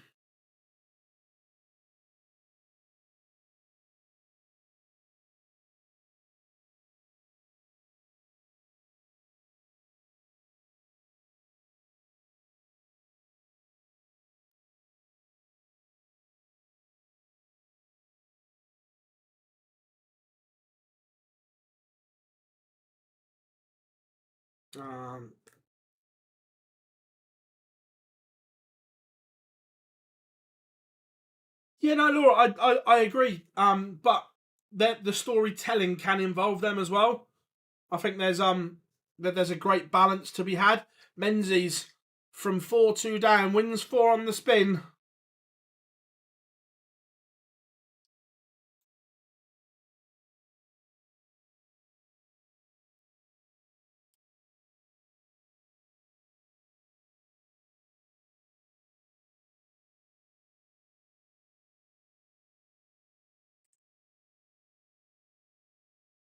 James Hurrell, Jim Williams locked at 4 apiece.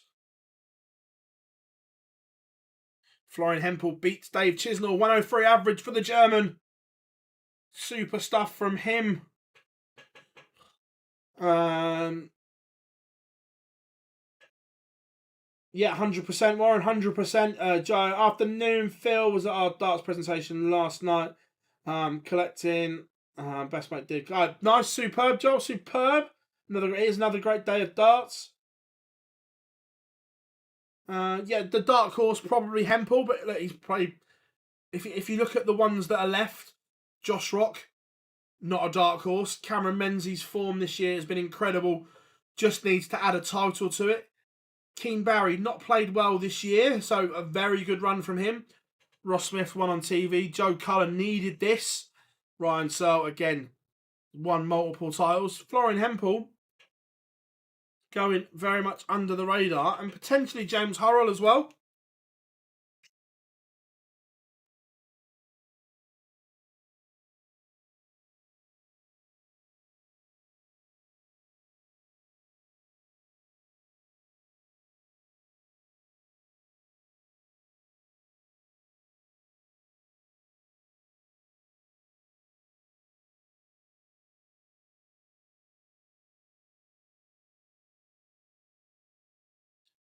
Jim Williams is carving an opportunity here on the Hurrell darts.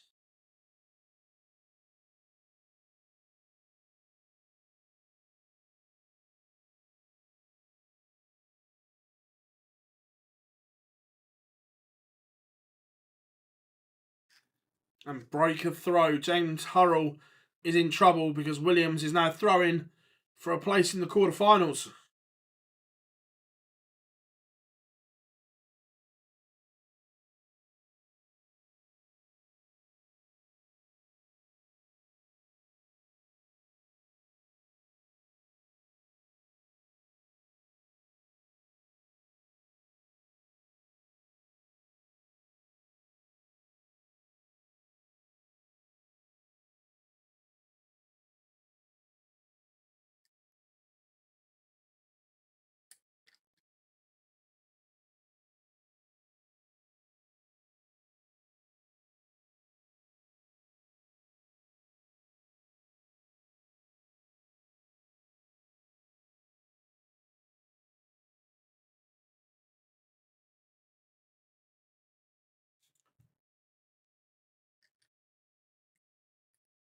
James Hurrell will be disappointed that he didn't back the 180 up, but he's still got an opportunity here.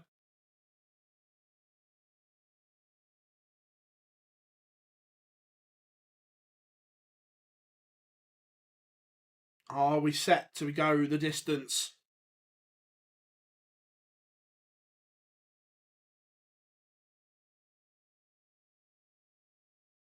Yeah, agreed, Scott. Oh, Jim, what have you done? Horrific counting.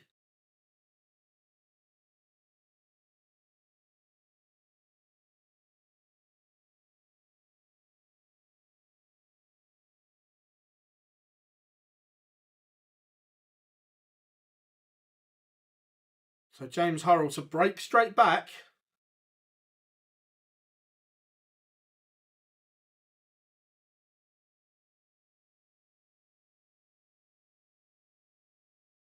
And does. We are going all the way. Jim Williams did not get a match start on his own throw. Now, it's a 501 shootout. James Hurrell has the darts.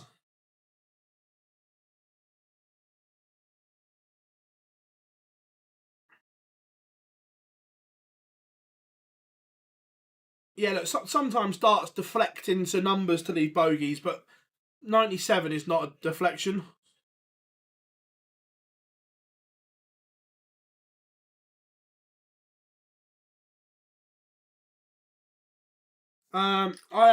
They are my Colin Lloyd Red Dragon darts that I'm currently throwing.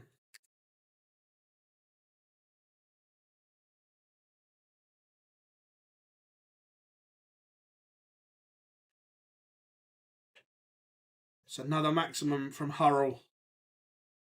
Is that going to be the difference?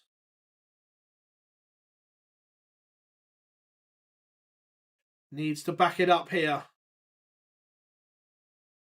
He'll be disappointed. That invites Williams back into this game.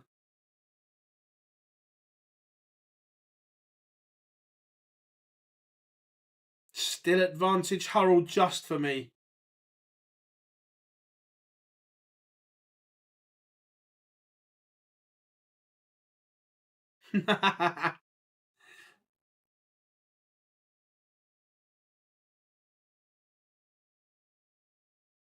Massive visit from James Hurrell.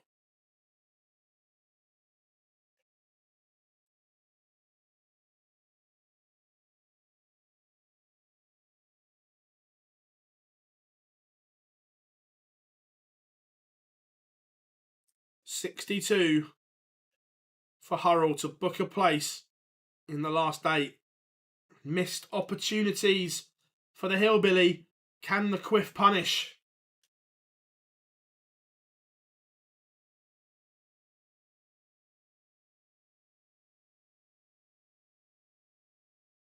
The answer is he can't. Hurrell gets another opportunity. Double 10 for the last 8.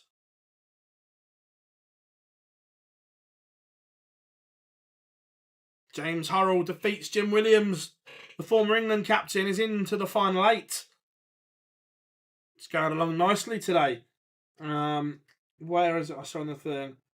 James, I've got Littler darts set. I don't like the littler pixel grip, but I like the grip right at the back of the dart.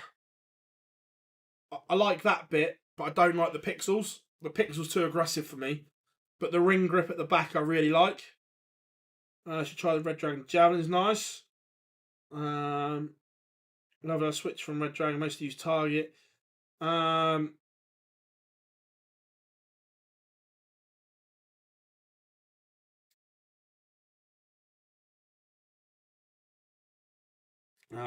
Teresa, I used to play with the Lisa Ashton dart with an extra small stem. Fucking hell. I mean, tiny dart.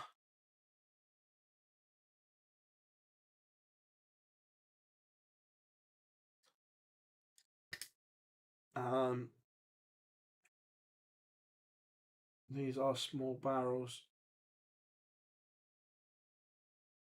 Yeah, Gob and I spoke about this when we did one of the women's series stream, that for some reason it does look as if the certainly the women that we see on the stream do use a smaller barrel, apart from Fallon, Bow, people like that.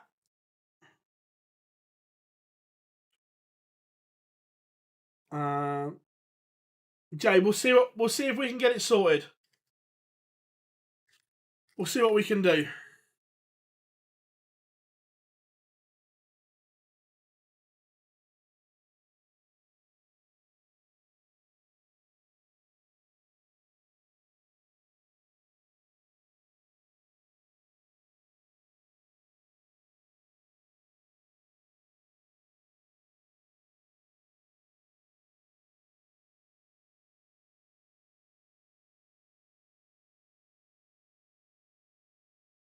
How are we doing, Jim? Hope you are good.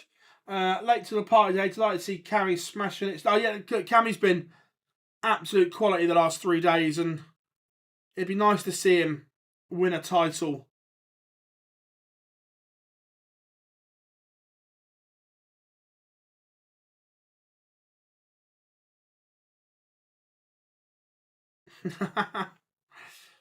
No, look, darts is one of those things. It's whatever feels right and fits right with your throw,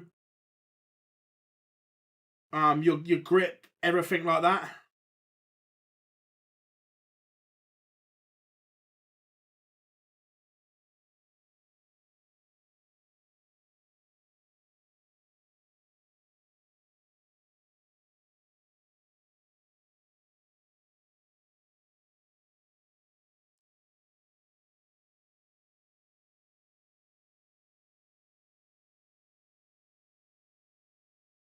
I like how he's playing really, really well. Menzies and Rock, they play well all the time. 38 grams, Christ.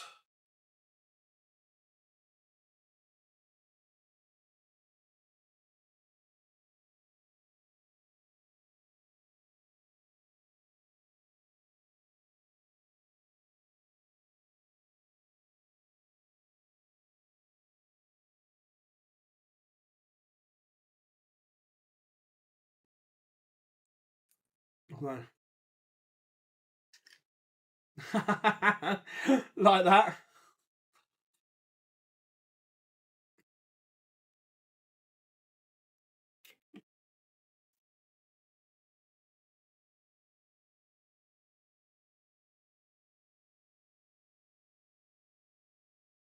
Yeah, look, Josh Rock is banging on the door now of the top 16.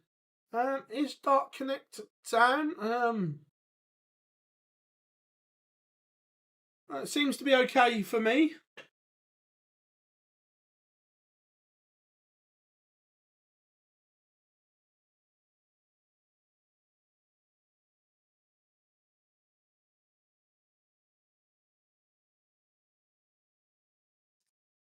Nice, Warren, nice.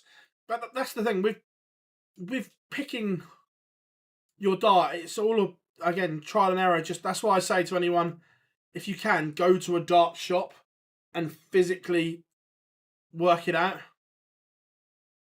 Buying online, you can look at it and go, "Oh yeah, they look alright," but there's nothing like trying them.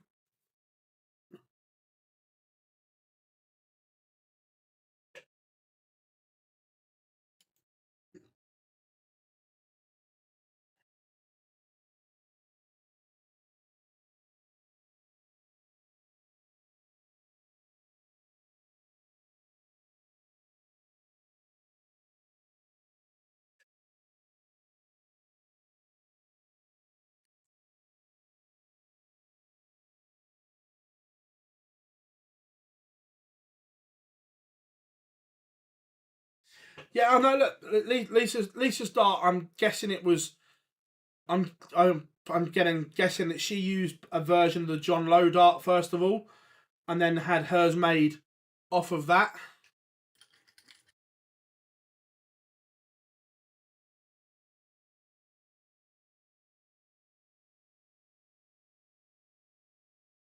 Just waiting for the action to get going in the quarterfinals.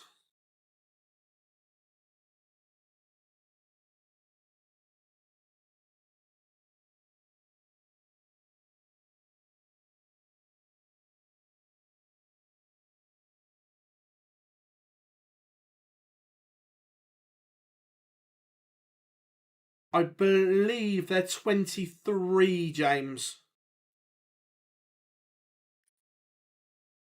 Yeah, I'm sure they're 23 grams.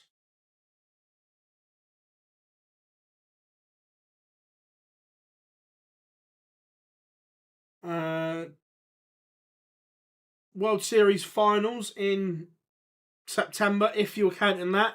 If not, the World Grand Prix in October.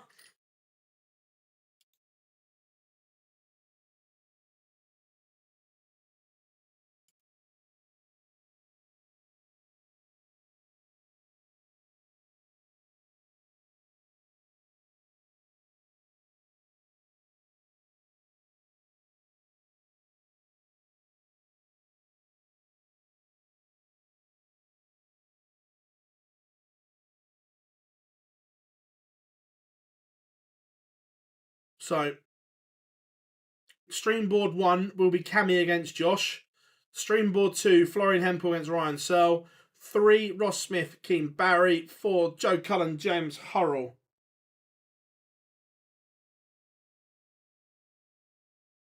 And to be fair, Bo's darts, she throws a long point as well. But again, that works for her.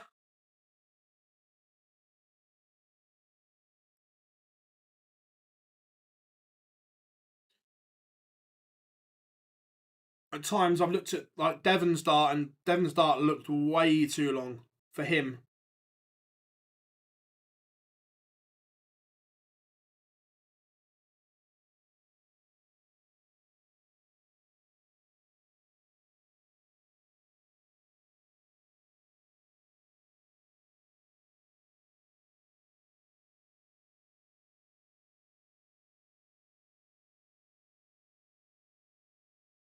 Oh, Luke Humphrey's stems are like javelins. Again, though, very unique to his throw, and works. I had a chuck with Luke's darts last week when he was down in Portsmouth, and because they're that long, when I bring them back, I had to bring it back like to the side because of the length of the stem.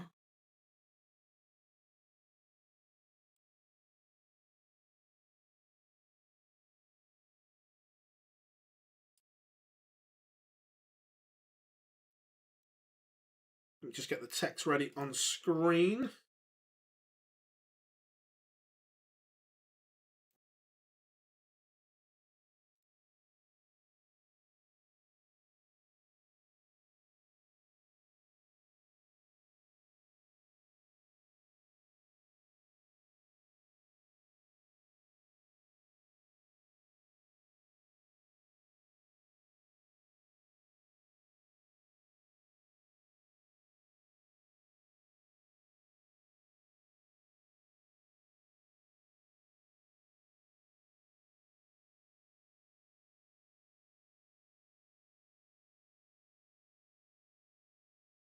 There we go. Results on screen from the last 16.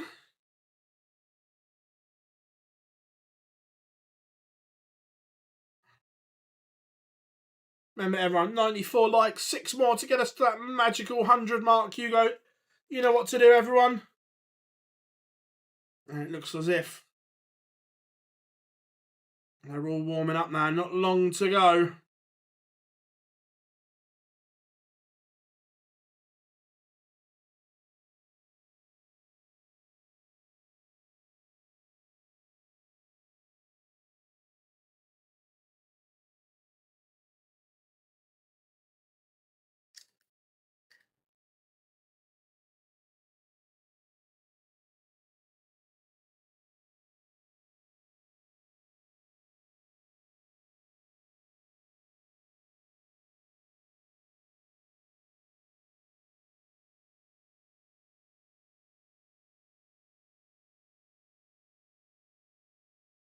Right, we've got pictures on Streamboard 2. Searle and Hempel about to get it on. Right, they're all streamed now, so it doesn't matter. Who would you like as feature game? Cammy against Josh Rock, Florian Hempel against Ryan Searle, Joe Cullen against James Hurrell, or Ross Smith against Keane Barry? I think I know what you're going to say. Are we saying Cammy against Josh? Or Smith against Barry? Cullen against Hurrell?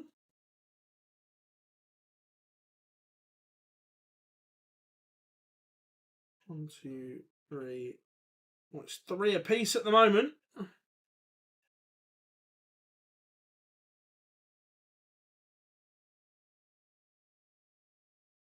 4-3 to Smith.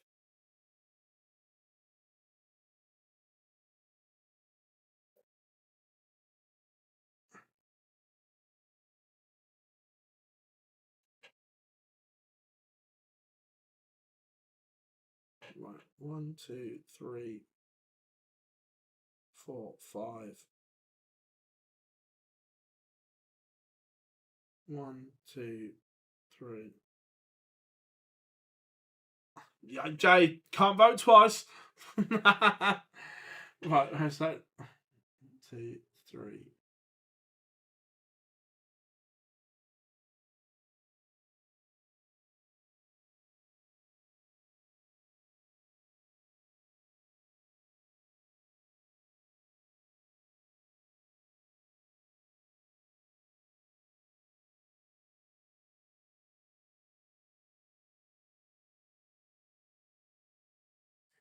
Sorry, folks. It is.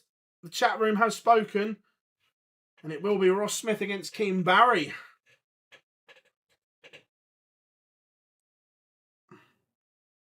Neither of them are actually live yet, but... yeah, Taylor used to use 23 or 24. But then when he went to the dumpy dart, went to a 26.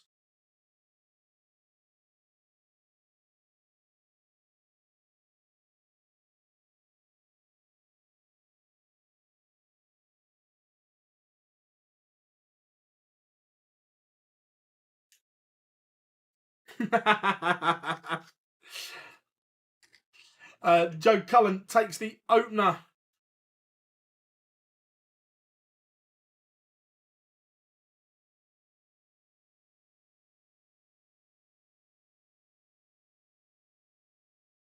To be fair, Jim, I'm with you. I would have voted for Cammy against Josh, but the chat room has spoken. Done it democratically.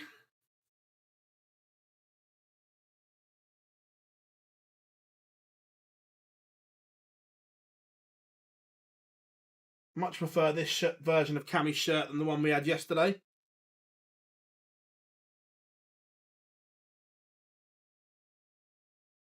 Florian Hempel 1-0 up on Ryan Searle, as is Joe Cullen, the rock star.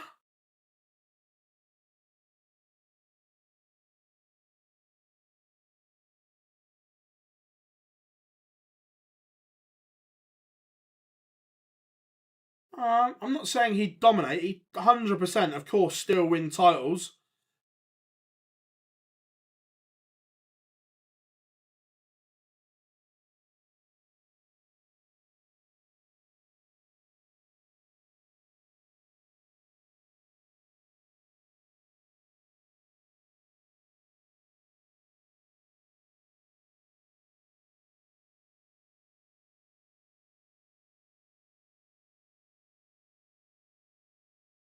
And Hempel 2-0 up on Searle. Cameron Menzies takes the opener, as does Keane Barry.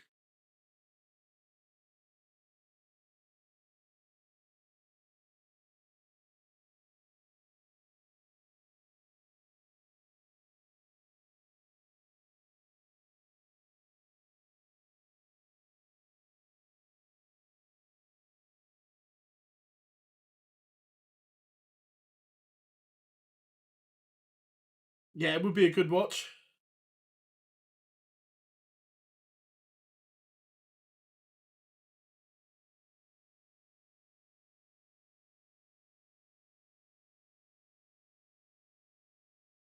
Joe Cullen 2-0 up on Hurrell and looking for a place in the semi-finals.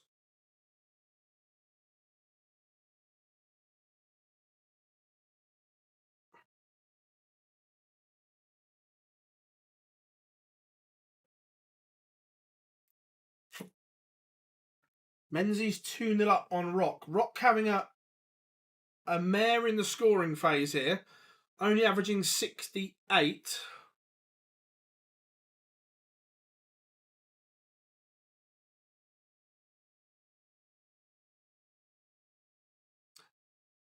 No, Glenn, the question was if Taylor played at his peak. James Gavica Barbecue, mate, thank you very much for joining us. Hempel, 3-0 up on Ryan Searle. This has been superb from the German.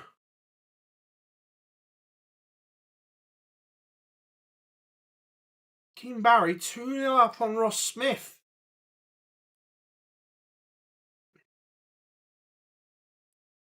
A win here for Joe Cullen would take him above James Wade. And I think it would also take him above Josh Rock on the other side.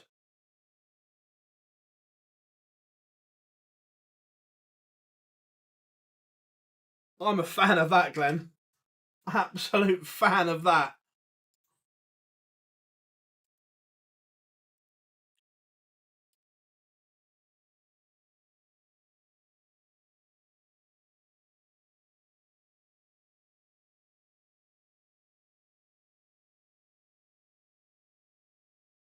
James Hurrell has one back on the board.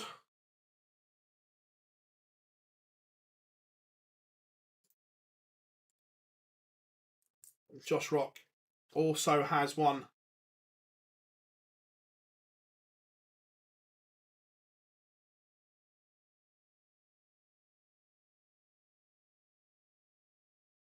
It's a big visit there from Ross Smith.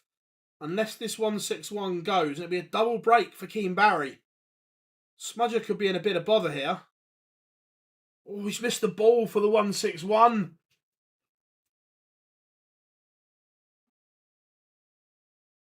Ryan Searle has a leg back.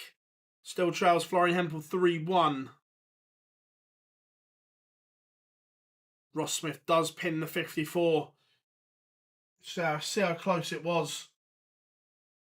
Oh, it wired the top wire of the ball. It was almost dynamite from Barry.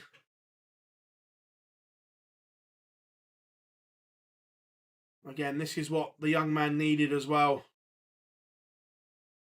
This gets him back in the hunt for Minehead.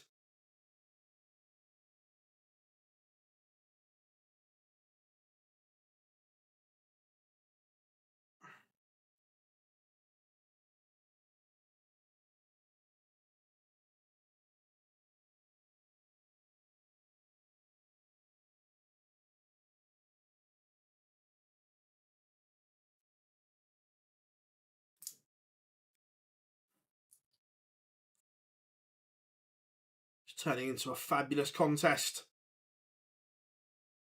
In terms of TV tournament, John, next weekend and the weekend after, we've got World Series events from Australia and New Zealand.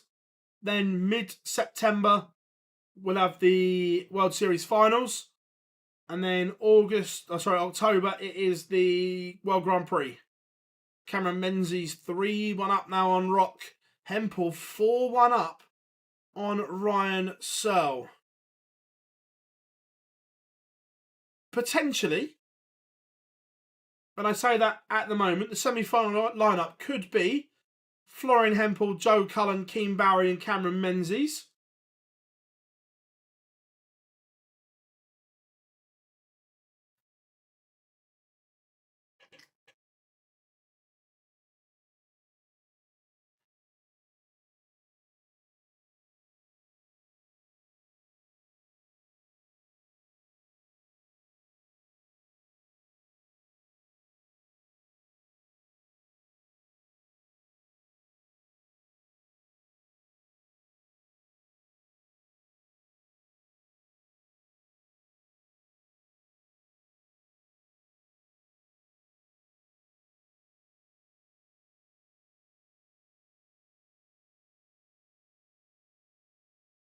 Big visit here from Barry. We put Smith under pressure again.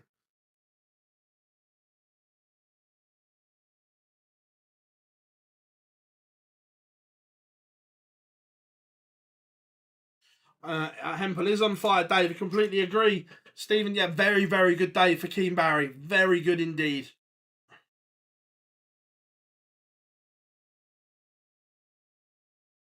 Favourite two players for me are Luke Littler and Luke Humphreys. Is top absolute, but they're both, John. They're both absolute diamonds.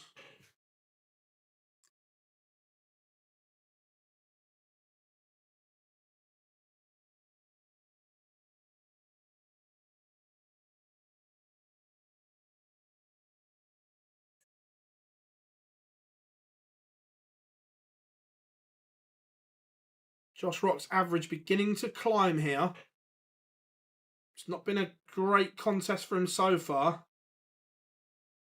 Yeah, Stephen, I agree. He just doesn't have enough of them. But when he's on, he's on. Keen Barriers, double break. 4-1 in front now.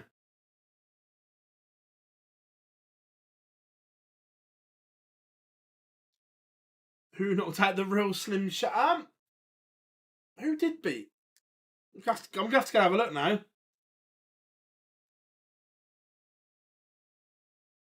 Dave Chisnell beat the real Slim Shady. Florian Hempel, 5-1 up on Ryan Searle. Who's the best in the top 8 to interview? That varies. It depends on the games. It depends as well. It depends on if you're doing it at a PDC event or if you're doing it at something else.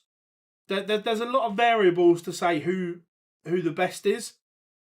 Like I say, at a PDC event, it depends on the match, what's happened in the match. John, there's loads of fabulous youngsters coming through the system at the moment. Darts is in a very good place.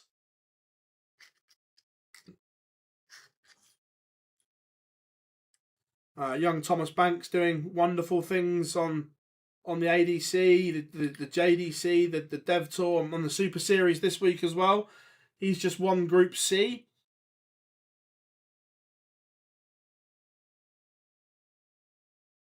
Ross Smith, one break back.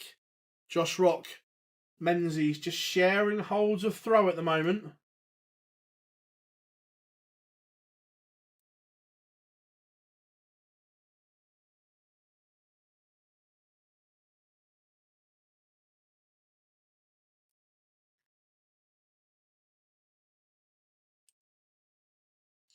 James Hurrell back to within 2 of Cullen, but still plenty of work to do.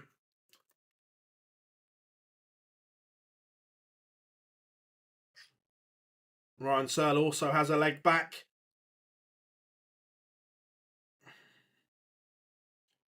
Under 23s, I like it then, do I like it? Stephen, Simon Adams is genuinely one of the nicest men I have ever had the privilege to meet. An absolute gentleman. Just an absolute diamond person.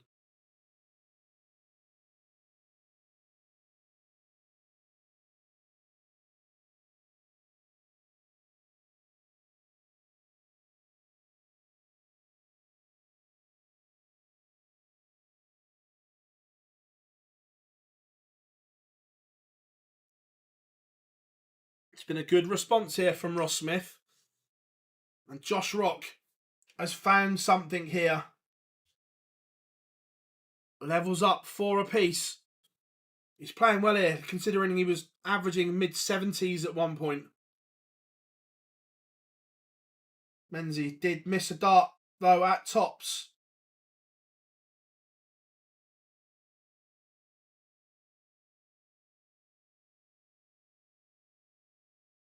Just watching Josh Rock, and look, I'm critical because he's a fabulous player.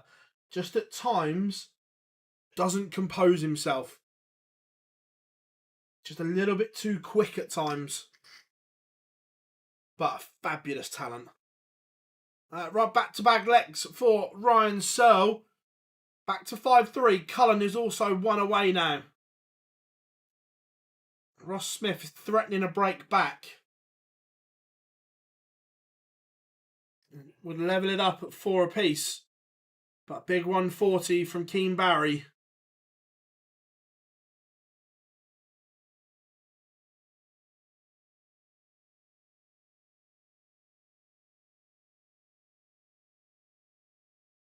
But another big visit from Smudger. This one's finely poised.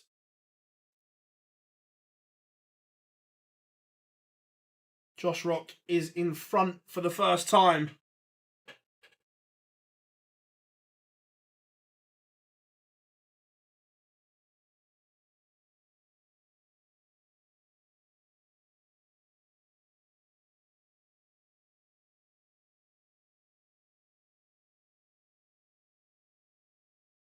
This is big here. This has to be Keen Barry's moment. Needs to keep Ross Smith at bay, but Smudger looking at a ton to level up.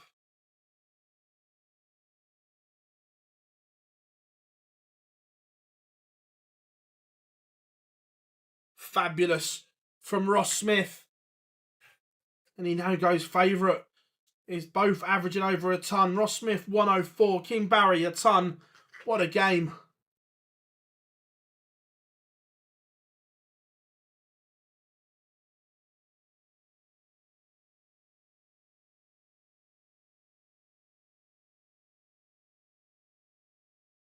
Cameron Menzies bangs in a max on the stream as well.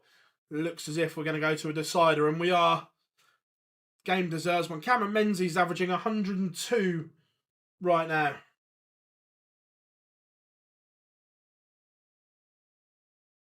But it is Josh Rock who has the darts in the deciding leg.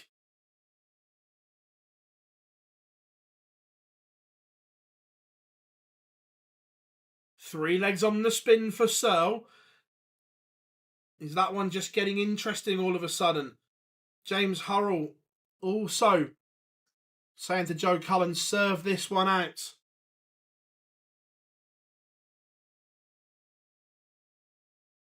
Well, you're going to have to feel for Menzies.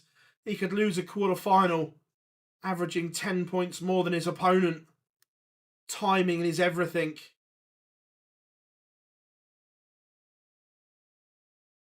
One, 2, 4, Rock. 1, 6, 1, Menzies. 92 to leave 32 for Rock, unless Menzies can produce the most remarkable finish. And he can't. Match darts incoming for Josh Rock.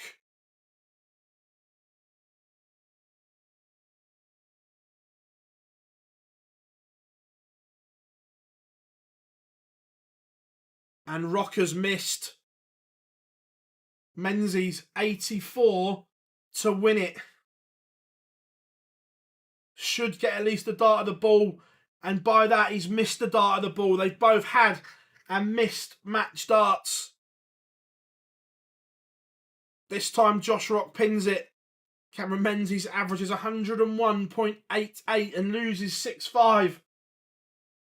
Let's see how close the Menzies dart of the ball was on the stream. Ross Smith in front. Not really close. Top of the 25. It was safe.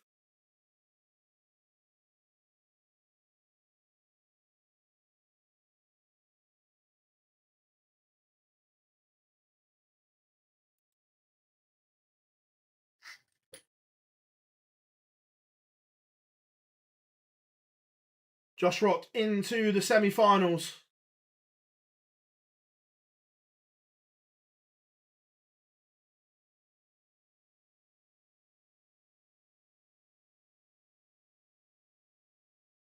Who do I think wins from here? Your guess is as good as mine. Literally, Ryan Searle has completely turned this one around to go favourite. Florian Hempel's form has just completely fallen away. But a big visit here. He would then go favourite in the deciding leg. He is favourite now. Joe Cullen was in control. James Hurrell coming back.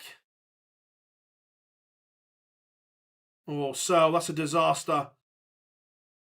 58 to leave a bogey.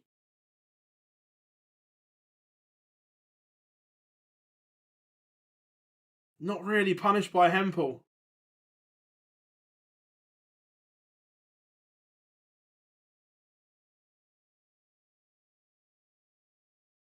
$85 for Hempel.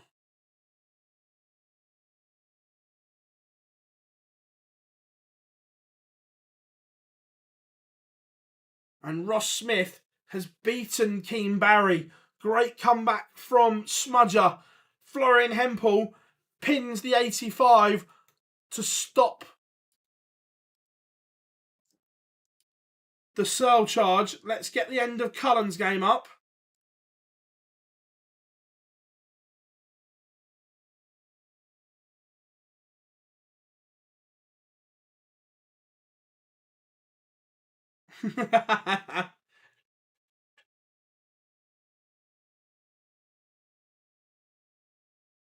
Yeah, it's been a tough year for Joe, but look, this is a really good run for him today.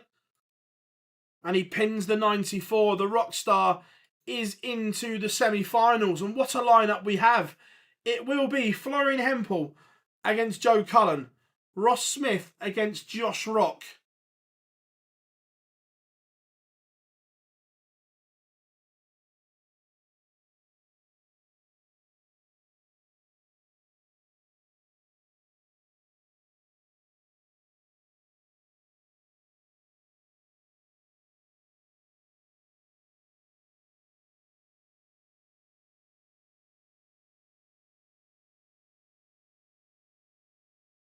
Yeah, it could well kickstart his season. 100%.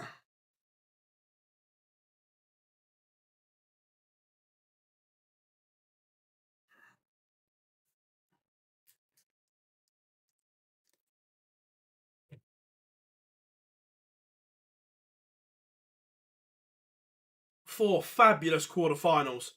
It has to be said.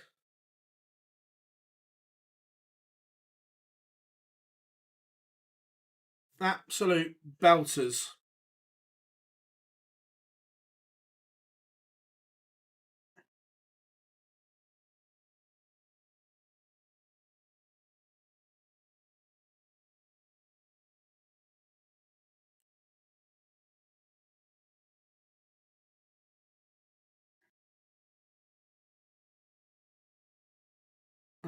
Yes, I haven't got his furthest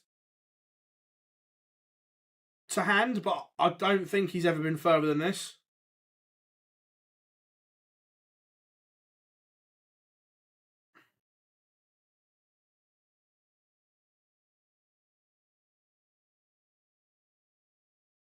So, the race for the Grand Prix. Joe Cullen is now above James Wade. Cheers, love the darts. Thank you very much, mate. Have a good weekend. Mate, I have an idea about Players' Championships. Should there be qualifiers in the morning?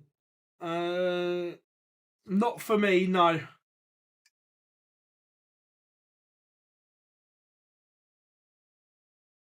So yeah, Joe Cullen now above James Wade. If he wins the semi-final, he will jump above Luke Woodhouse and Cameron Menzies.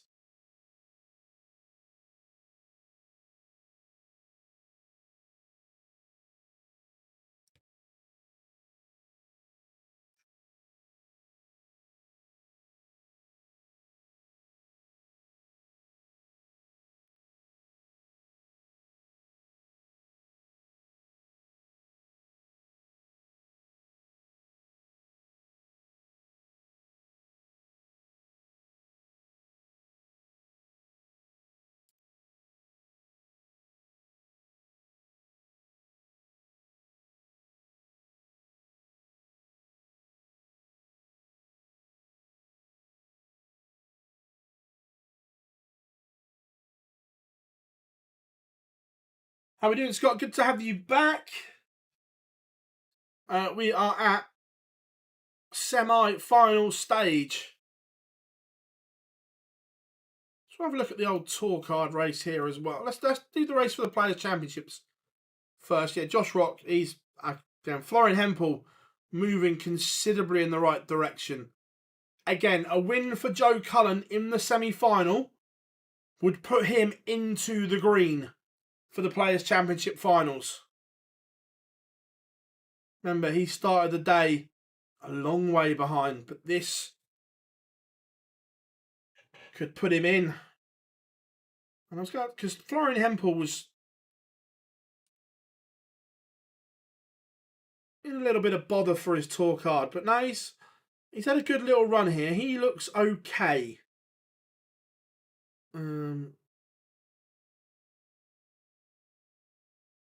Yeah, some big names outside at the moment.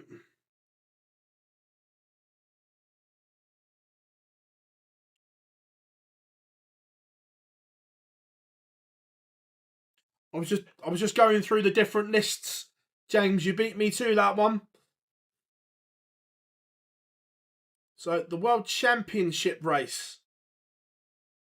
Alan Suter, after missing it last year, looks set to return to the Palace. He's fine. Florian Hempel is now in green. Again, a big game for both Cullen and Hempel for different reasons. If Hempel can beat Cullen, he would rocket above William O'Connor and would put daylight between himself. Some of the names at the moment not going to the World Championship. Lee Evans, Mike Kyvenhoven, Jim Williams, Chris Landman, Kim Hybrex, Matt Campbell, Dylan Slevin, Mensur Sulovic, Keane Barry outside, but he's had a good day today. He's put himself back in contention. Steve Lennon, Robert Owen, Merv King, Steve Beaton, Rafferty. There's a lot. Whitlock is an absolute mile away. But interestingly, Connor Scott is only just outside without a tour card. So that one's interesting. I love this time of year when races and everything start heating up. I'm just going to get the text ready for the screen.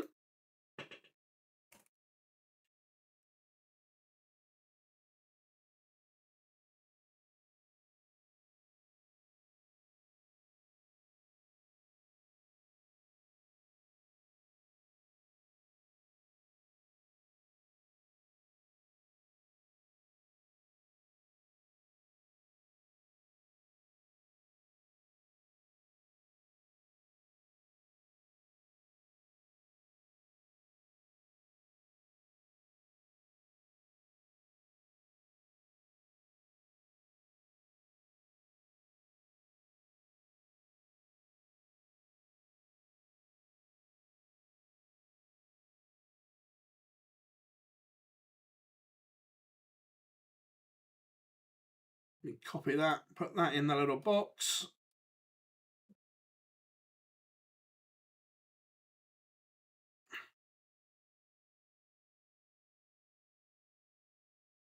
And wait a minute, I don't like that. 2 seconds.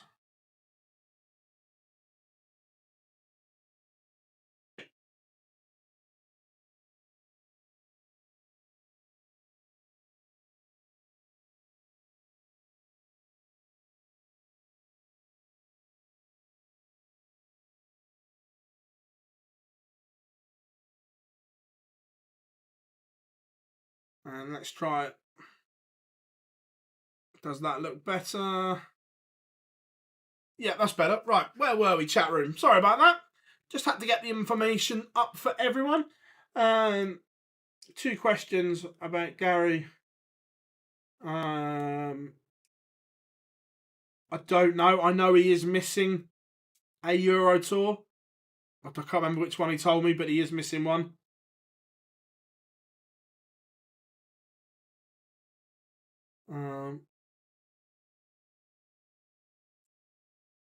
Yeah, Bob, I get that. But as a tour card holder, you want to do it the proper way. Because when you're at these events, the other players give you shit when you miss out and you get through back doors. When you listen to the banter they give each other rock all. So Keenan want to do it through the tour card route, not backdoor it. Yeah, that by an absolute country mile. The World Grand Prix, Scott, is the double in one.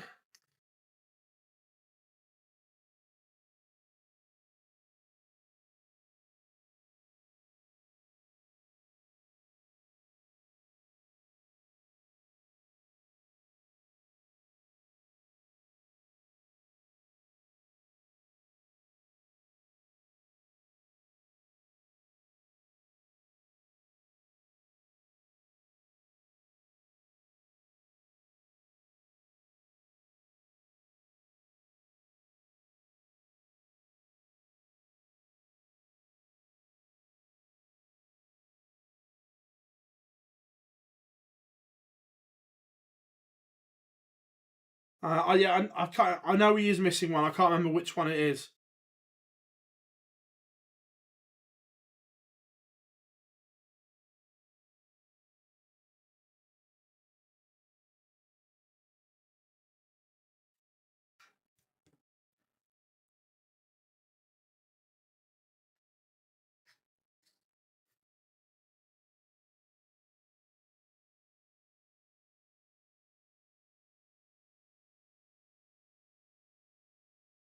Have they announced the lists then, James?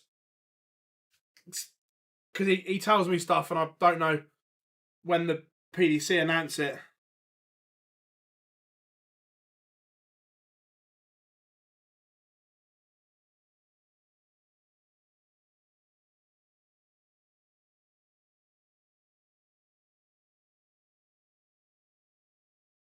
Yeah, I hadn't seen the lists.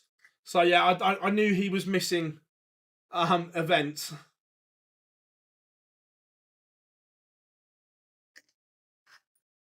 I won't tell you why he's missing them, but yeah. Great back. Yeah, look, yeah, it was great match. Absolute. No, never. Not done. Q score. I'm not good enough. I'm realistic to know that.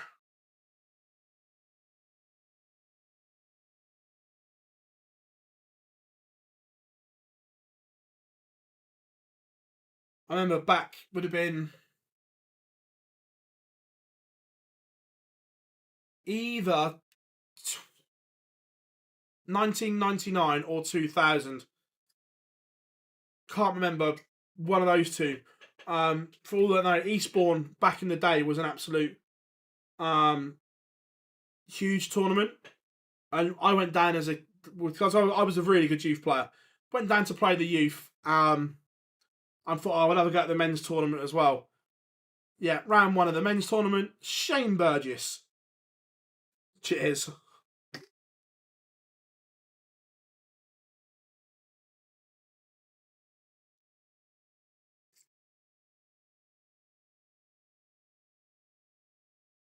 Hempel Cullen warming up.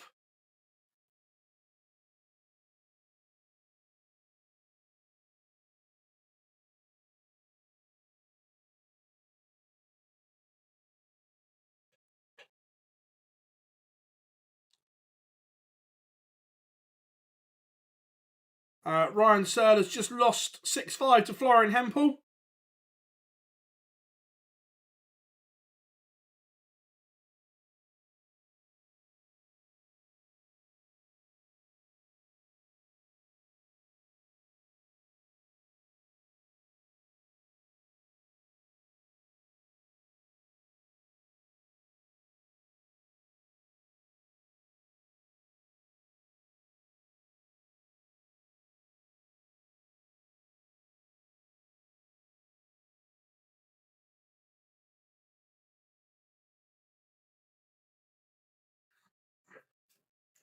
Both games are warming up now.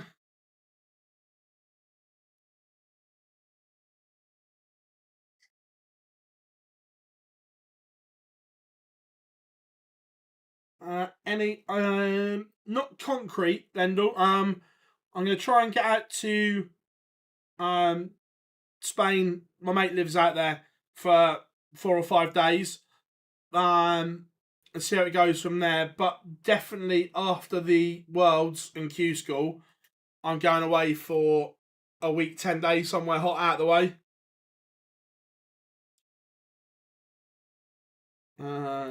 Last 180. Just practicing a couple of weeks ago.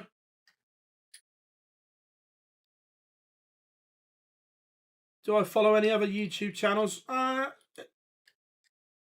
In terms of dart stuff, obviously Matt. Really good friends with Matt. Follow a lot of Matt stuff. Darts related. Yeah, I like.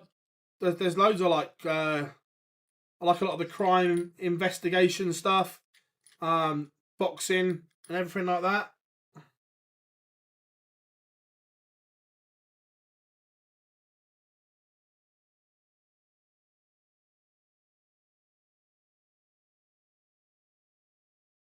Right.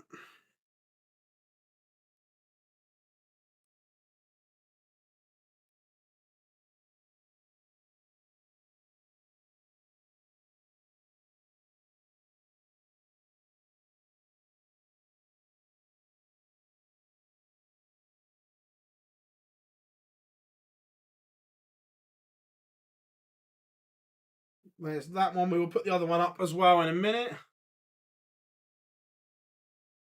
Yeah, I like all the crime stuff, Kevin. Actually, friend, if you like the crime stuff, especially UK stuff, Peter Blexley, I know him quite well.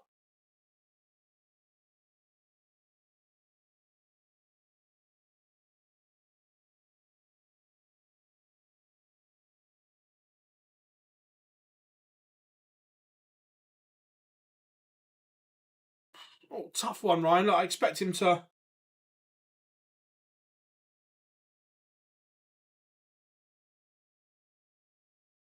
Expect him to win a couple, but it depends how long he plays for.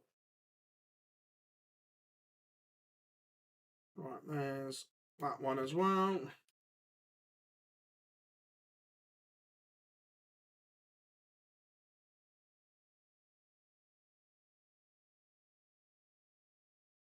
We can swap that with that. There we go.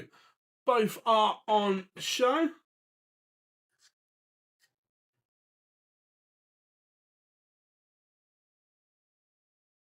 Yeah, I follow a couple of the wrestling ones as well, Daz. It was right back in the day, Daniel. I haven't watched it recently. Joe Cullen takes the opener against Florian Hempel.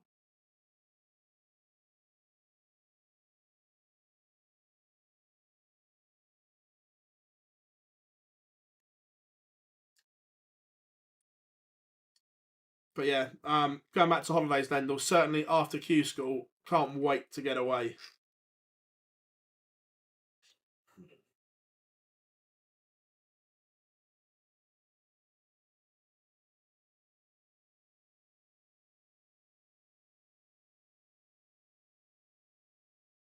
Joe Cullen is just starting to purr along here. Josh Rock in control of the opener against Ross Smith.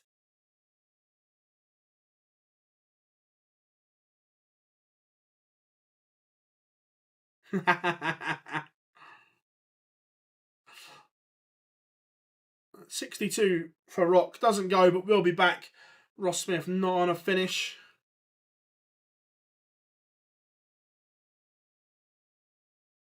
And the Spain, Portugal. Okay, nice, like that. Never been to Cape Verde. Been to Spain and Portugal. Joe Cullen 2-0 to the good. 2 180s in that leg. Josh Rock has missed multiple darts to get this one done.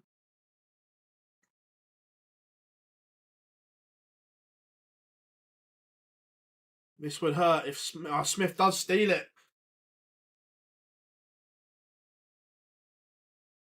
It is a break.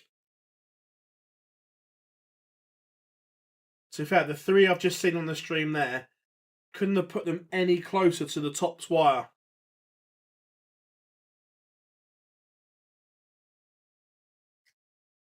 Yeah, in January, I think I'm going to go to the Dominican.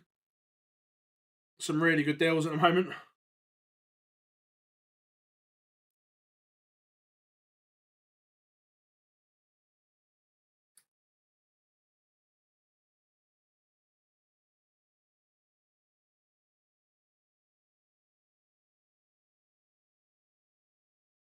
Oh. Yeah, been to Benidorm on a stag do.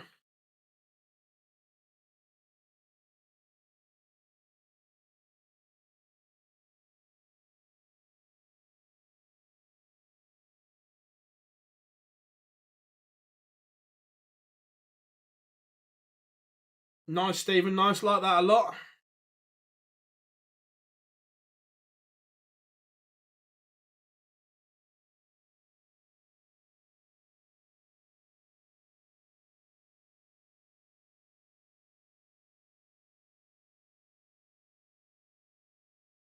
Joe Cullen is racing through the gears here. 3-0 up and starts with a max. This could be huge for the rock star. Ross Smith couldn't hold. Josh Rocks breaks back. Intriguing. I've had a drink for over 2 years, Daniel. No, not going down under. Hopefully next year I'm going to do the Australian or the Oceanic leg of the World Series. That's the plan anyway.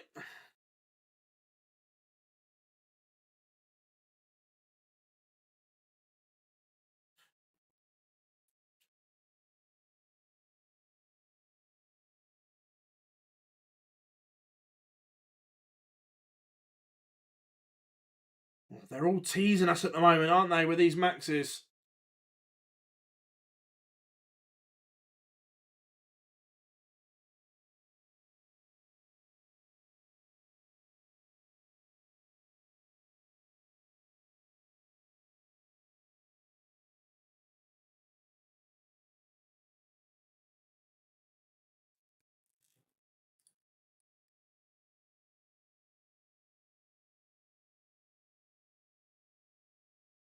Josh Rock. Oh, he's just missed the ball for it. For the 164. Can Smudger break again with 1-2-1? What a game both of these are. Cullen 4-0 to the good. He is not hanging around.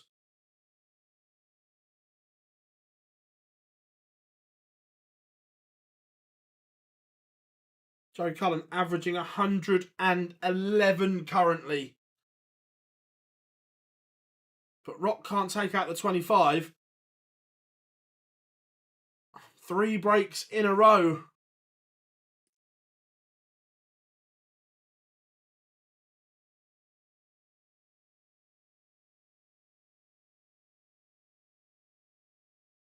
Smith leads.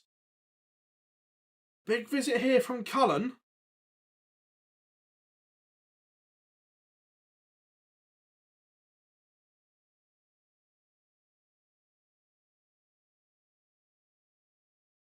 No idea, Daz.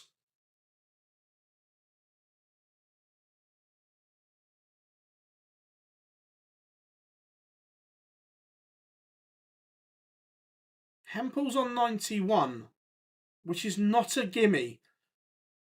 Cullen's poised.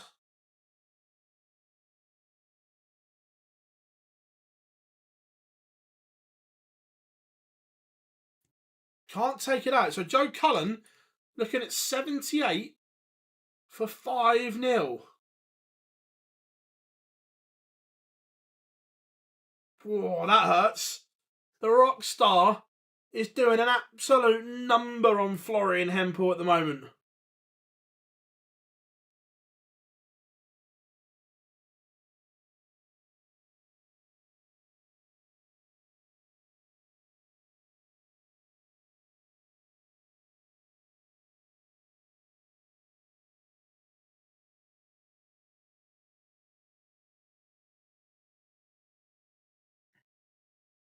Ross Smith looking for a hold and 3-1 in the other semi-final.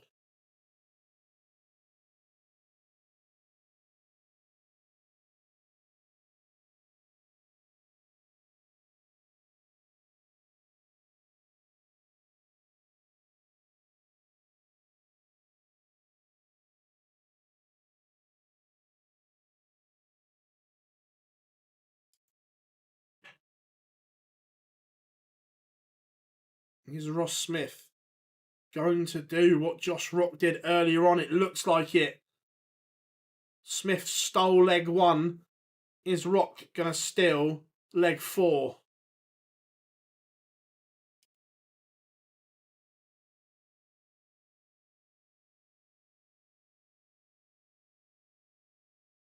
Not this time, he's not. Another chance for Smith.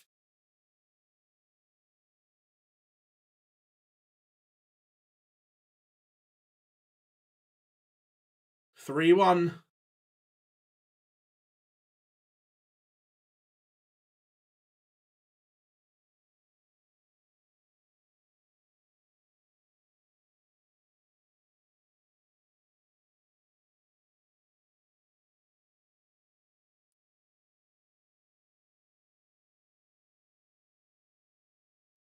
Cullen's missed. Hempel will be thinking, just give me something to cling to. And he does. Hempel does find something.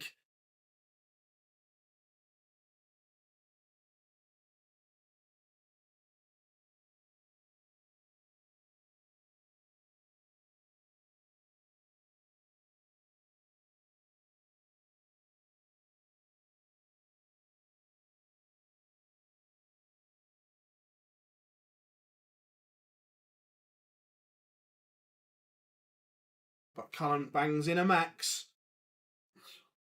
And is already applying pressure.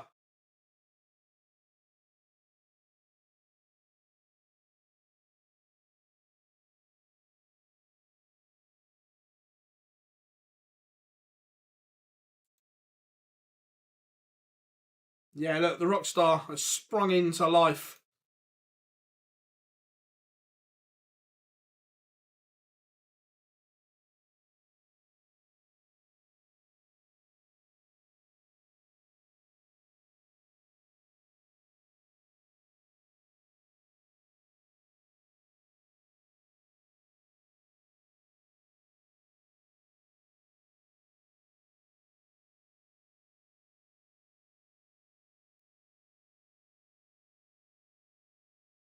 One, 3, 4 for Cullen.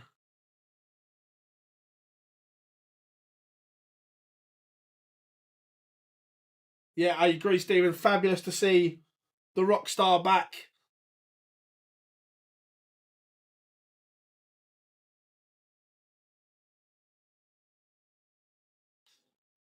Good 90 finish there from Hempel.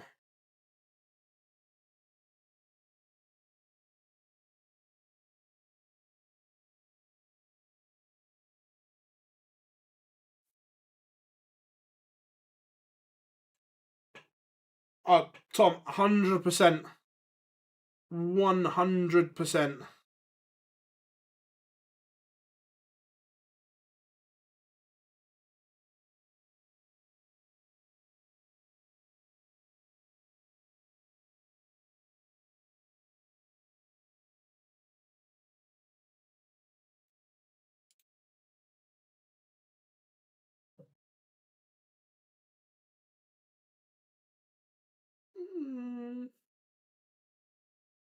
How much do you get?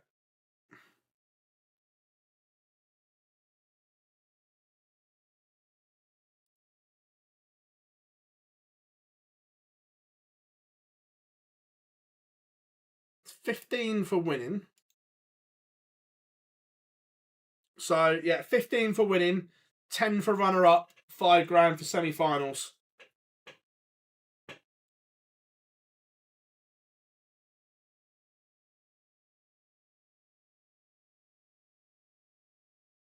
Joe Cullen is one away from booking his place in the final. Josh Rock and Ross Smith locked in a battle.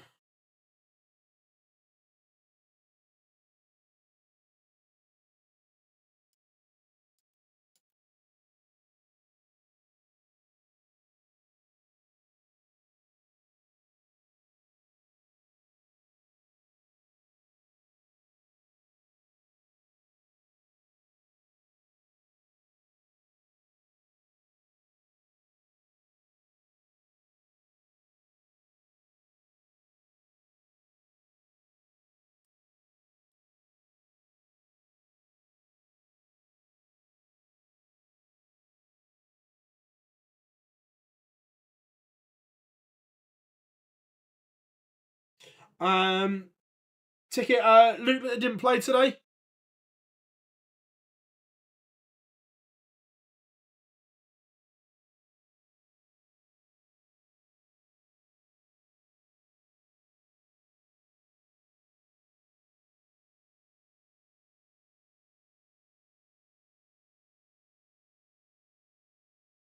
Joe Cullen has missed the ball for a place in the final. Can Hempel prolong this one? No is the answer. So Cullen returns.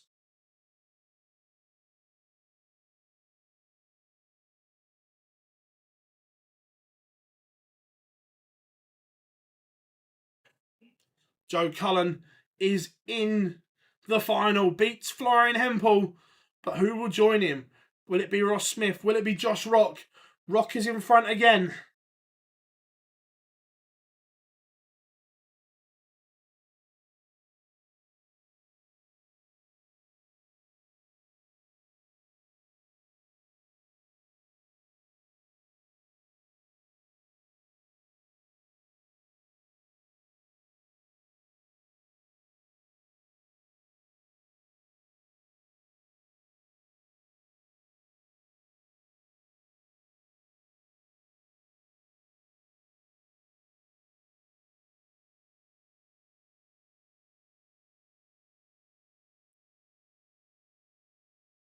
Josh Rock is just starting to motor here.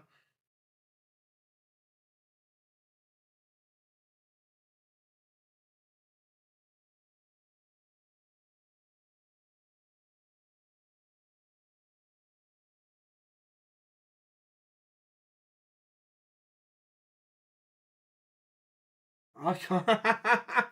Like that, John, like that.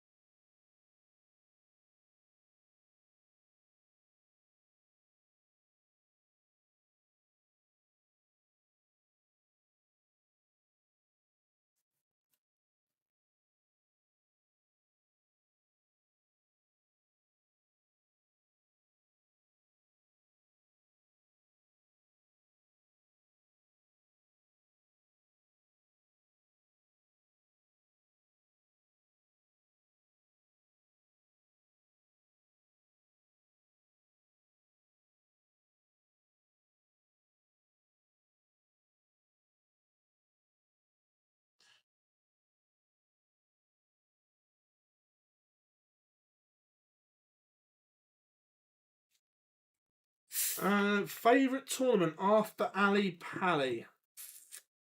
After Blackpool, sorry. Yeah, look, the Worlds is great. It's also a ball ache, but yeah, it is. The Worlds is special. The worst, I'm not a fan of the World Grand Prix. But that's just a personal thing. It's just not my thing.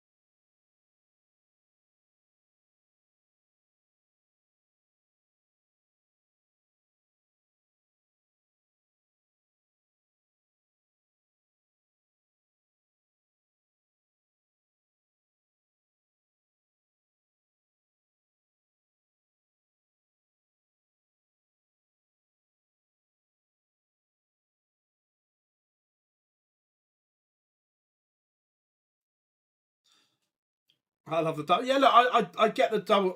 I don't know, something that doesn't over enthrall me to the tournament. I'm not sure why, because look, it is drama and the missed doubles are great.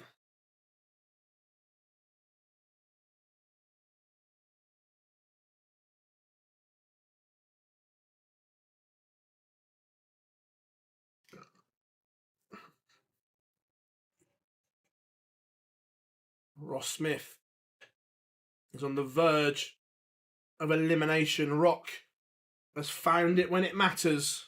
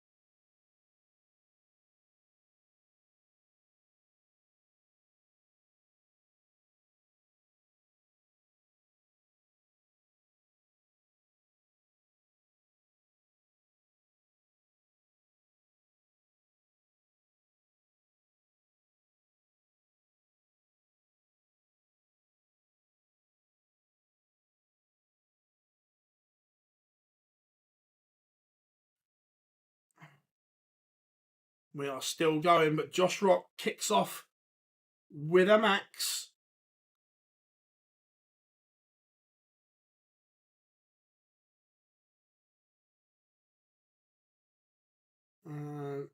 Flow breaker. Yeah, I agree. Love the double start. Different, but yeah, I don't know what it is, because the tournament is great, but I'm not sure. If I was a player, guaranteed between. Yeah. Any idea? I don't know when the one in Gateshead's going to be open, Chris. I thought it was already meant to be kind of finished, but I'm guessing it's behind. How are we doing, Fred? Hope you are good. Tell you what, this has been some response from Ross Smith.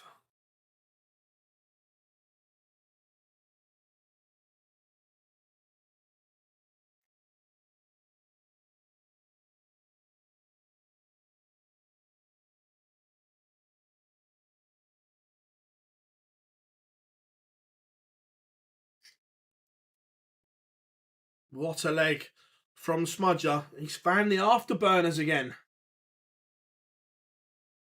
How's the darts to send us all the way?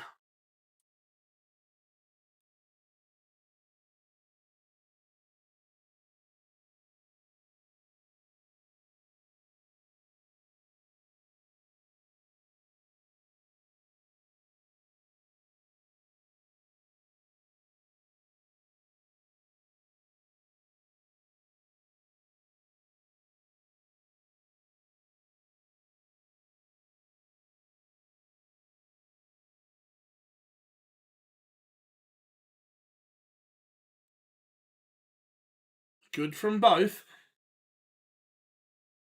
Yeah, I like just the casual dart shirt from Ross Smith.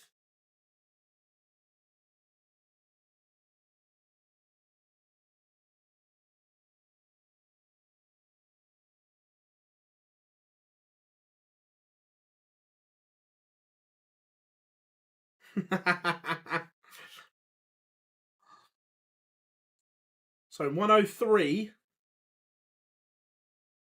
to send us to our last leg decider. Remember, Joe Cullen waits for the winner.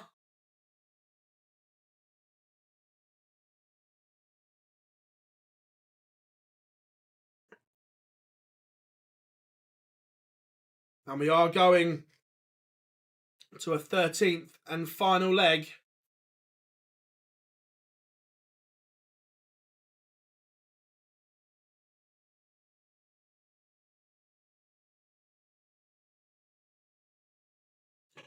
And Rock starts with a maximum. Timing is everything. Oh, 120. Has he had a bounce out? Let's let the stream catch up. I will tell you.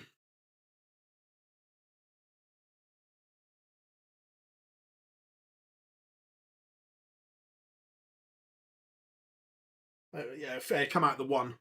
So.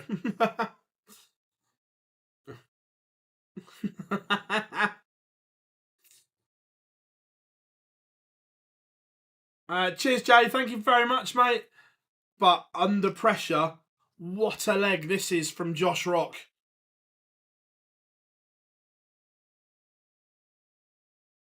Ross Smith has thrown the kitchen sink at him. But Rocky, now 95. It goes into for a place in the final. Josh Rock will now face Joe Cullen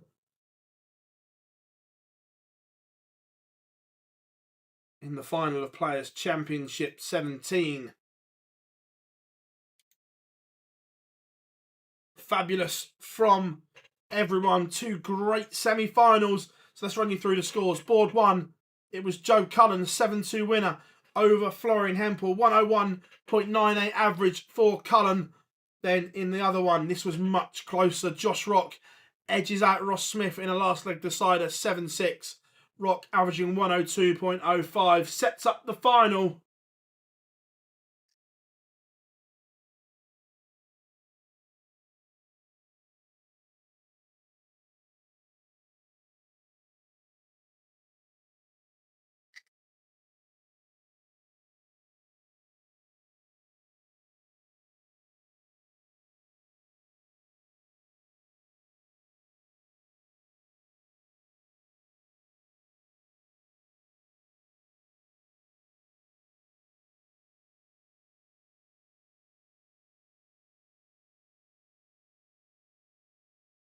So, one game to go. What's been 3 brilliant days of Pro Tour action. If you haven't yet, make sure you subscribe so you know when we go live next.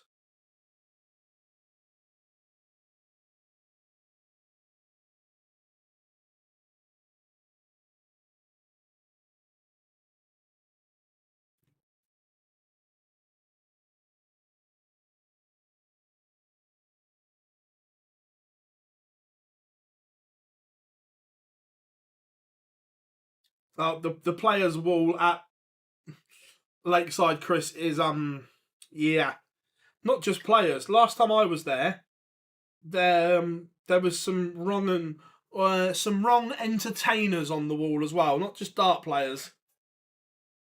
Basically, anyone that had ever played there, famous that had been there, there was pictures on the wall. There were some proper wrong-uns.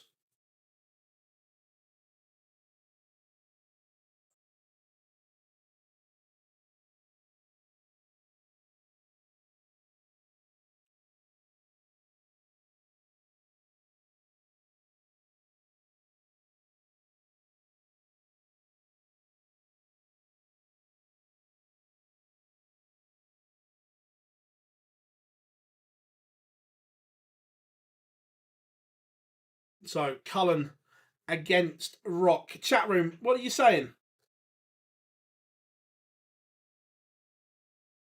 This has been some run from the Rockstar today. But can he get over the line?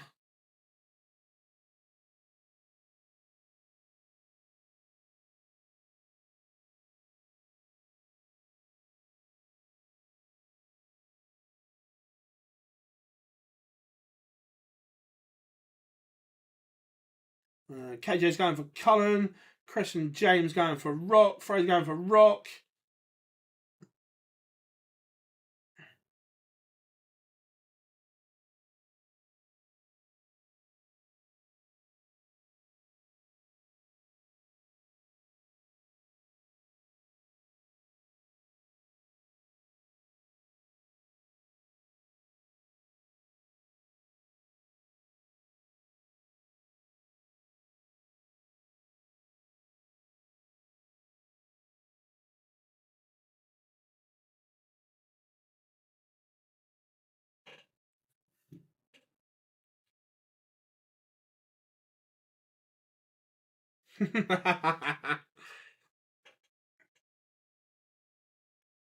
It's just, again, it's just something different and quirky, Joel, around the Grand Prix. It's just the way they do it.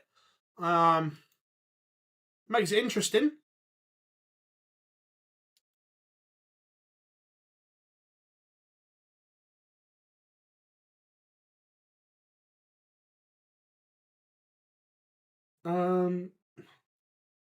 Your current players on tour, if they were all playing at their very best, who would you have in the top 10? Right, if they were playing at their optimum level, Michael 1,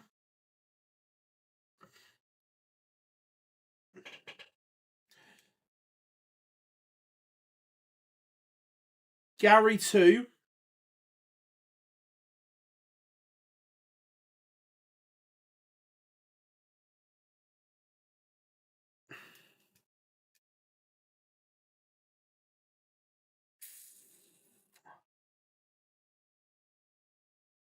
my MVG and Gary are 1 and 2 for me.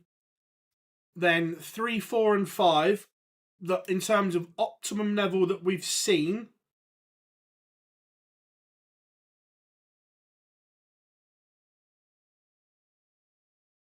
Peter Wright 3,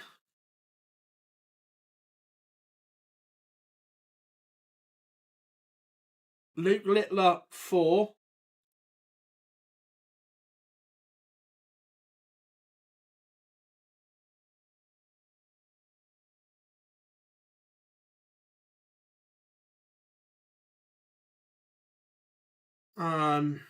Michael Smith potentially.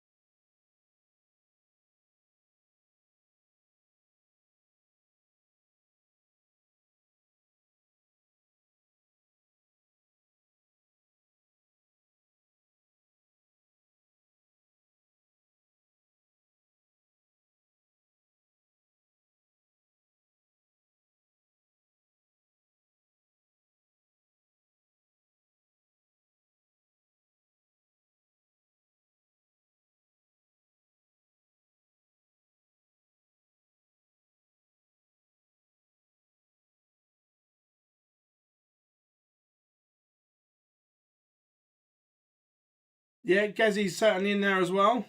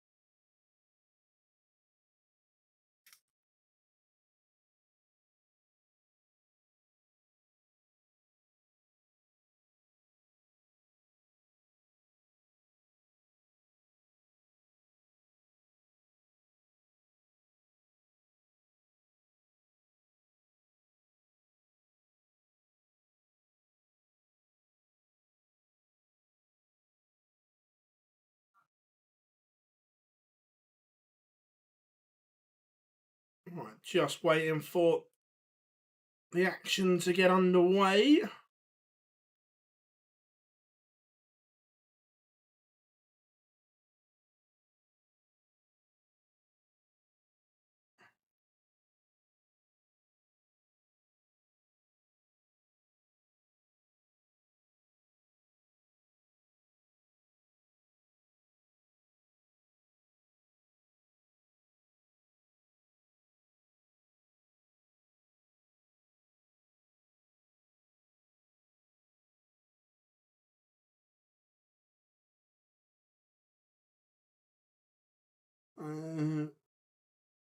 I definitely think Roman's coming back.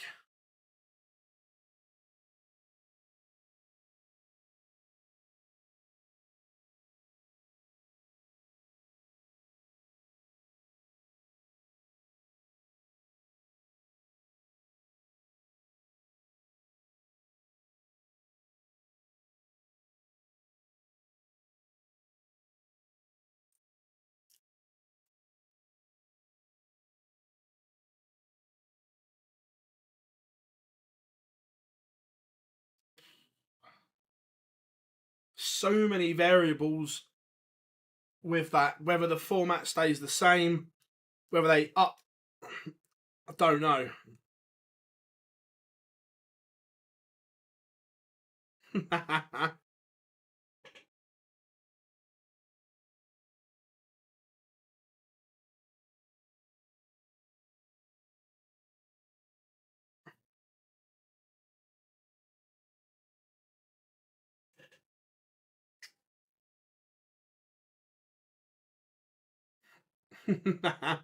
Beverly Hills Cop. What a set of films.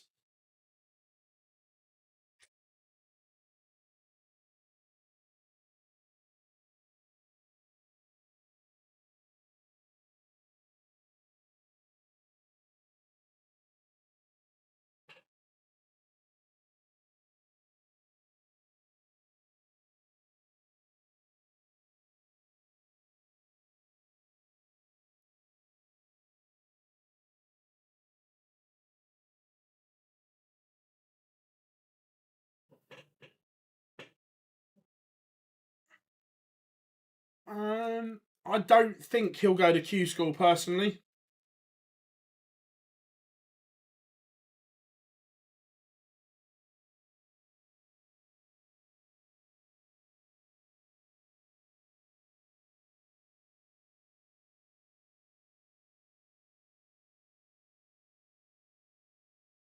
And we've got pictures on the stream, everyone, so here we go.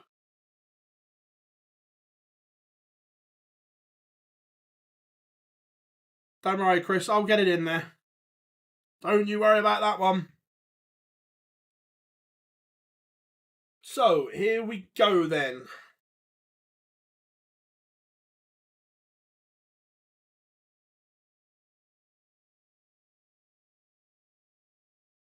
Cullen has won the ball and kicks us off.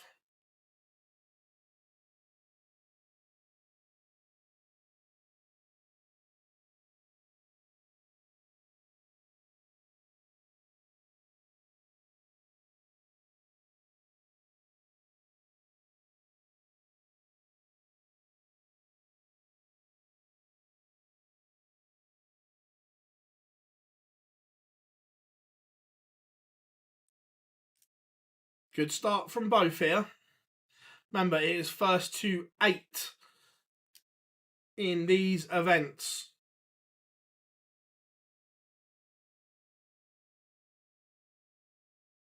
Both sharing big visits here.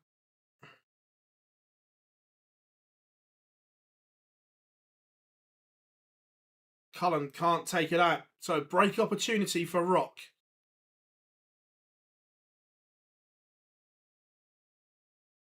And it goes.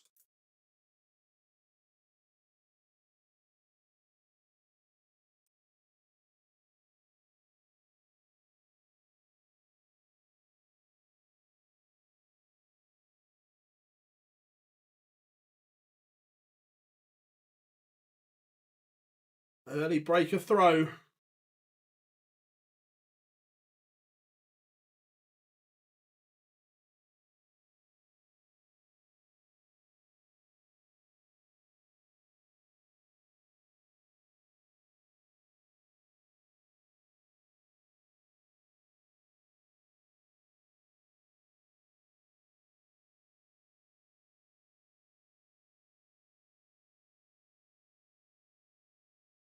Rockstar with a big, big maximum.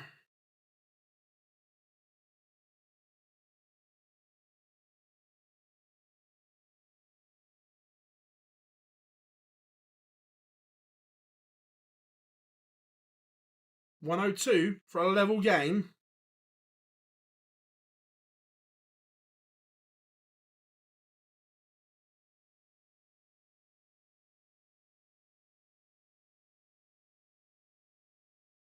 $142 for Rock. Doesn't go, so Cullen looking at 48 to break straight back.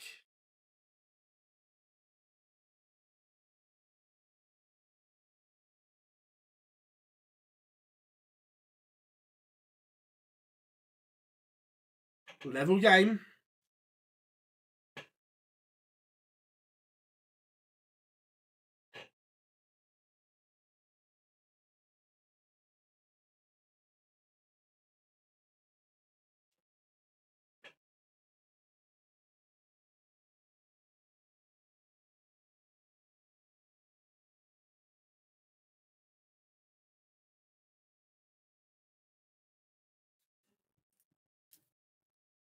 That 58 though just opens the door for Rock again. Wasn't punished as much as it could have been.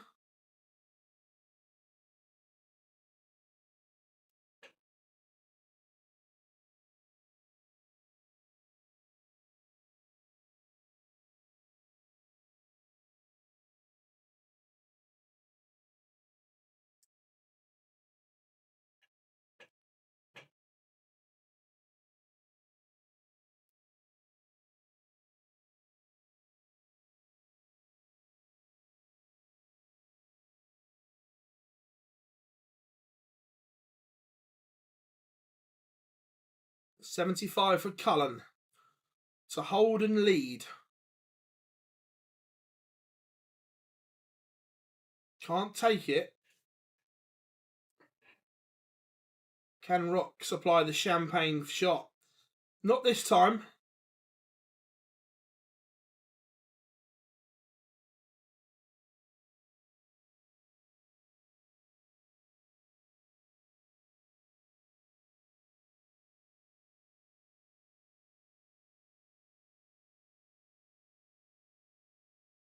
Cullen hits and leads.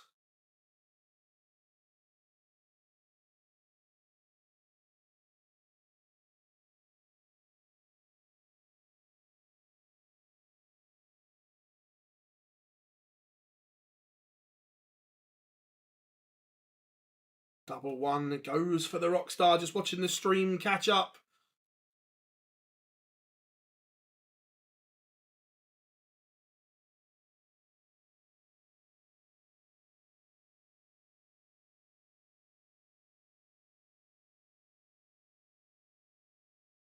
Does that just open the door for Cullen here?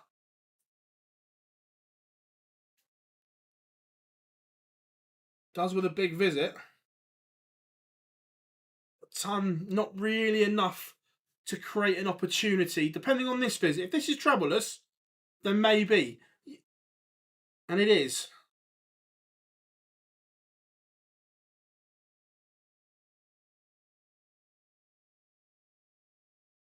But Cullen can't punish.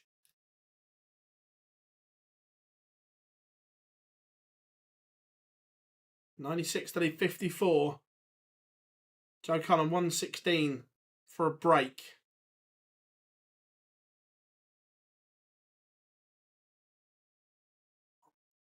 Judging by that, he's missed a dart at tops. We'll see when the stream catches up. Is that an opportunity missed from Cullen?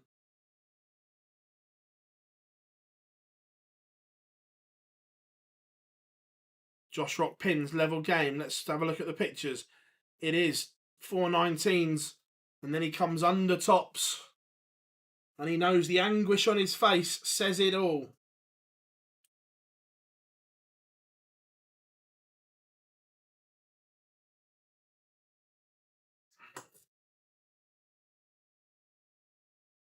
God, Josh Rock's first start at tops in that combination was an absolute country mile away.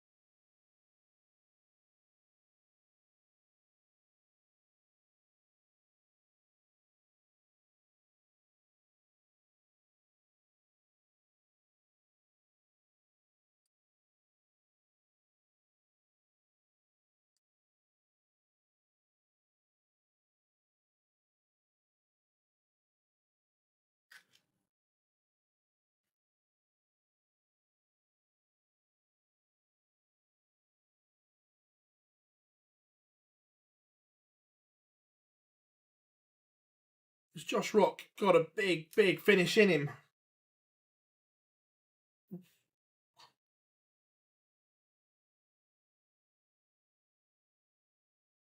Cullen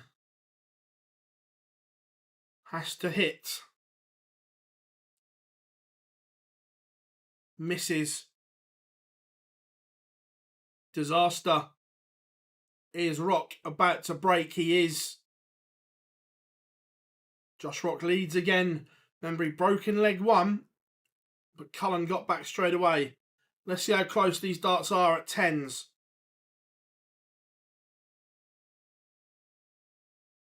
To be fair, Joe, he couldn't have put them any closer. They're all on the wire.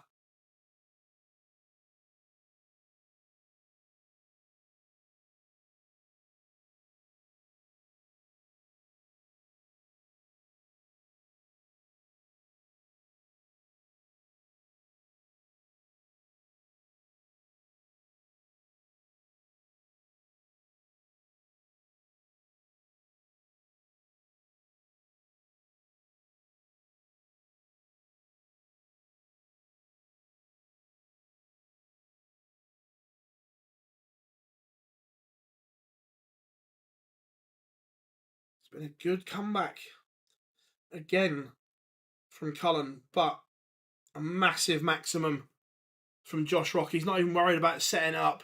It's just apply pressure in that situation.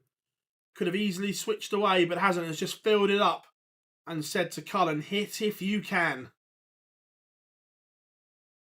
Which he can't. So Josh Rock for daylight for the first time. And it goes 4-2 to Rocky.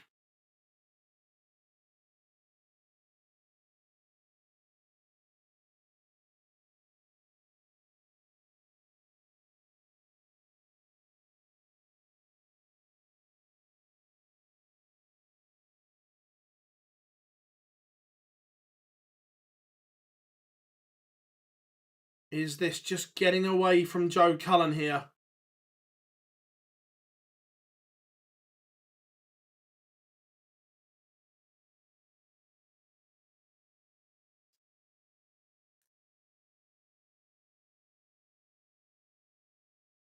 Josh Rock has just put on a little burst here. And he has stolen the darts. Potentially a double break for Josh Rock. Cullen needs a max. Only a max gets him back into this, but even that may not be enough. That's a disaster.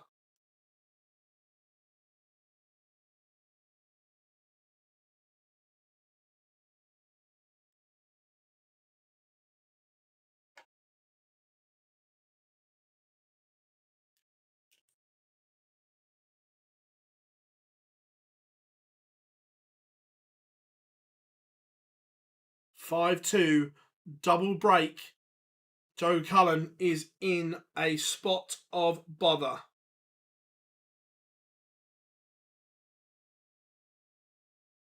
And then Rocky kicks off with a max.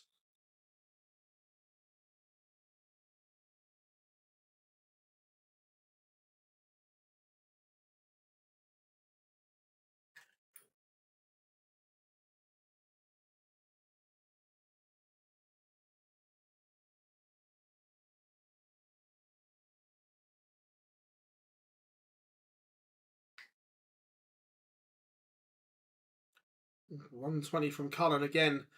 I wonder, is it a stray dart or a dart on the floor? The stream will tell us shortly.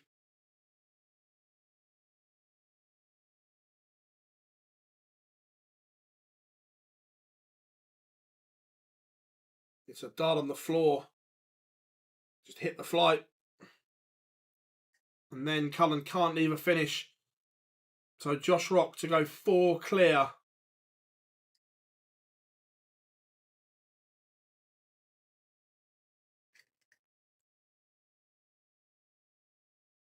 Is that max just a little bit too late? No, maybe not. Does that get Cullen back into this? It does. There's one of the breaks. Needs another.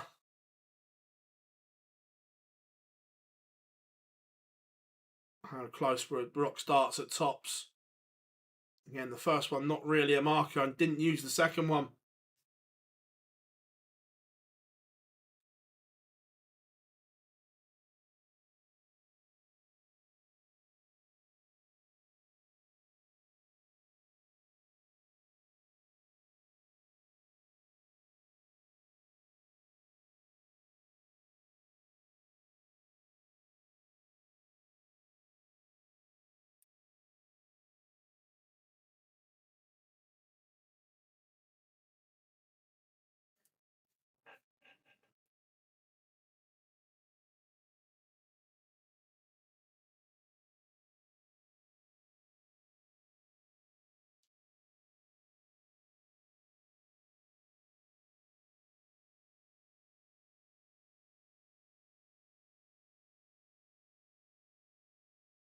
A little spurt here from Cullen.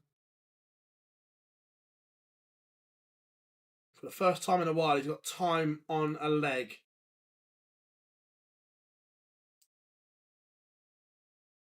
Maybe he's not better with time.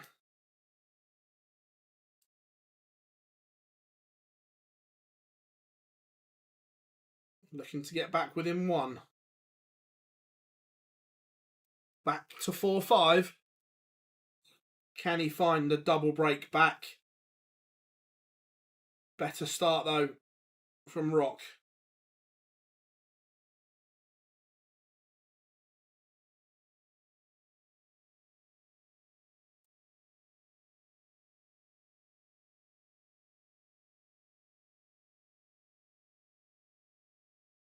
Cullen needs a couple of big visits here. Yeah, Stephen, absolutely. He could regret it. Not really enough, though, from Joe Cullen. Needed to be 140 area.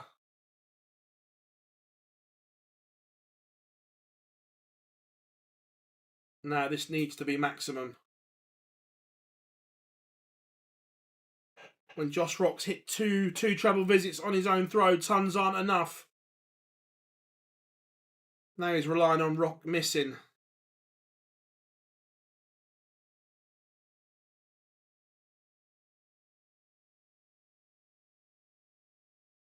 Doesn't leave a finish anyway, so it's looking as if it's going to be 6-4.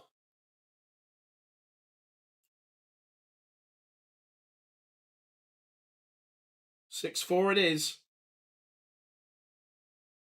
Joe Cullen running out of time here. Has one of the breaks back, but needs to find another. Started the last leg with 77 as well.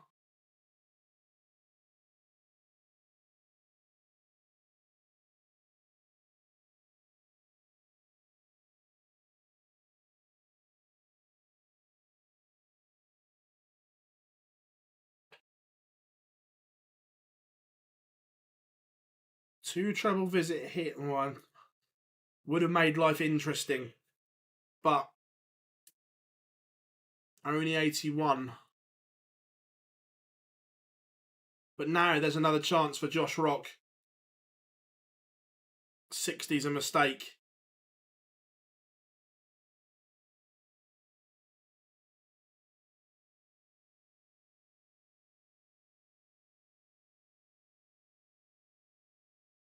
Better from Cullen, but a max here would leave Rock on tops.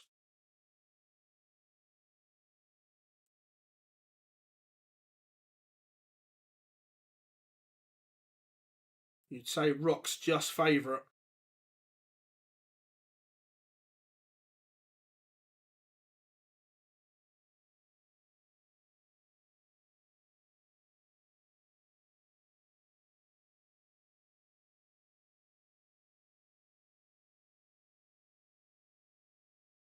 So, ton for Rock for 7-4 and to go within one of the title.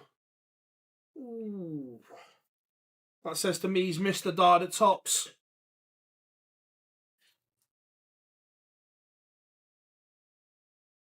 And Cullen hits to keep his hopes alive.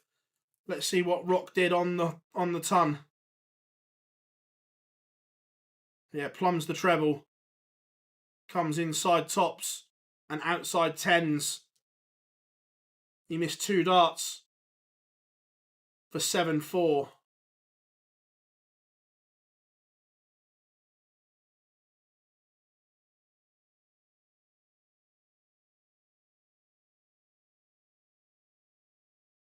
Big max from Rock. Cullen has to mirror it. Second best prize, but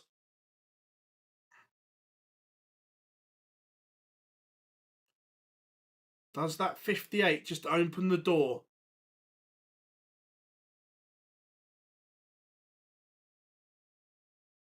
It does now. Back-to-back 140s, and the break back for Cullen is on. 1, 2, 4 for 6 apiece.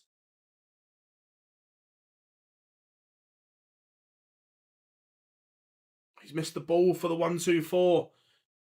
Josh Rock, we saw him take this out against Menzies to put him within 1. Ooh, big moments here. It's only big if Cullen hits. Level game, 6 apiece. The Rockstar is back in this.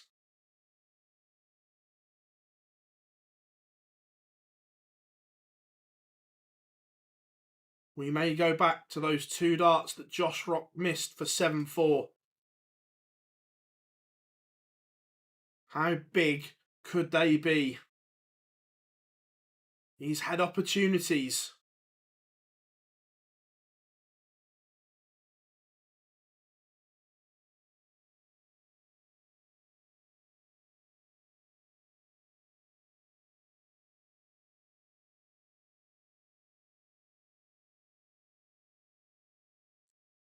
What a response from Joe Cullen. 140, 180, but then 44. That's the slip. That's the score that lets Rock back in potentially.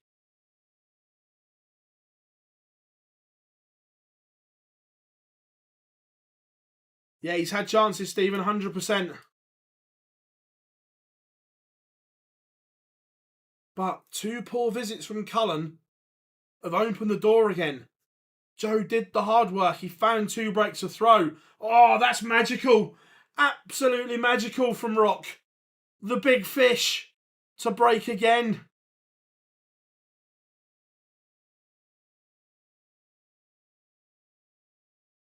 Let's let the stream catch up. Sensational from Rock.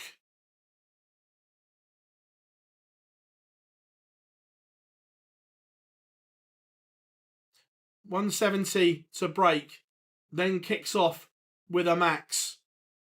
That is championship winning darts.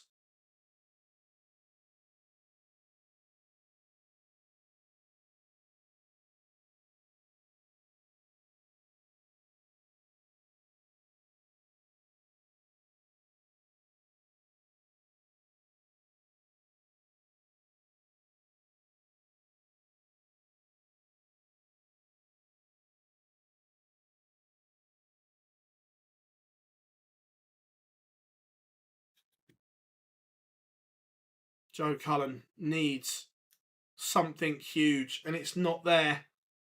So Rock has time on his side to seal the deal.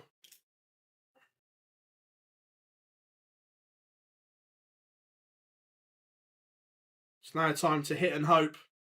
He's left to finish. But it may not be enough. A minute ago, Cullen was hit by a haymaker. Has he got one of his own? Not this time around. So more match darts for Josh Rock. And this time it goes. Josh Rock is the champion of Players Championship 17. Edges out Joe Cullen. Let's let the stream catch up. But a great day for Cullen. The form hadn't been there, and he's got himself to a final. He can take so much from that.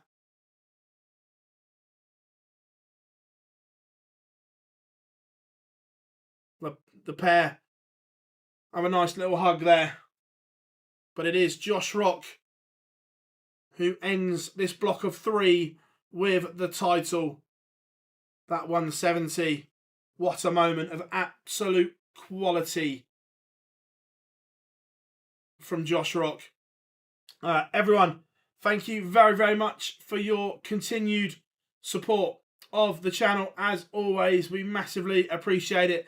The last 3 days have been absolutely sensational having you guys along for the ride. If you haven't yet, please make sure you subscribe. Plenty coming your way. And drop us a like on all social media platforms. As always, enjoy the rest of your Friday evening, whatever you're doing. I've been Phil Bars, and we'll see you all very, very soon.